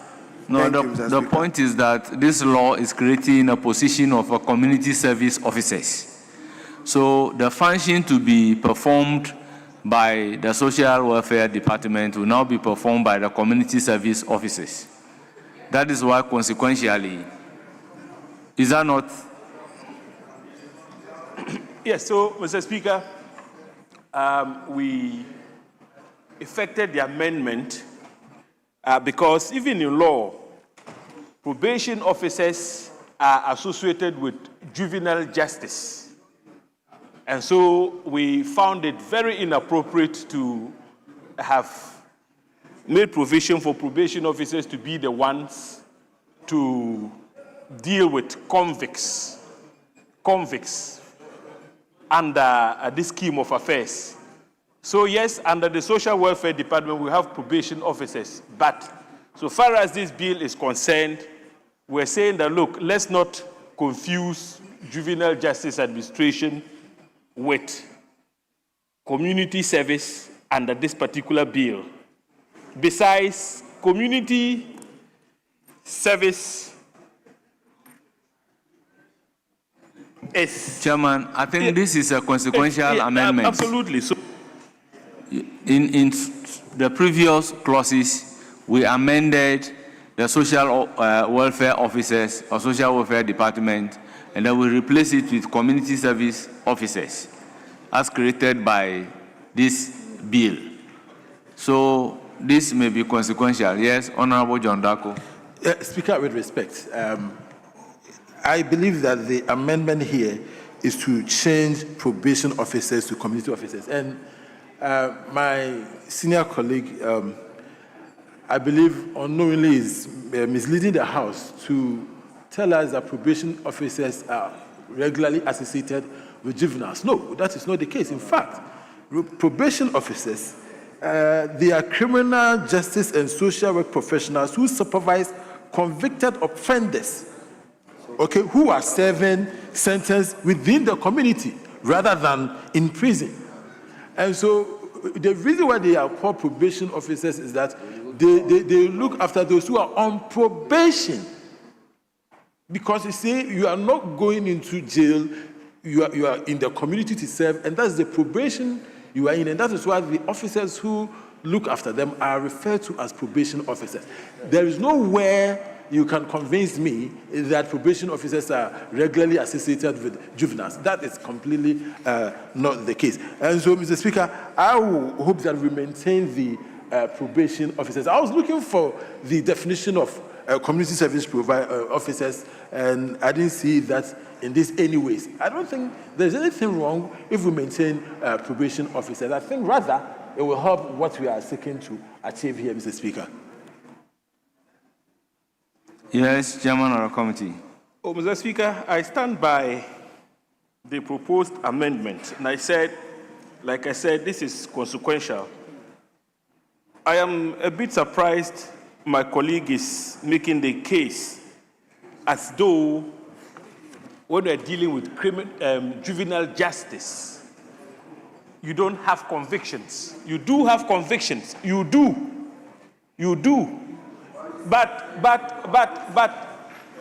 sorry, please, can I make a point? The fundamental issue is that we don't want to transport what obtains in juvenile justice administration to community service intended legislations. That is the rationale. We deliberated upon these matters very extensively at committee stage. So I am very sure and certain about what I'm saying.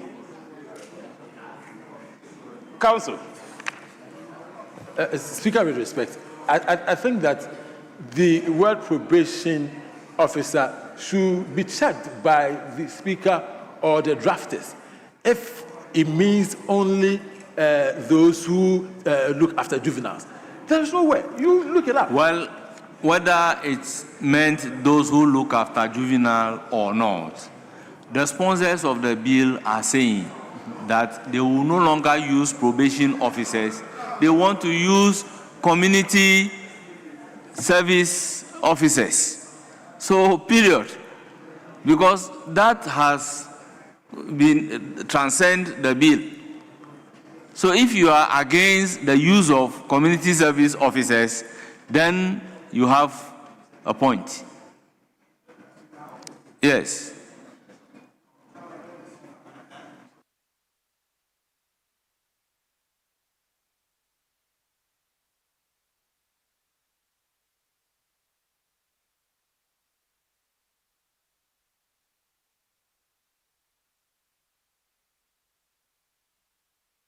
After that, I'll hear the Minister for Interior.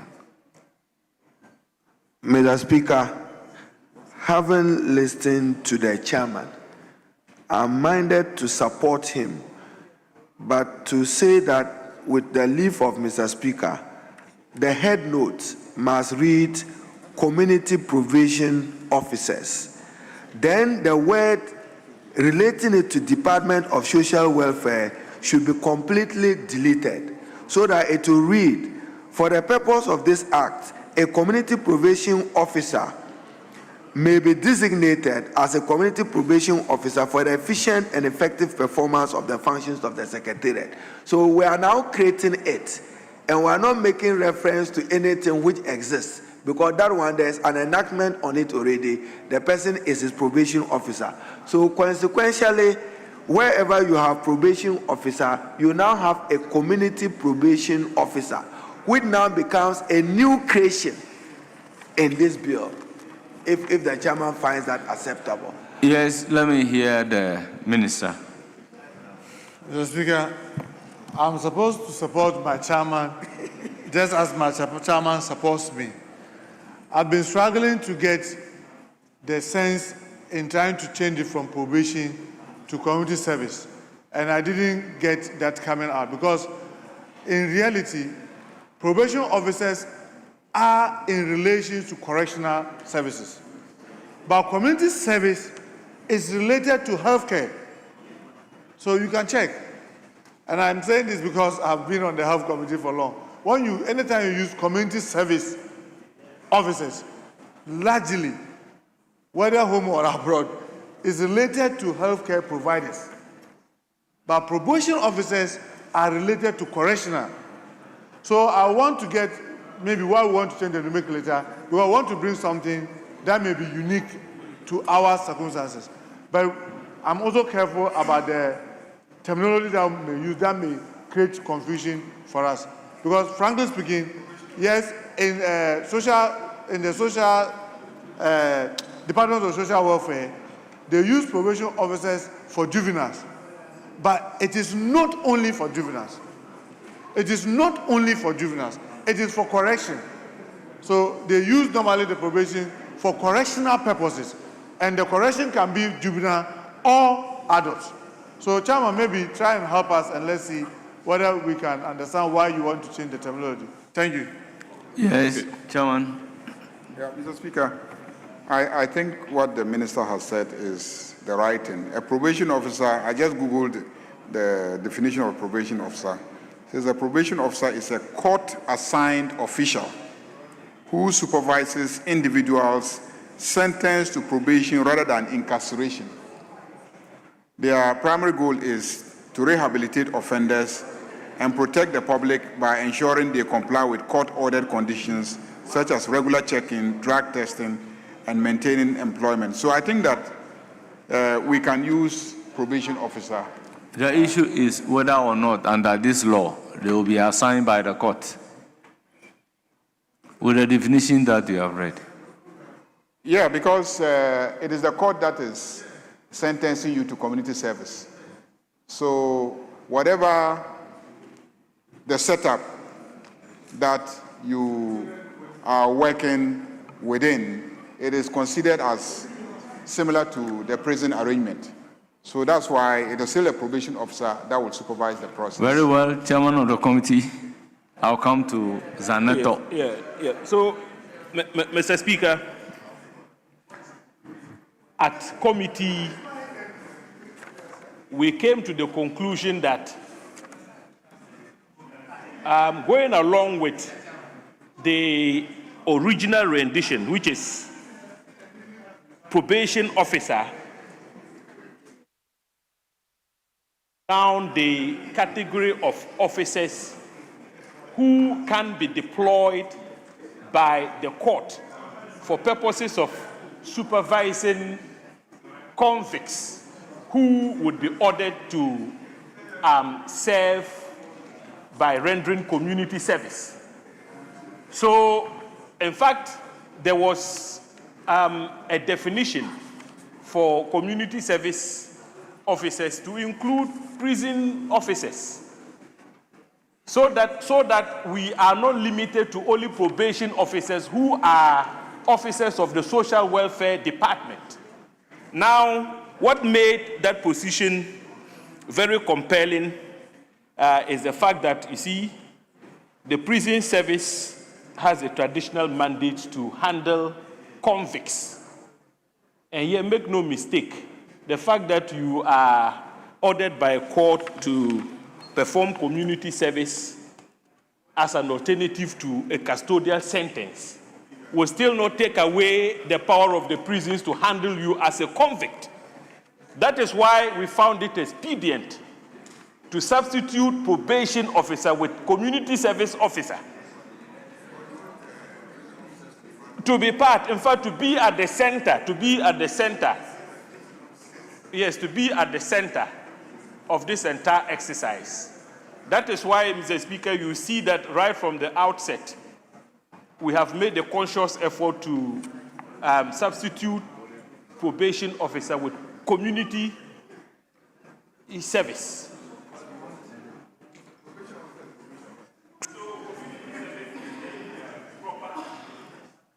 Yes, Honorable Zaneto.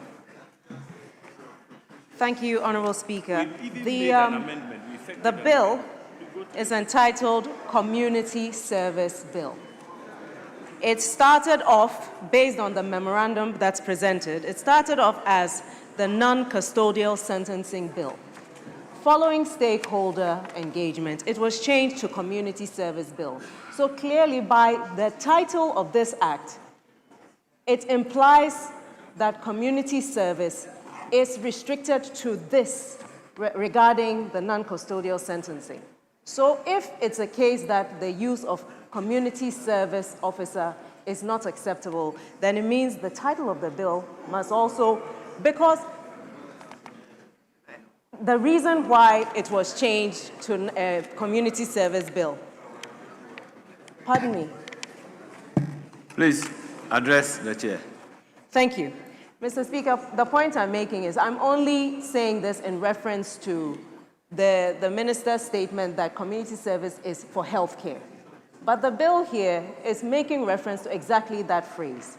So if it's problematic, then it should apply to the title. But if the title is as it is, then I see no reason to change this specific title given to the officers who will be the supervising personnel for these particular offenders. Thank you. Speaker. Yes. Let me hear the chairman. I'll come to you. Mr. Speaker, if you look at the interpretation, you find that community service has been defined. So, as follows: community service means unpaid public work performed by a convicted person within a community for the benefit of the community for a period of not more than 6 months, for which the court would have sentenced the convicted person and expressed in hours of service. So, for purposes of supervision, we are saying that in place of probation officer, we'll have community service officer, so that you can deploy prison officers, in some cases immigration officers and fire officers, where prison officers are not readily available, to also have the opportunity to perform the function. And remember that, Mr. Speaker, those who have the statutory mandate to actually deal with convicts are prison officers. But the arrangement where we were expecting probation officers who are from the social welfare department alone to be responsible for the supervision was going to create problems and relegate state institutions clothed with the statutory mandate to handle convicts to now be at the background. That is why we found it necessary to substitute probation officer with community service officers, which is more expansive. That doesn't mean social welfare department will not have a role to play. They are an integral part of the committees and even the secretariat which has been set up to continue to render advice and guidance. But they are not supposed to be at the center of implementation of this particular bill if it becomes an act of parliament. It is for that reason that the prisons officers have been made the coordinators. That is not the original position under this bill. Again, you find that beyond the national coordinator, who is appointed by the president, the prisons director general is the one who is actually supposed to take center stage, because you are talking about convicts. Whose business is it to manage convicts? It's the prison service. That is why the name change came about. Yes, Honorable Haruna Idrisu, then I'll come to Honorable Mr. Speaker, we have heard the chairman.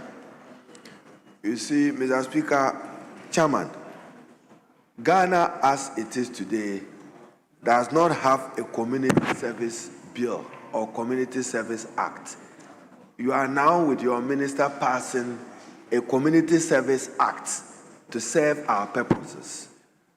Mr. Speaker, there already exist probation officers as you yourself in clause 36 have admitted, for the purpose of this act, a probation officer of the Department of Social Welfare exists already.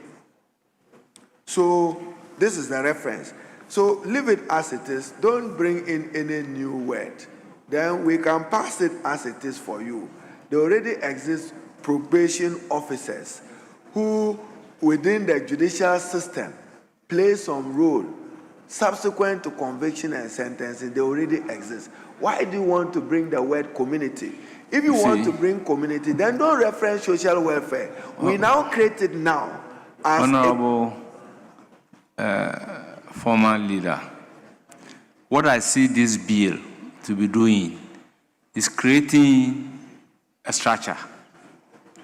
So we have the management board, we have the regional community service committee, then we have district community service committee, and they all have their functions to perform. Now, one of the functions of this community service officer is to coordinate the activities of the community, the district community service committee. So are we saying that it is that officer who is to coordinate the activities of the district community service committees? So being a structure put in place, there is a room for appointment of a community service officer who have some functions to perform. Because if you look at the functions in 37, though they refer to it as a probation officer, they said a person appointed or designated as a probation officer shall coordinate the activities of the district community service committee in relation to community service orders. B, conduct inquiries into circumstances of convicted persons and report findings to the court in the prescribed form in consultation with the heads of public institutions within the district and community. Identify suitable placement for convicted person. Provide a convicted person with orientations on the goals of community service. Liaise with the court to assign a convicted person to a placement institution to undertake community service.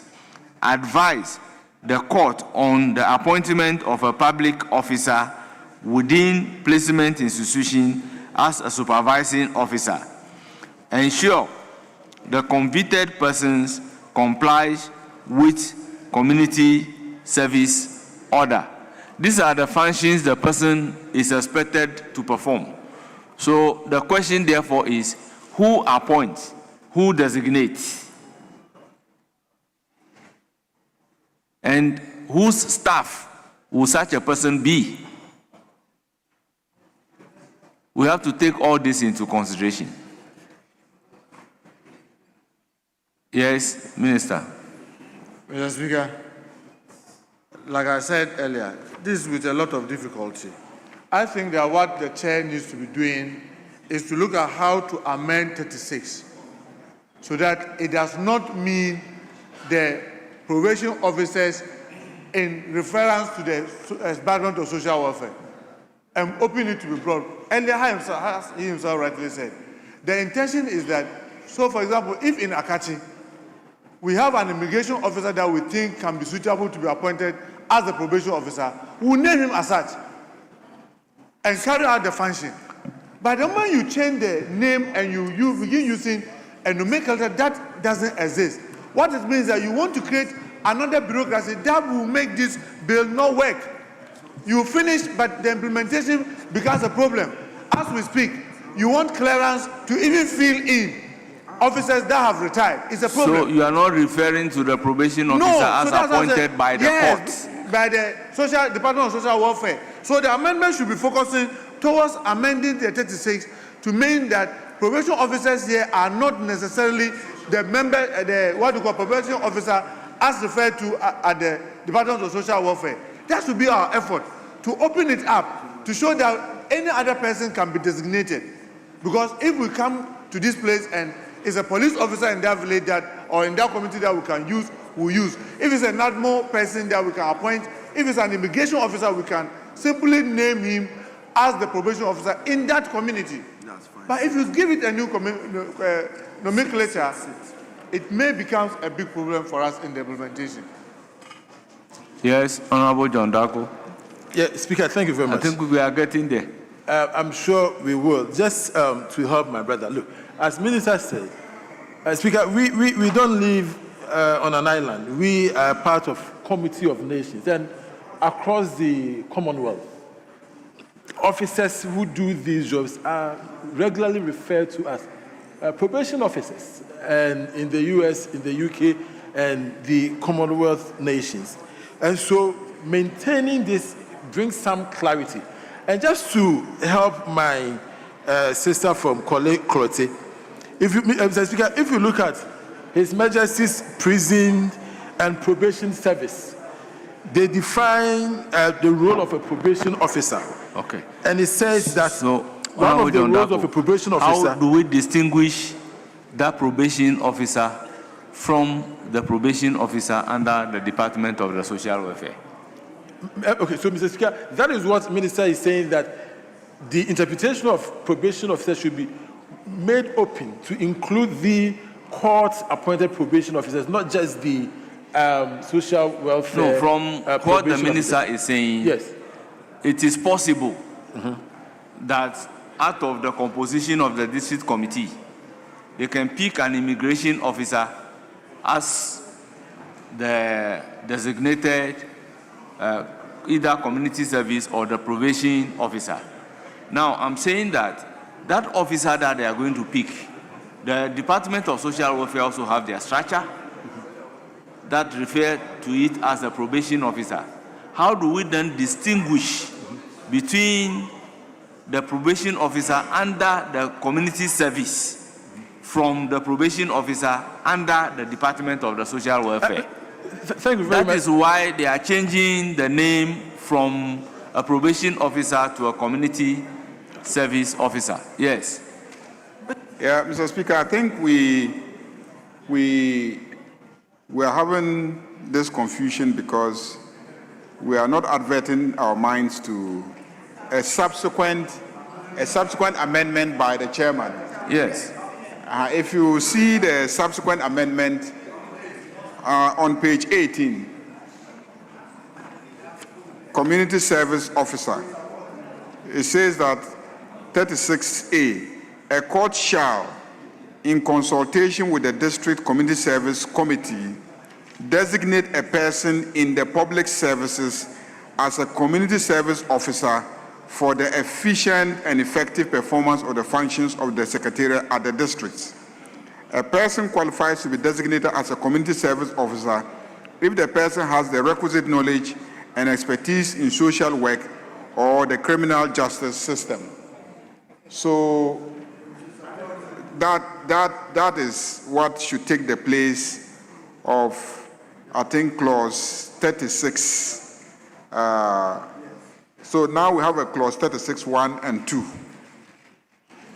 That's the actual proposal of the Yes, committee. I think this was the argument when we were doing the regional community service officer. So my understanding is that there will be the structure from national, region, and the district level. So already for the region, the amendment has been carried out. That is what is informing this amendment to be consequential. So if you change it here to probation officer, we have to go back to the region and change that one again to a probation officer. Speaker, with respect, I thought that is what this was supposed to do, that we're not going to be using community service officers. Rather, throughout, we'll be using the probation officers. You see, if it happens like that, then there is a difficulty distinguishing this officer from the Department of Social Welfare officer, which they may have at the district level. Because the functions of that probation officer under the Social Welfare Department is quite different from the functions of this community officer. Yes. Mr. Speaker, having listened to the minister and the chairman, I now strongly support the chairman if I read page 18, community service officer. What the chairman ought to have explained to the House was that he is substituting 36 for this new sub-clause. And for that matter, we support it. So you are taking off the original in the bill 36 and substituting it with the 36 in page 18. Mr. Speaker, I support the chairman. Thank you. And it's exactly what the minister himself explained when he said any other officer within the public service could be designated for that purpose. Thank you. Yes, Chairman of the committee. Mr. Speaker, so may I then move the amendment? May I move 36? No. Yes, you may proceed to move your amendment.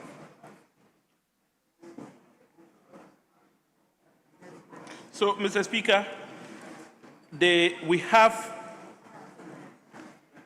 now the second So move amendment. the amendment VI, and let me put a question. VI, so amendment proposed, delete probation and insert community service.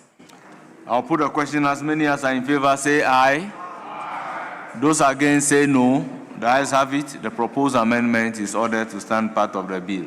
VIII, still 36. Mr. Speaker, VII stands in the name of the minority leader. But given the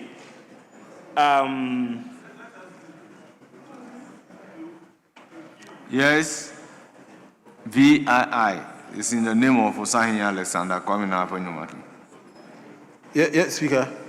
I have the authority of the minority leader to move this amendment, Mr. Speaker, clause 36. Mr. Speaker, with the new community service officer in mind, instead of probation officer, Mr. Speaker, I move that clause 36 be deleted and the following as proposed by the Osahene be inserted.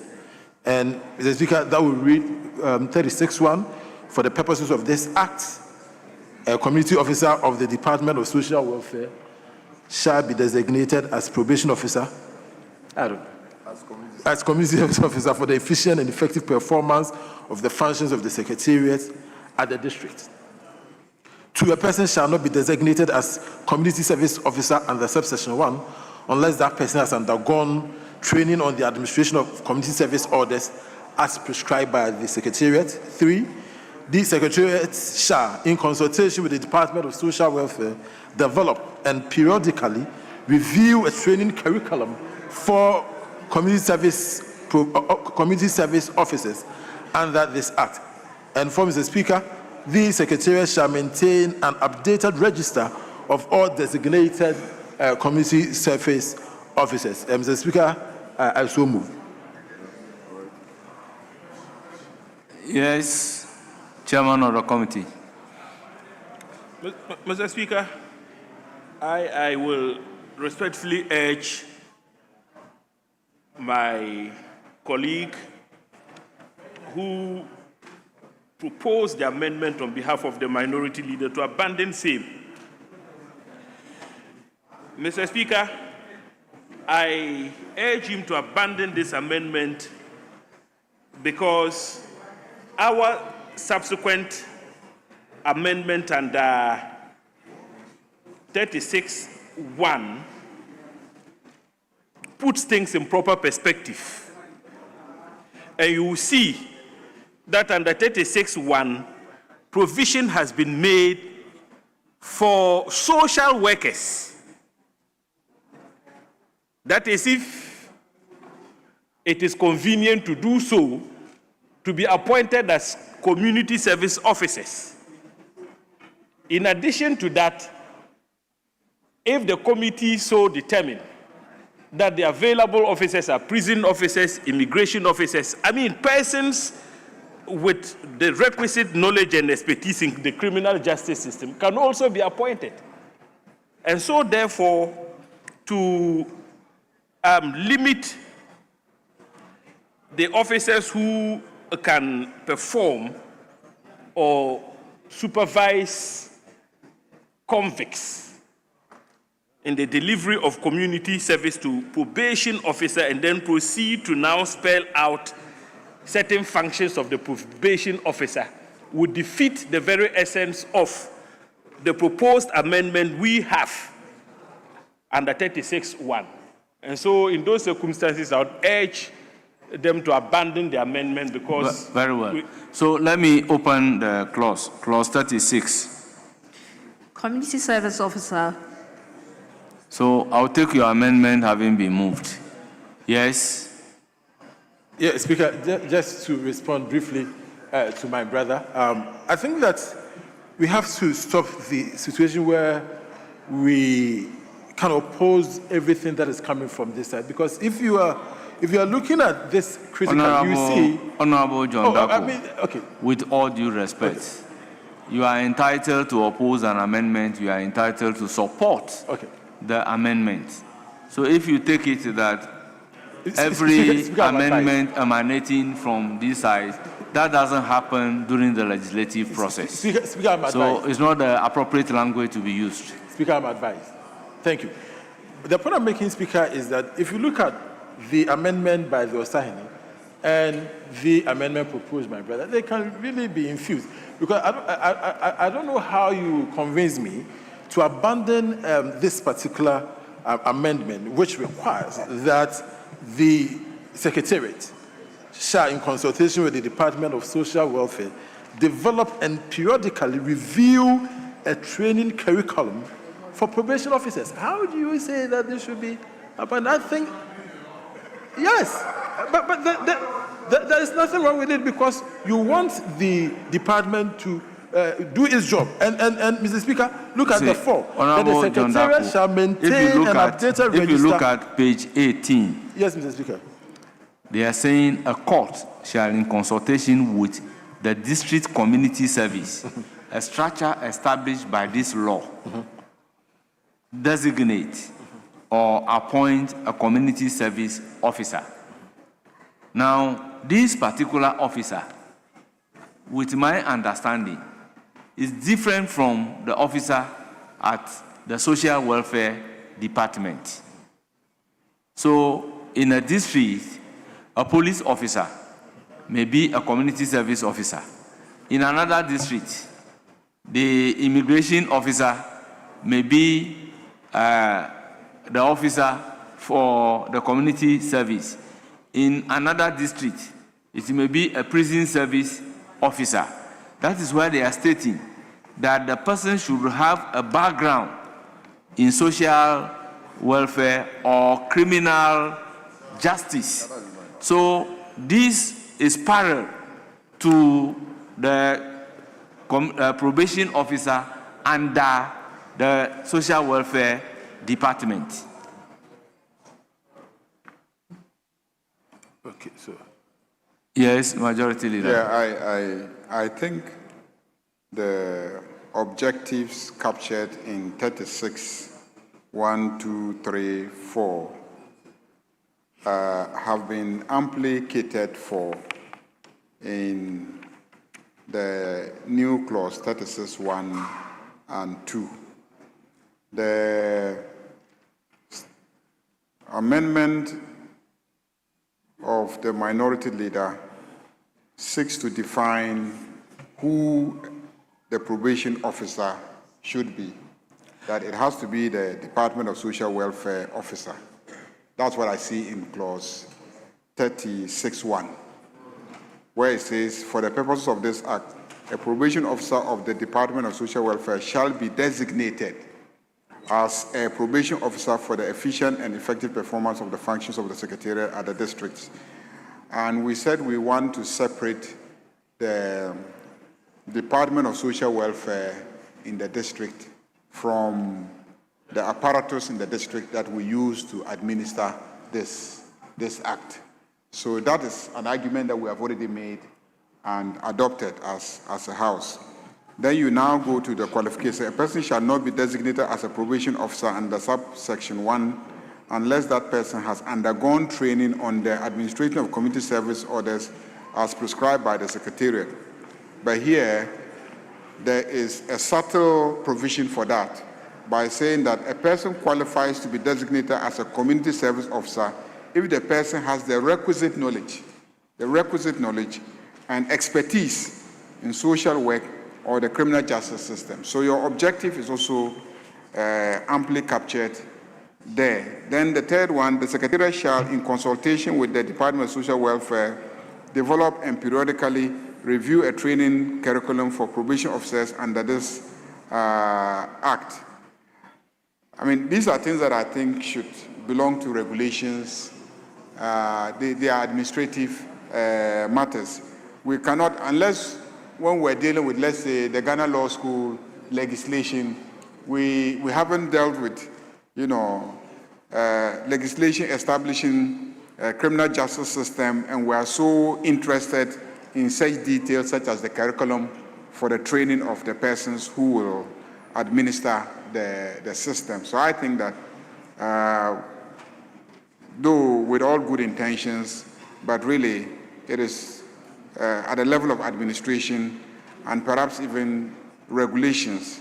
That's why we are pleading with you that we should abandon it, because at the time that the minority leader proposed this other proposal was not there. He was trying to improve on the original clause, 36.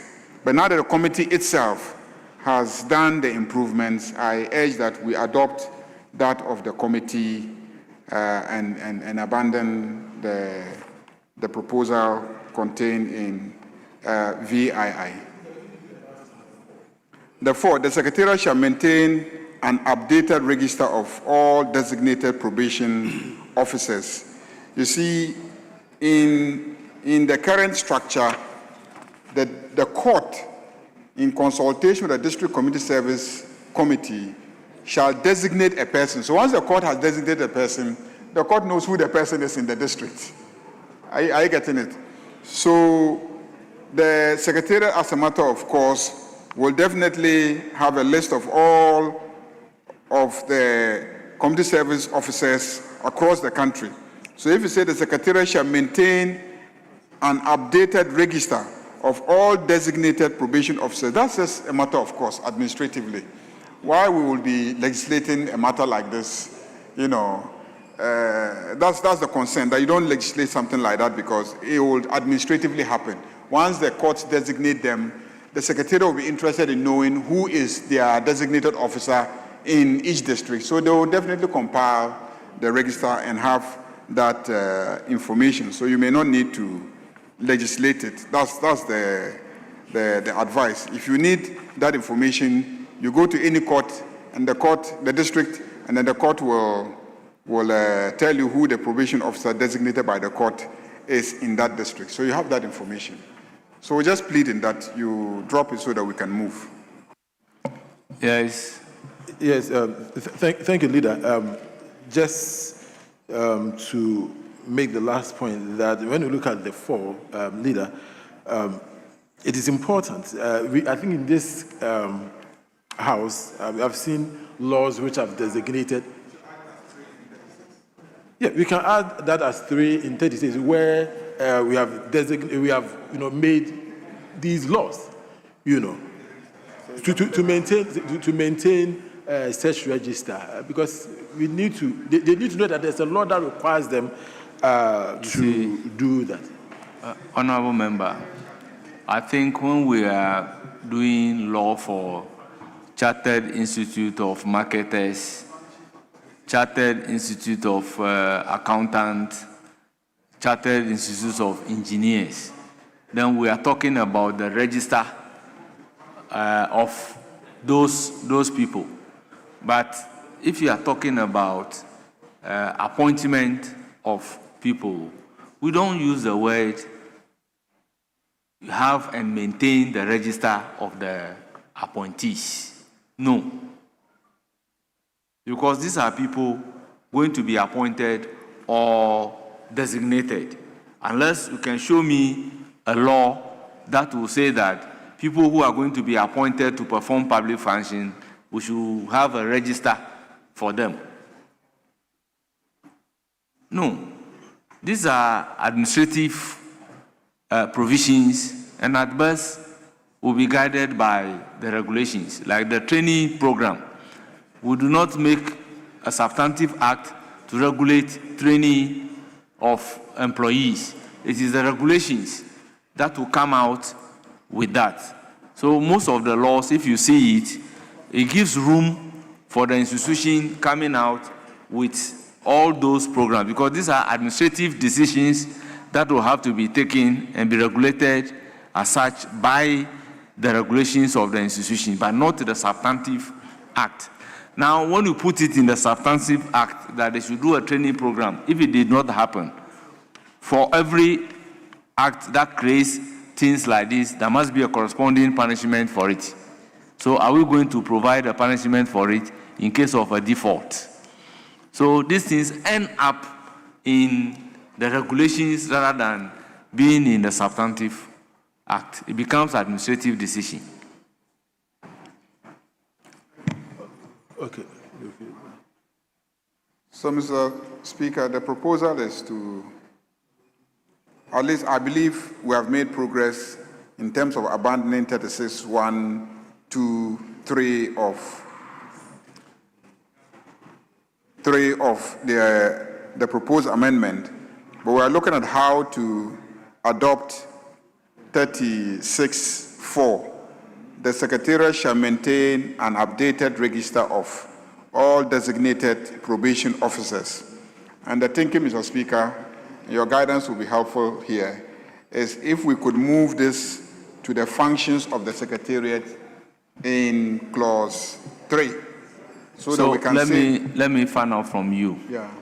The social welfare department that have a probation officers, do they have and maintain a register of those probation officers?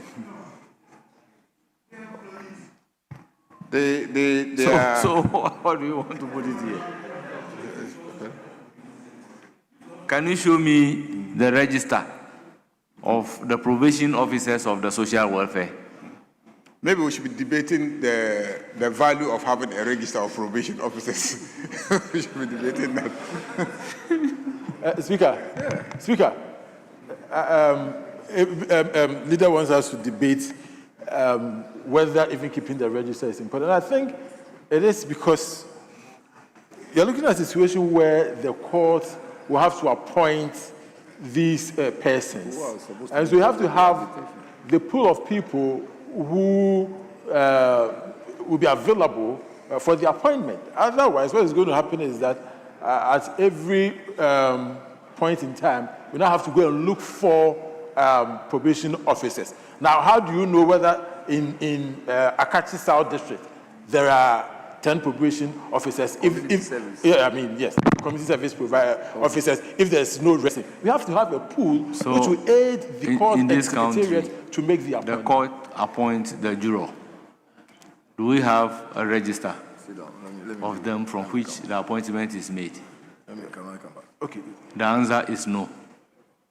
So why are we trying to do this when it comes to the community service officers? From the explanation of the minister, if the person is an immigration officer within the district and has a background in criminal justice or social work, such a person qualifies to be registered. So are we going to put them together as a pool from the pool before the appointment to be made? And if such be the case, who will be responsible? Because until you are appointed, you are not a community service officer.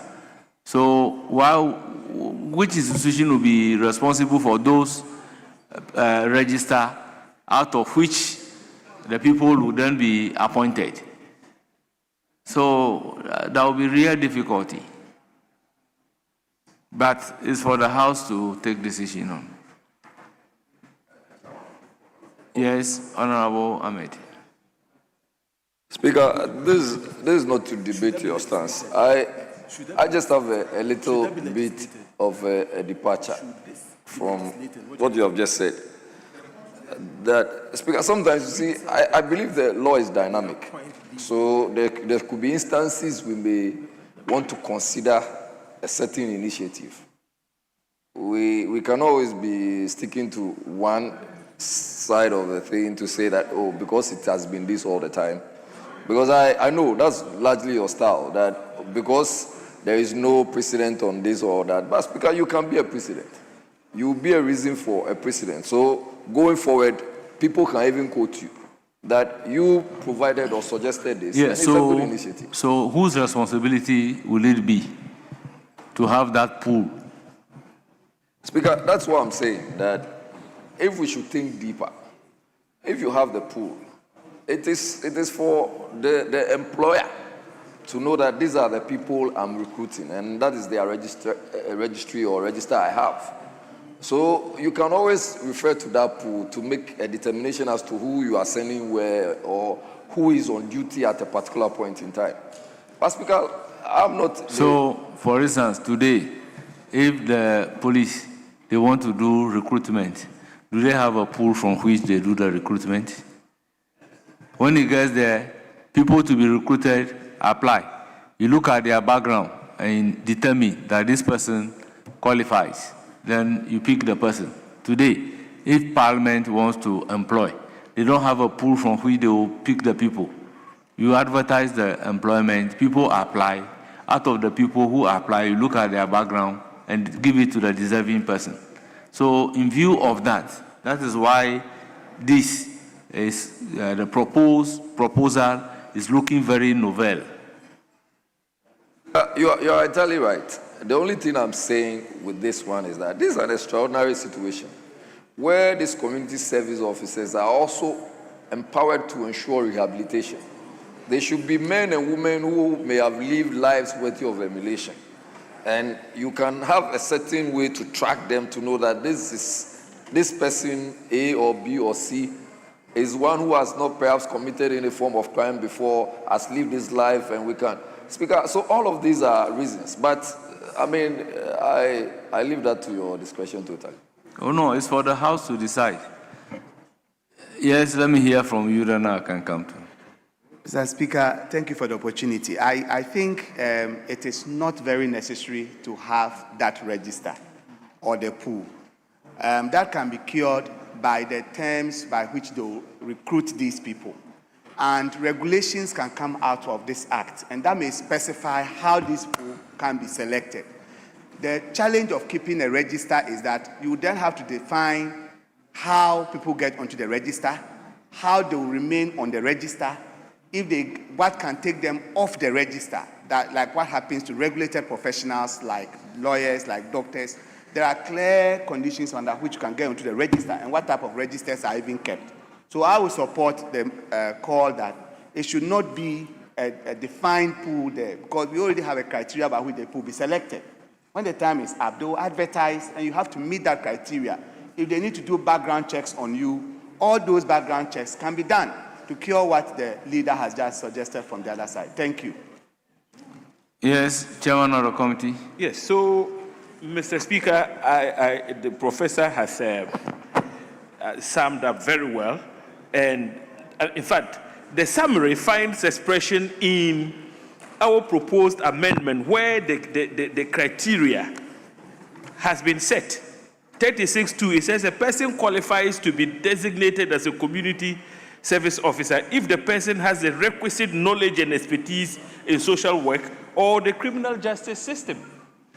This particular provision makes it unnecessary to keep such a register, because at any given time, you know the criteria to use to select your community service officers. Well, Honorable John Dako, should I put the question on your proposed amendment? You abandon it. Well, the proposed amendment is accordingly abandoned. Then still on 36 VIII. Chairman of the committee.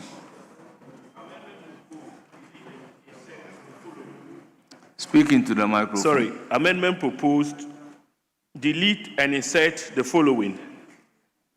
Community service officer, 36(1). A court shall, in consultation with the district community service committee, designate a person in the public services as a community service officer for the efficient and effective performance of functions of the secretariat at the districts. 2, a person qualifies to be designated as a community service officer if the person has the requisite knowledge and expertise in social work or the criminal justice system. Honourable members, the proposed amendment is for your consideration. I'll put a question. As many as are in favor say aye. Those against say no. The ayes have it. The proposed amendment by the chairman of the committee is ordered to stand part of the bill. I'll put a question on the entire clause 36. In the absence of any further amendment, the question is those in favor of clause 36 as amended, standing part of the bill, say aye. Those against say no. The ayes have it. Clause 36 is ordered to stand part of the bill. Clause 37. Functions of a community service officer. Amendment proposed. Head note, delete probation officer and insert community service officer. Honourable members, this is consequential. I'll put a question. Those in favor say aye. Those against say no. The ayes have it. The proposed amendment is ordered to stand part of the bill. Clause 37, X. Amendment proposed, subclause 1, opening phrase after person, delete appointed or, and delete probation and insert community service. This is also consequential. This is also consequential. I'll put a question. As many as are in favor say aye. Those against say no. The ayes have it. The proposed amendment is ordered to stand part of the bill. XI. Amendment proposed, subclause 1, paragraph J, line 1. Before sensitize, insert in collaboration with relevant agencies. Yes, honourable members, the proposed amendment is for your consideration. Any further amendment? In the absence of any further amendment, I'll put a question. Those in favor say aye. Those against say no. The ayes have it. The proposed amendment is ordered to stand part of the bill. XII. Amendment proposed, subclause 1, paragraph K, line 2. Delete probation and insert community service. Again, this is consequential. Members, this is also consequential. I'll put a question. As many as are in favor say aye. Those against say no. The ayes have it. The proposed amendment is ordered to stand part of the bill. XII. Amendment proposed, subclause 2, opening phrase, line 1. Delete probation and insert community service. Members, this is also consequential. I'll put a question. As many as are in favor say aye. Those against say no. The ayes have it. The proposed amendment is ordered to stand part of the bill. Now I'll put a question on clause 37 as variously amended. Those in favor say aye. Those against say no. The ayes have it. Clause 37 as variously amended is ordered to stand part of the bill. And I will direct the drafters to do all the consequential amendments regarding probation officer and community service officer. So drafters kindly take notes. Clause 38. Supervising officer. Amendment proposed, subclause 1, line 3. Delete probation and insert community service. Honourable members, this is also consequential. I'll put a question. As many as are in favor say aye. Those against say no. The ayes have it. The proposed amendment is ordered to stand part of the bill. XV, Chairman of the Committee. Amendment proposed, subclause 2, paragraph C, line 2. Delete probation and insert community service. It's also consequential. I'll put a question. As many as are in favor, say aye. Those against, say no. The ayes have it. The proposed amendment by the Chairman of the Committee is ordered to stand part of the bill. XVI. Amendment proposed, subclause 3, paragraph D, line 1. Delete probation and insert community service. Honourable members, this is also consequential. I'll put a question. As many as are in favor, say aye. Those against, say no. The ayes have it. The proposed amendment is ordered to stand part of the bill. Now, I'll put a question on entire clause 38. As many as are in favor of clause 38 as amended standing part of the bill, say aye. Those against, say no. The ayes have it. The proposed clause 38 as variously amended is ordered to stand part of the bill. Clause 39. Community service as an alternative punishment. Yes, Honorable John Dako. Speaker, with respect, I mean, if we may avert our minds to the 38.3, please, if I can take you back. I'm not sure, the way I'm reading 3A, B, and C, whether it sounds right in English. For a supervising officer is in the performance of functions under subsection 2. So, for instance, if you take C2, exhibit high moral character and integrity, the reading doesn't sound about right to me. I don't know whether the Speaker has seen it. And I think we need to correct these ones, Speaker. So you are referring to 38.2? Are you referring to 38.2? Speaker, 38. So there's one, and here it's even, okay, I don't know, even the numbering is wrong. So here is 38, 1, then 38. Okay, so 38.3. A supervising officer is in the performance of functions under subsection 2. Then C, to exhibit high, how the reading, when it comes to C specifically. But that's not how you read, so if you can check. C, so the 3 will read. So well. What is your proposal?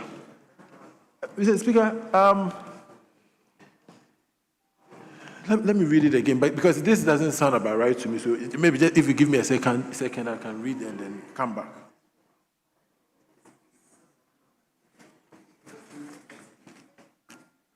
Very well. So we move to clause 39.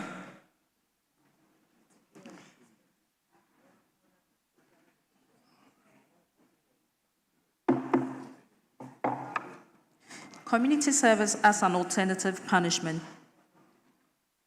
Yes, Chairman of the Committee. Amendment proposed, delete and insert the following. Community service as an alternative punishment. 39, where a court convicts an accused person for the commission of a misdemeanor or any other offense specified in section 40, the court may, in passing sentence, grant the option of the performance of community service by the convicted person as an alternative punishment. Mr. Speaker. Honourable members, the proposed amendment is for the consideration of the House. Any further amendment? In the absence of any further, yes, Minister for Interior. Mr. Speaker, sorry. I will be grateful if the chairman explain the difference between what he's proposing and what's already in the bill. Well, we need to get the sense of. Yes, Chairman of the Committee. Mr. Speaker, first of all, what is in the bill in line 2 talks about the commission of a minor offense. But you find that we have actually deleted minor offense and inserted misdemeanor. This language accords with the language of the Criminal and Other Offences Act. So the amendment makes it very clear. I mean, for the sake of clarity, this is a better rendition. Thank you. Yes. So, Mr. Speaker, my understanding is that the only thing was that the amendment could have simply been delete minor offenses and in its place insert misdemeanor. Yes. So, because that makes the easier to follow than to take the whole thing and put a whole sentence. Very well. With the explanation, can we carry out what is here? So I'll put a question. As many as are in favor, say aye. Those against, say no. Honourable members, the proposed amendment is ordered to stand part of the bill. Yes. Speaker, with respect to what I suggested, if I can bring a rendition. Very well. That will make it read. Let's deal with 39, then we can come to that. Okay, sure. As many as are in favor of clause 39 as amended standing part of the bill, say aye. Those are that is after clause 39. Those in favor of the proposed amendment standing part of the bill, say aye. Those against, say no. The ayes have it.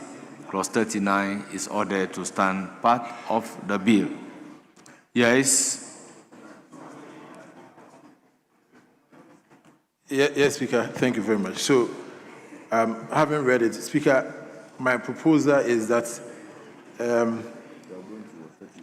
yes, 38, Speaker, yes. So 38.3 to 38.3b, the Speaker will put is required before to exhibit high moral character and integrity. So it will read, a supervising officer is in the performance of functions under subsection 2, I'll read from B, directly responsible to the court and the probation officer concerned and is required to exhibit high moral character and integrity. You are talking about 38.3. 38.3, yes, Mr. Speaker. 38.3. Yes, Speaker. As in the original rendition. Yes, Speaker. A supervising officer is in the performance of the functions under section 2. So if you are reading C, we have to take it from B for it to make sense. And so the original rendition is that. So even it's applicable to A. So I will refer this to the drafters to tidy it up for us. It's required. Yes. So now amendment number XVII, with a proposed new clause. Yes. Speaker, thank you very much. Speaker, this is for the minority leader, Hussein Afenyo Makin. I've spoken to the majority leader who has magnanimously granted me the opportunity to request of you to have it deferred so that, so that he takes it himself. Because the original agreement was for us to finish at 39. And he wants to look at it personally. Well, is that the sense of the House? Accordingly, the proposed amendment as a new clause after 39 is deferred. Now, clause 40. Offences suitable for community service. Chairman of the committee. Amendment proposed, subclause 2, opening phrase, line 1. Delete despite and insert for the purposes of. Honourable members, I'll put a question. As many as are in favor, say aye. Those against, say no. The ayes have it. The proposed amendment is ordered to stand part of the bill. XXI. Amendment proposed, subclause 2, add the following new paragraph after paragraph A. B, a term of imprisonment only. 40. Honourable members, the proposed amendment is for your consideration. Any further proposal? In the absence of any further proposal, I'll put a question. As many as are in favor, say aye. Those against, say no. The ayes have it. The proposed amendment is ordered to stand part of the bill. SXII. Amendment proposed, add the Sorry? The chairman wants to take the minority leader's proposed amendments, but Speaker, if it flows from my original request. Yes, to have it deferred, respectfully. Very well, in that case, I cannot put a question on the entire clause 40. Very well. Accordingly, that amendment is deferred. We move to clause 41. Offences excluded. SXII. Offences excluded from community service.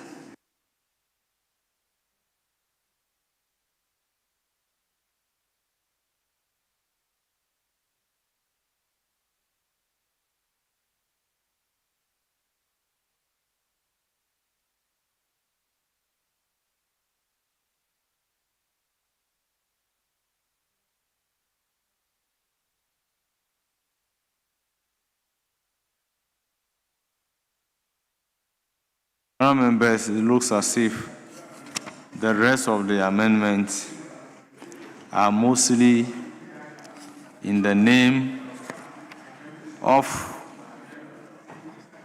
the minority leader. So, on this note, I would urge upon the minority leader to sit down with the members of the committee and the winnowing committee to look at his proposed amendment and settle on the amendment that is supposed to be carried to the House in order to facilitate the work of the House. So, Majority Leader, so direct, take note and invite your brother to look at this amendment at winnowing.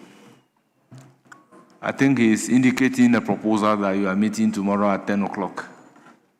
So, let's ensure that that is done before the House sits. Yes, Majority Leader?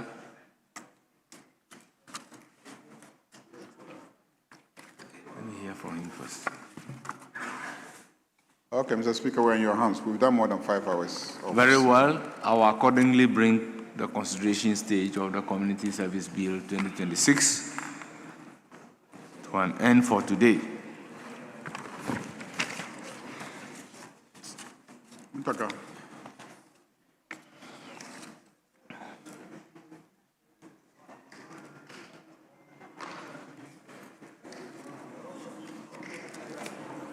Honorable members, once by the rules, adjournment of the House after 5 hours is in my hands. I will then proceed to accordingly adjourn the House till Thursday, 11th June 2026 at 12 noon. The House is accordingly adjourned.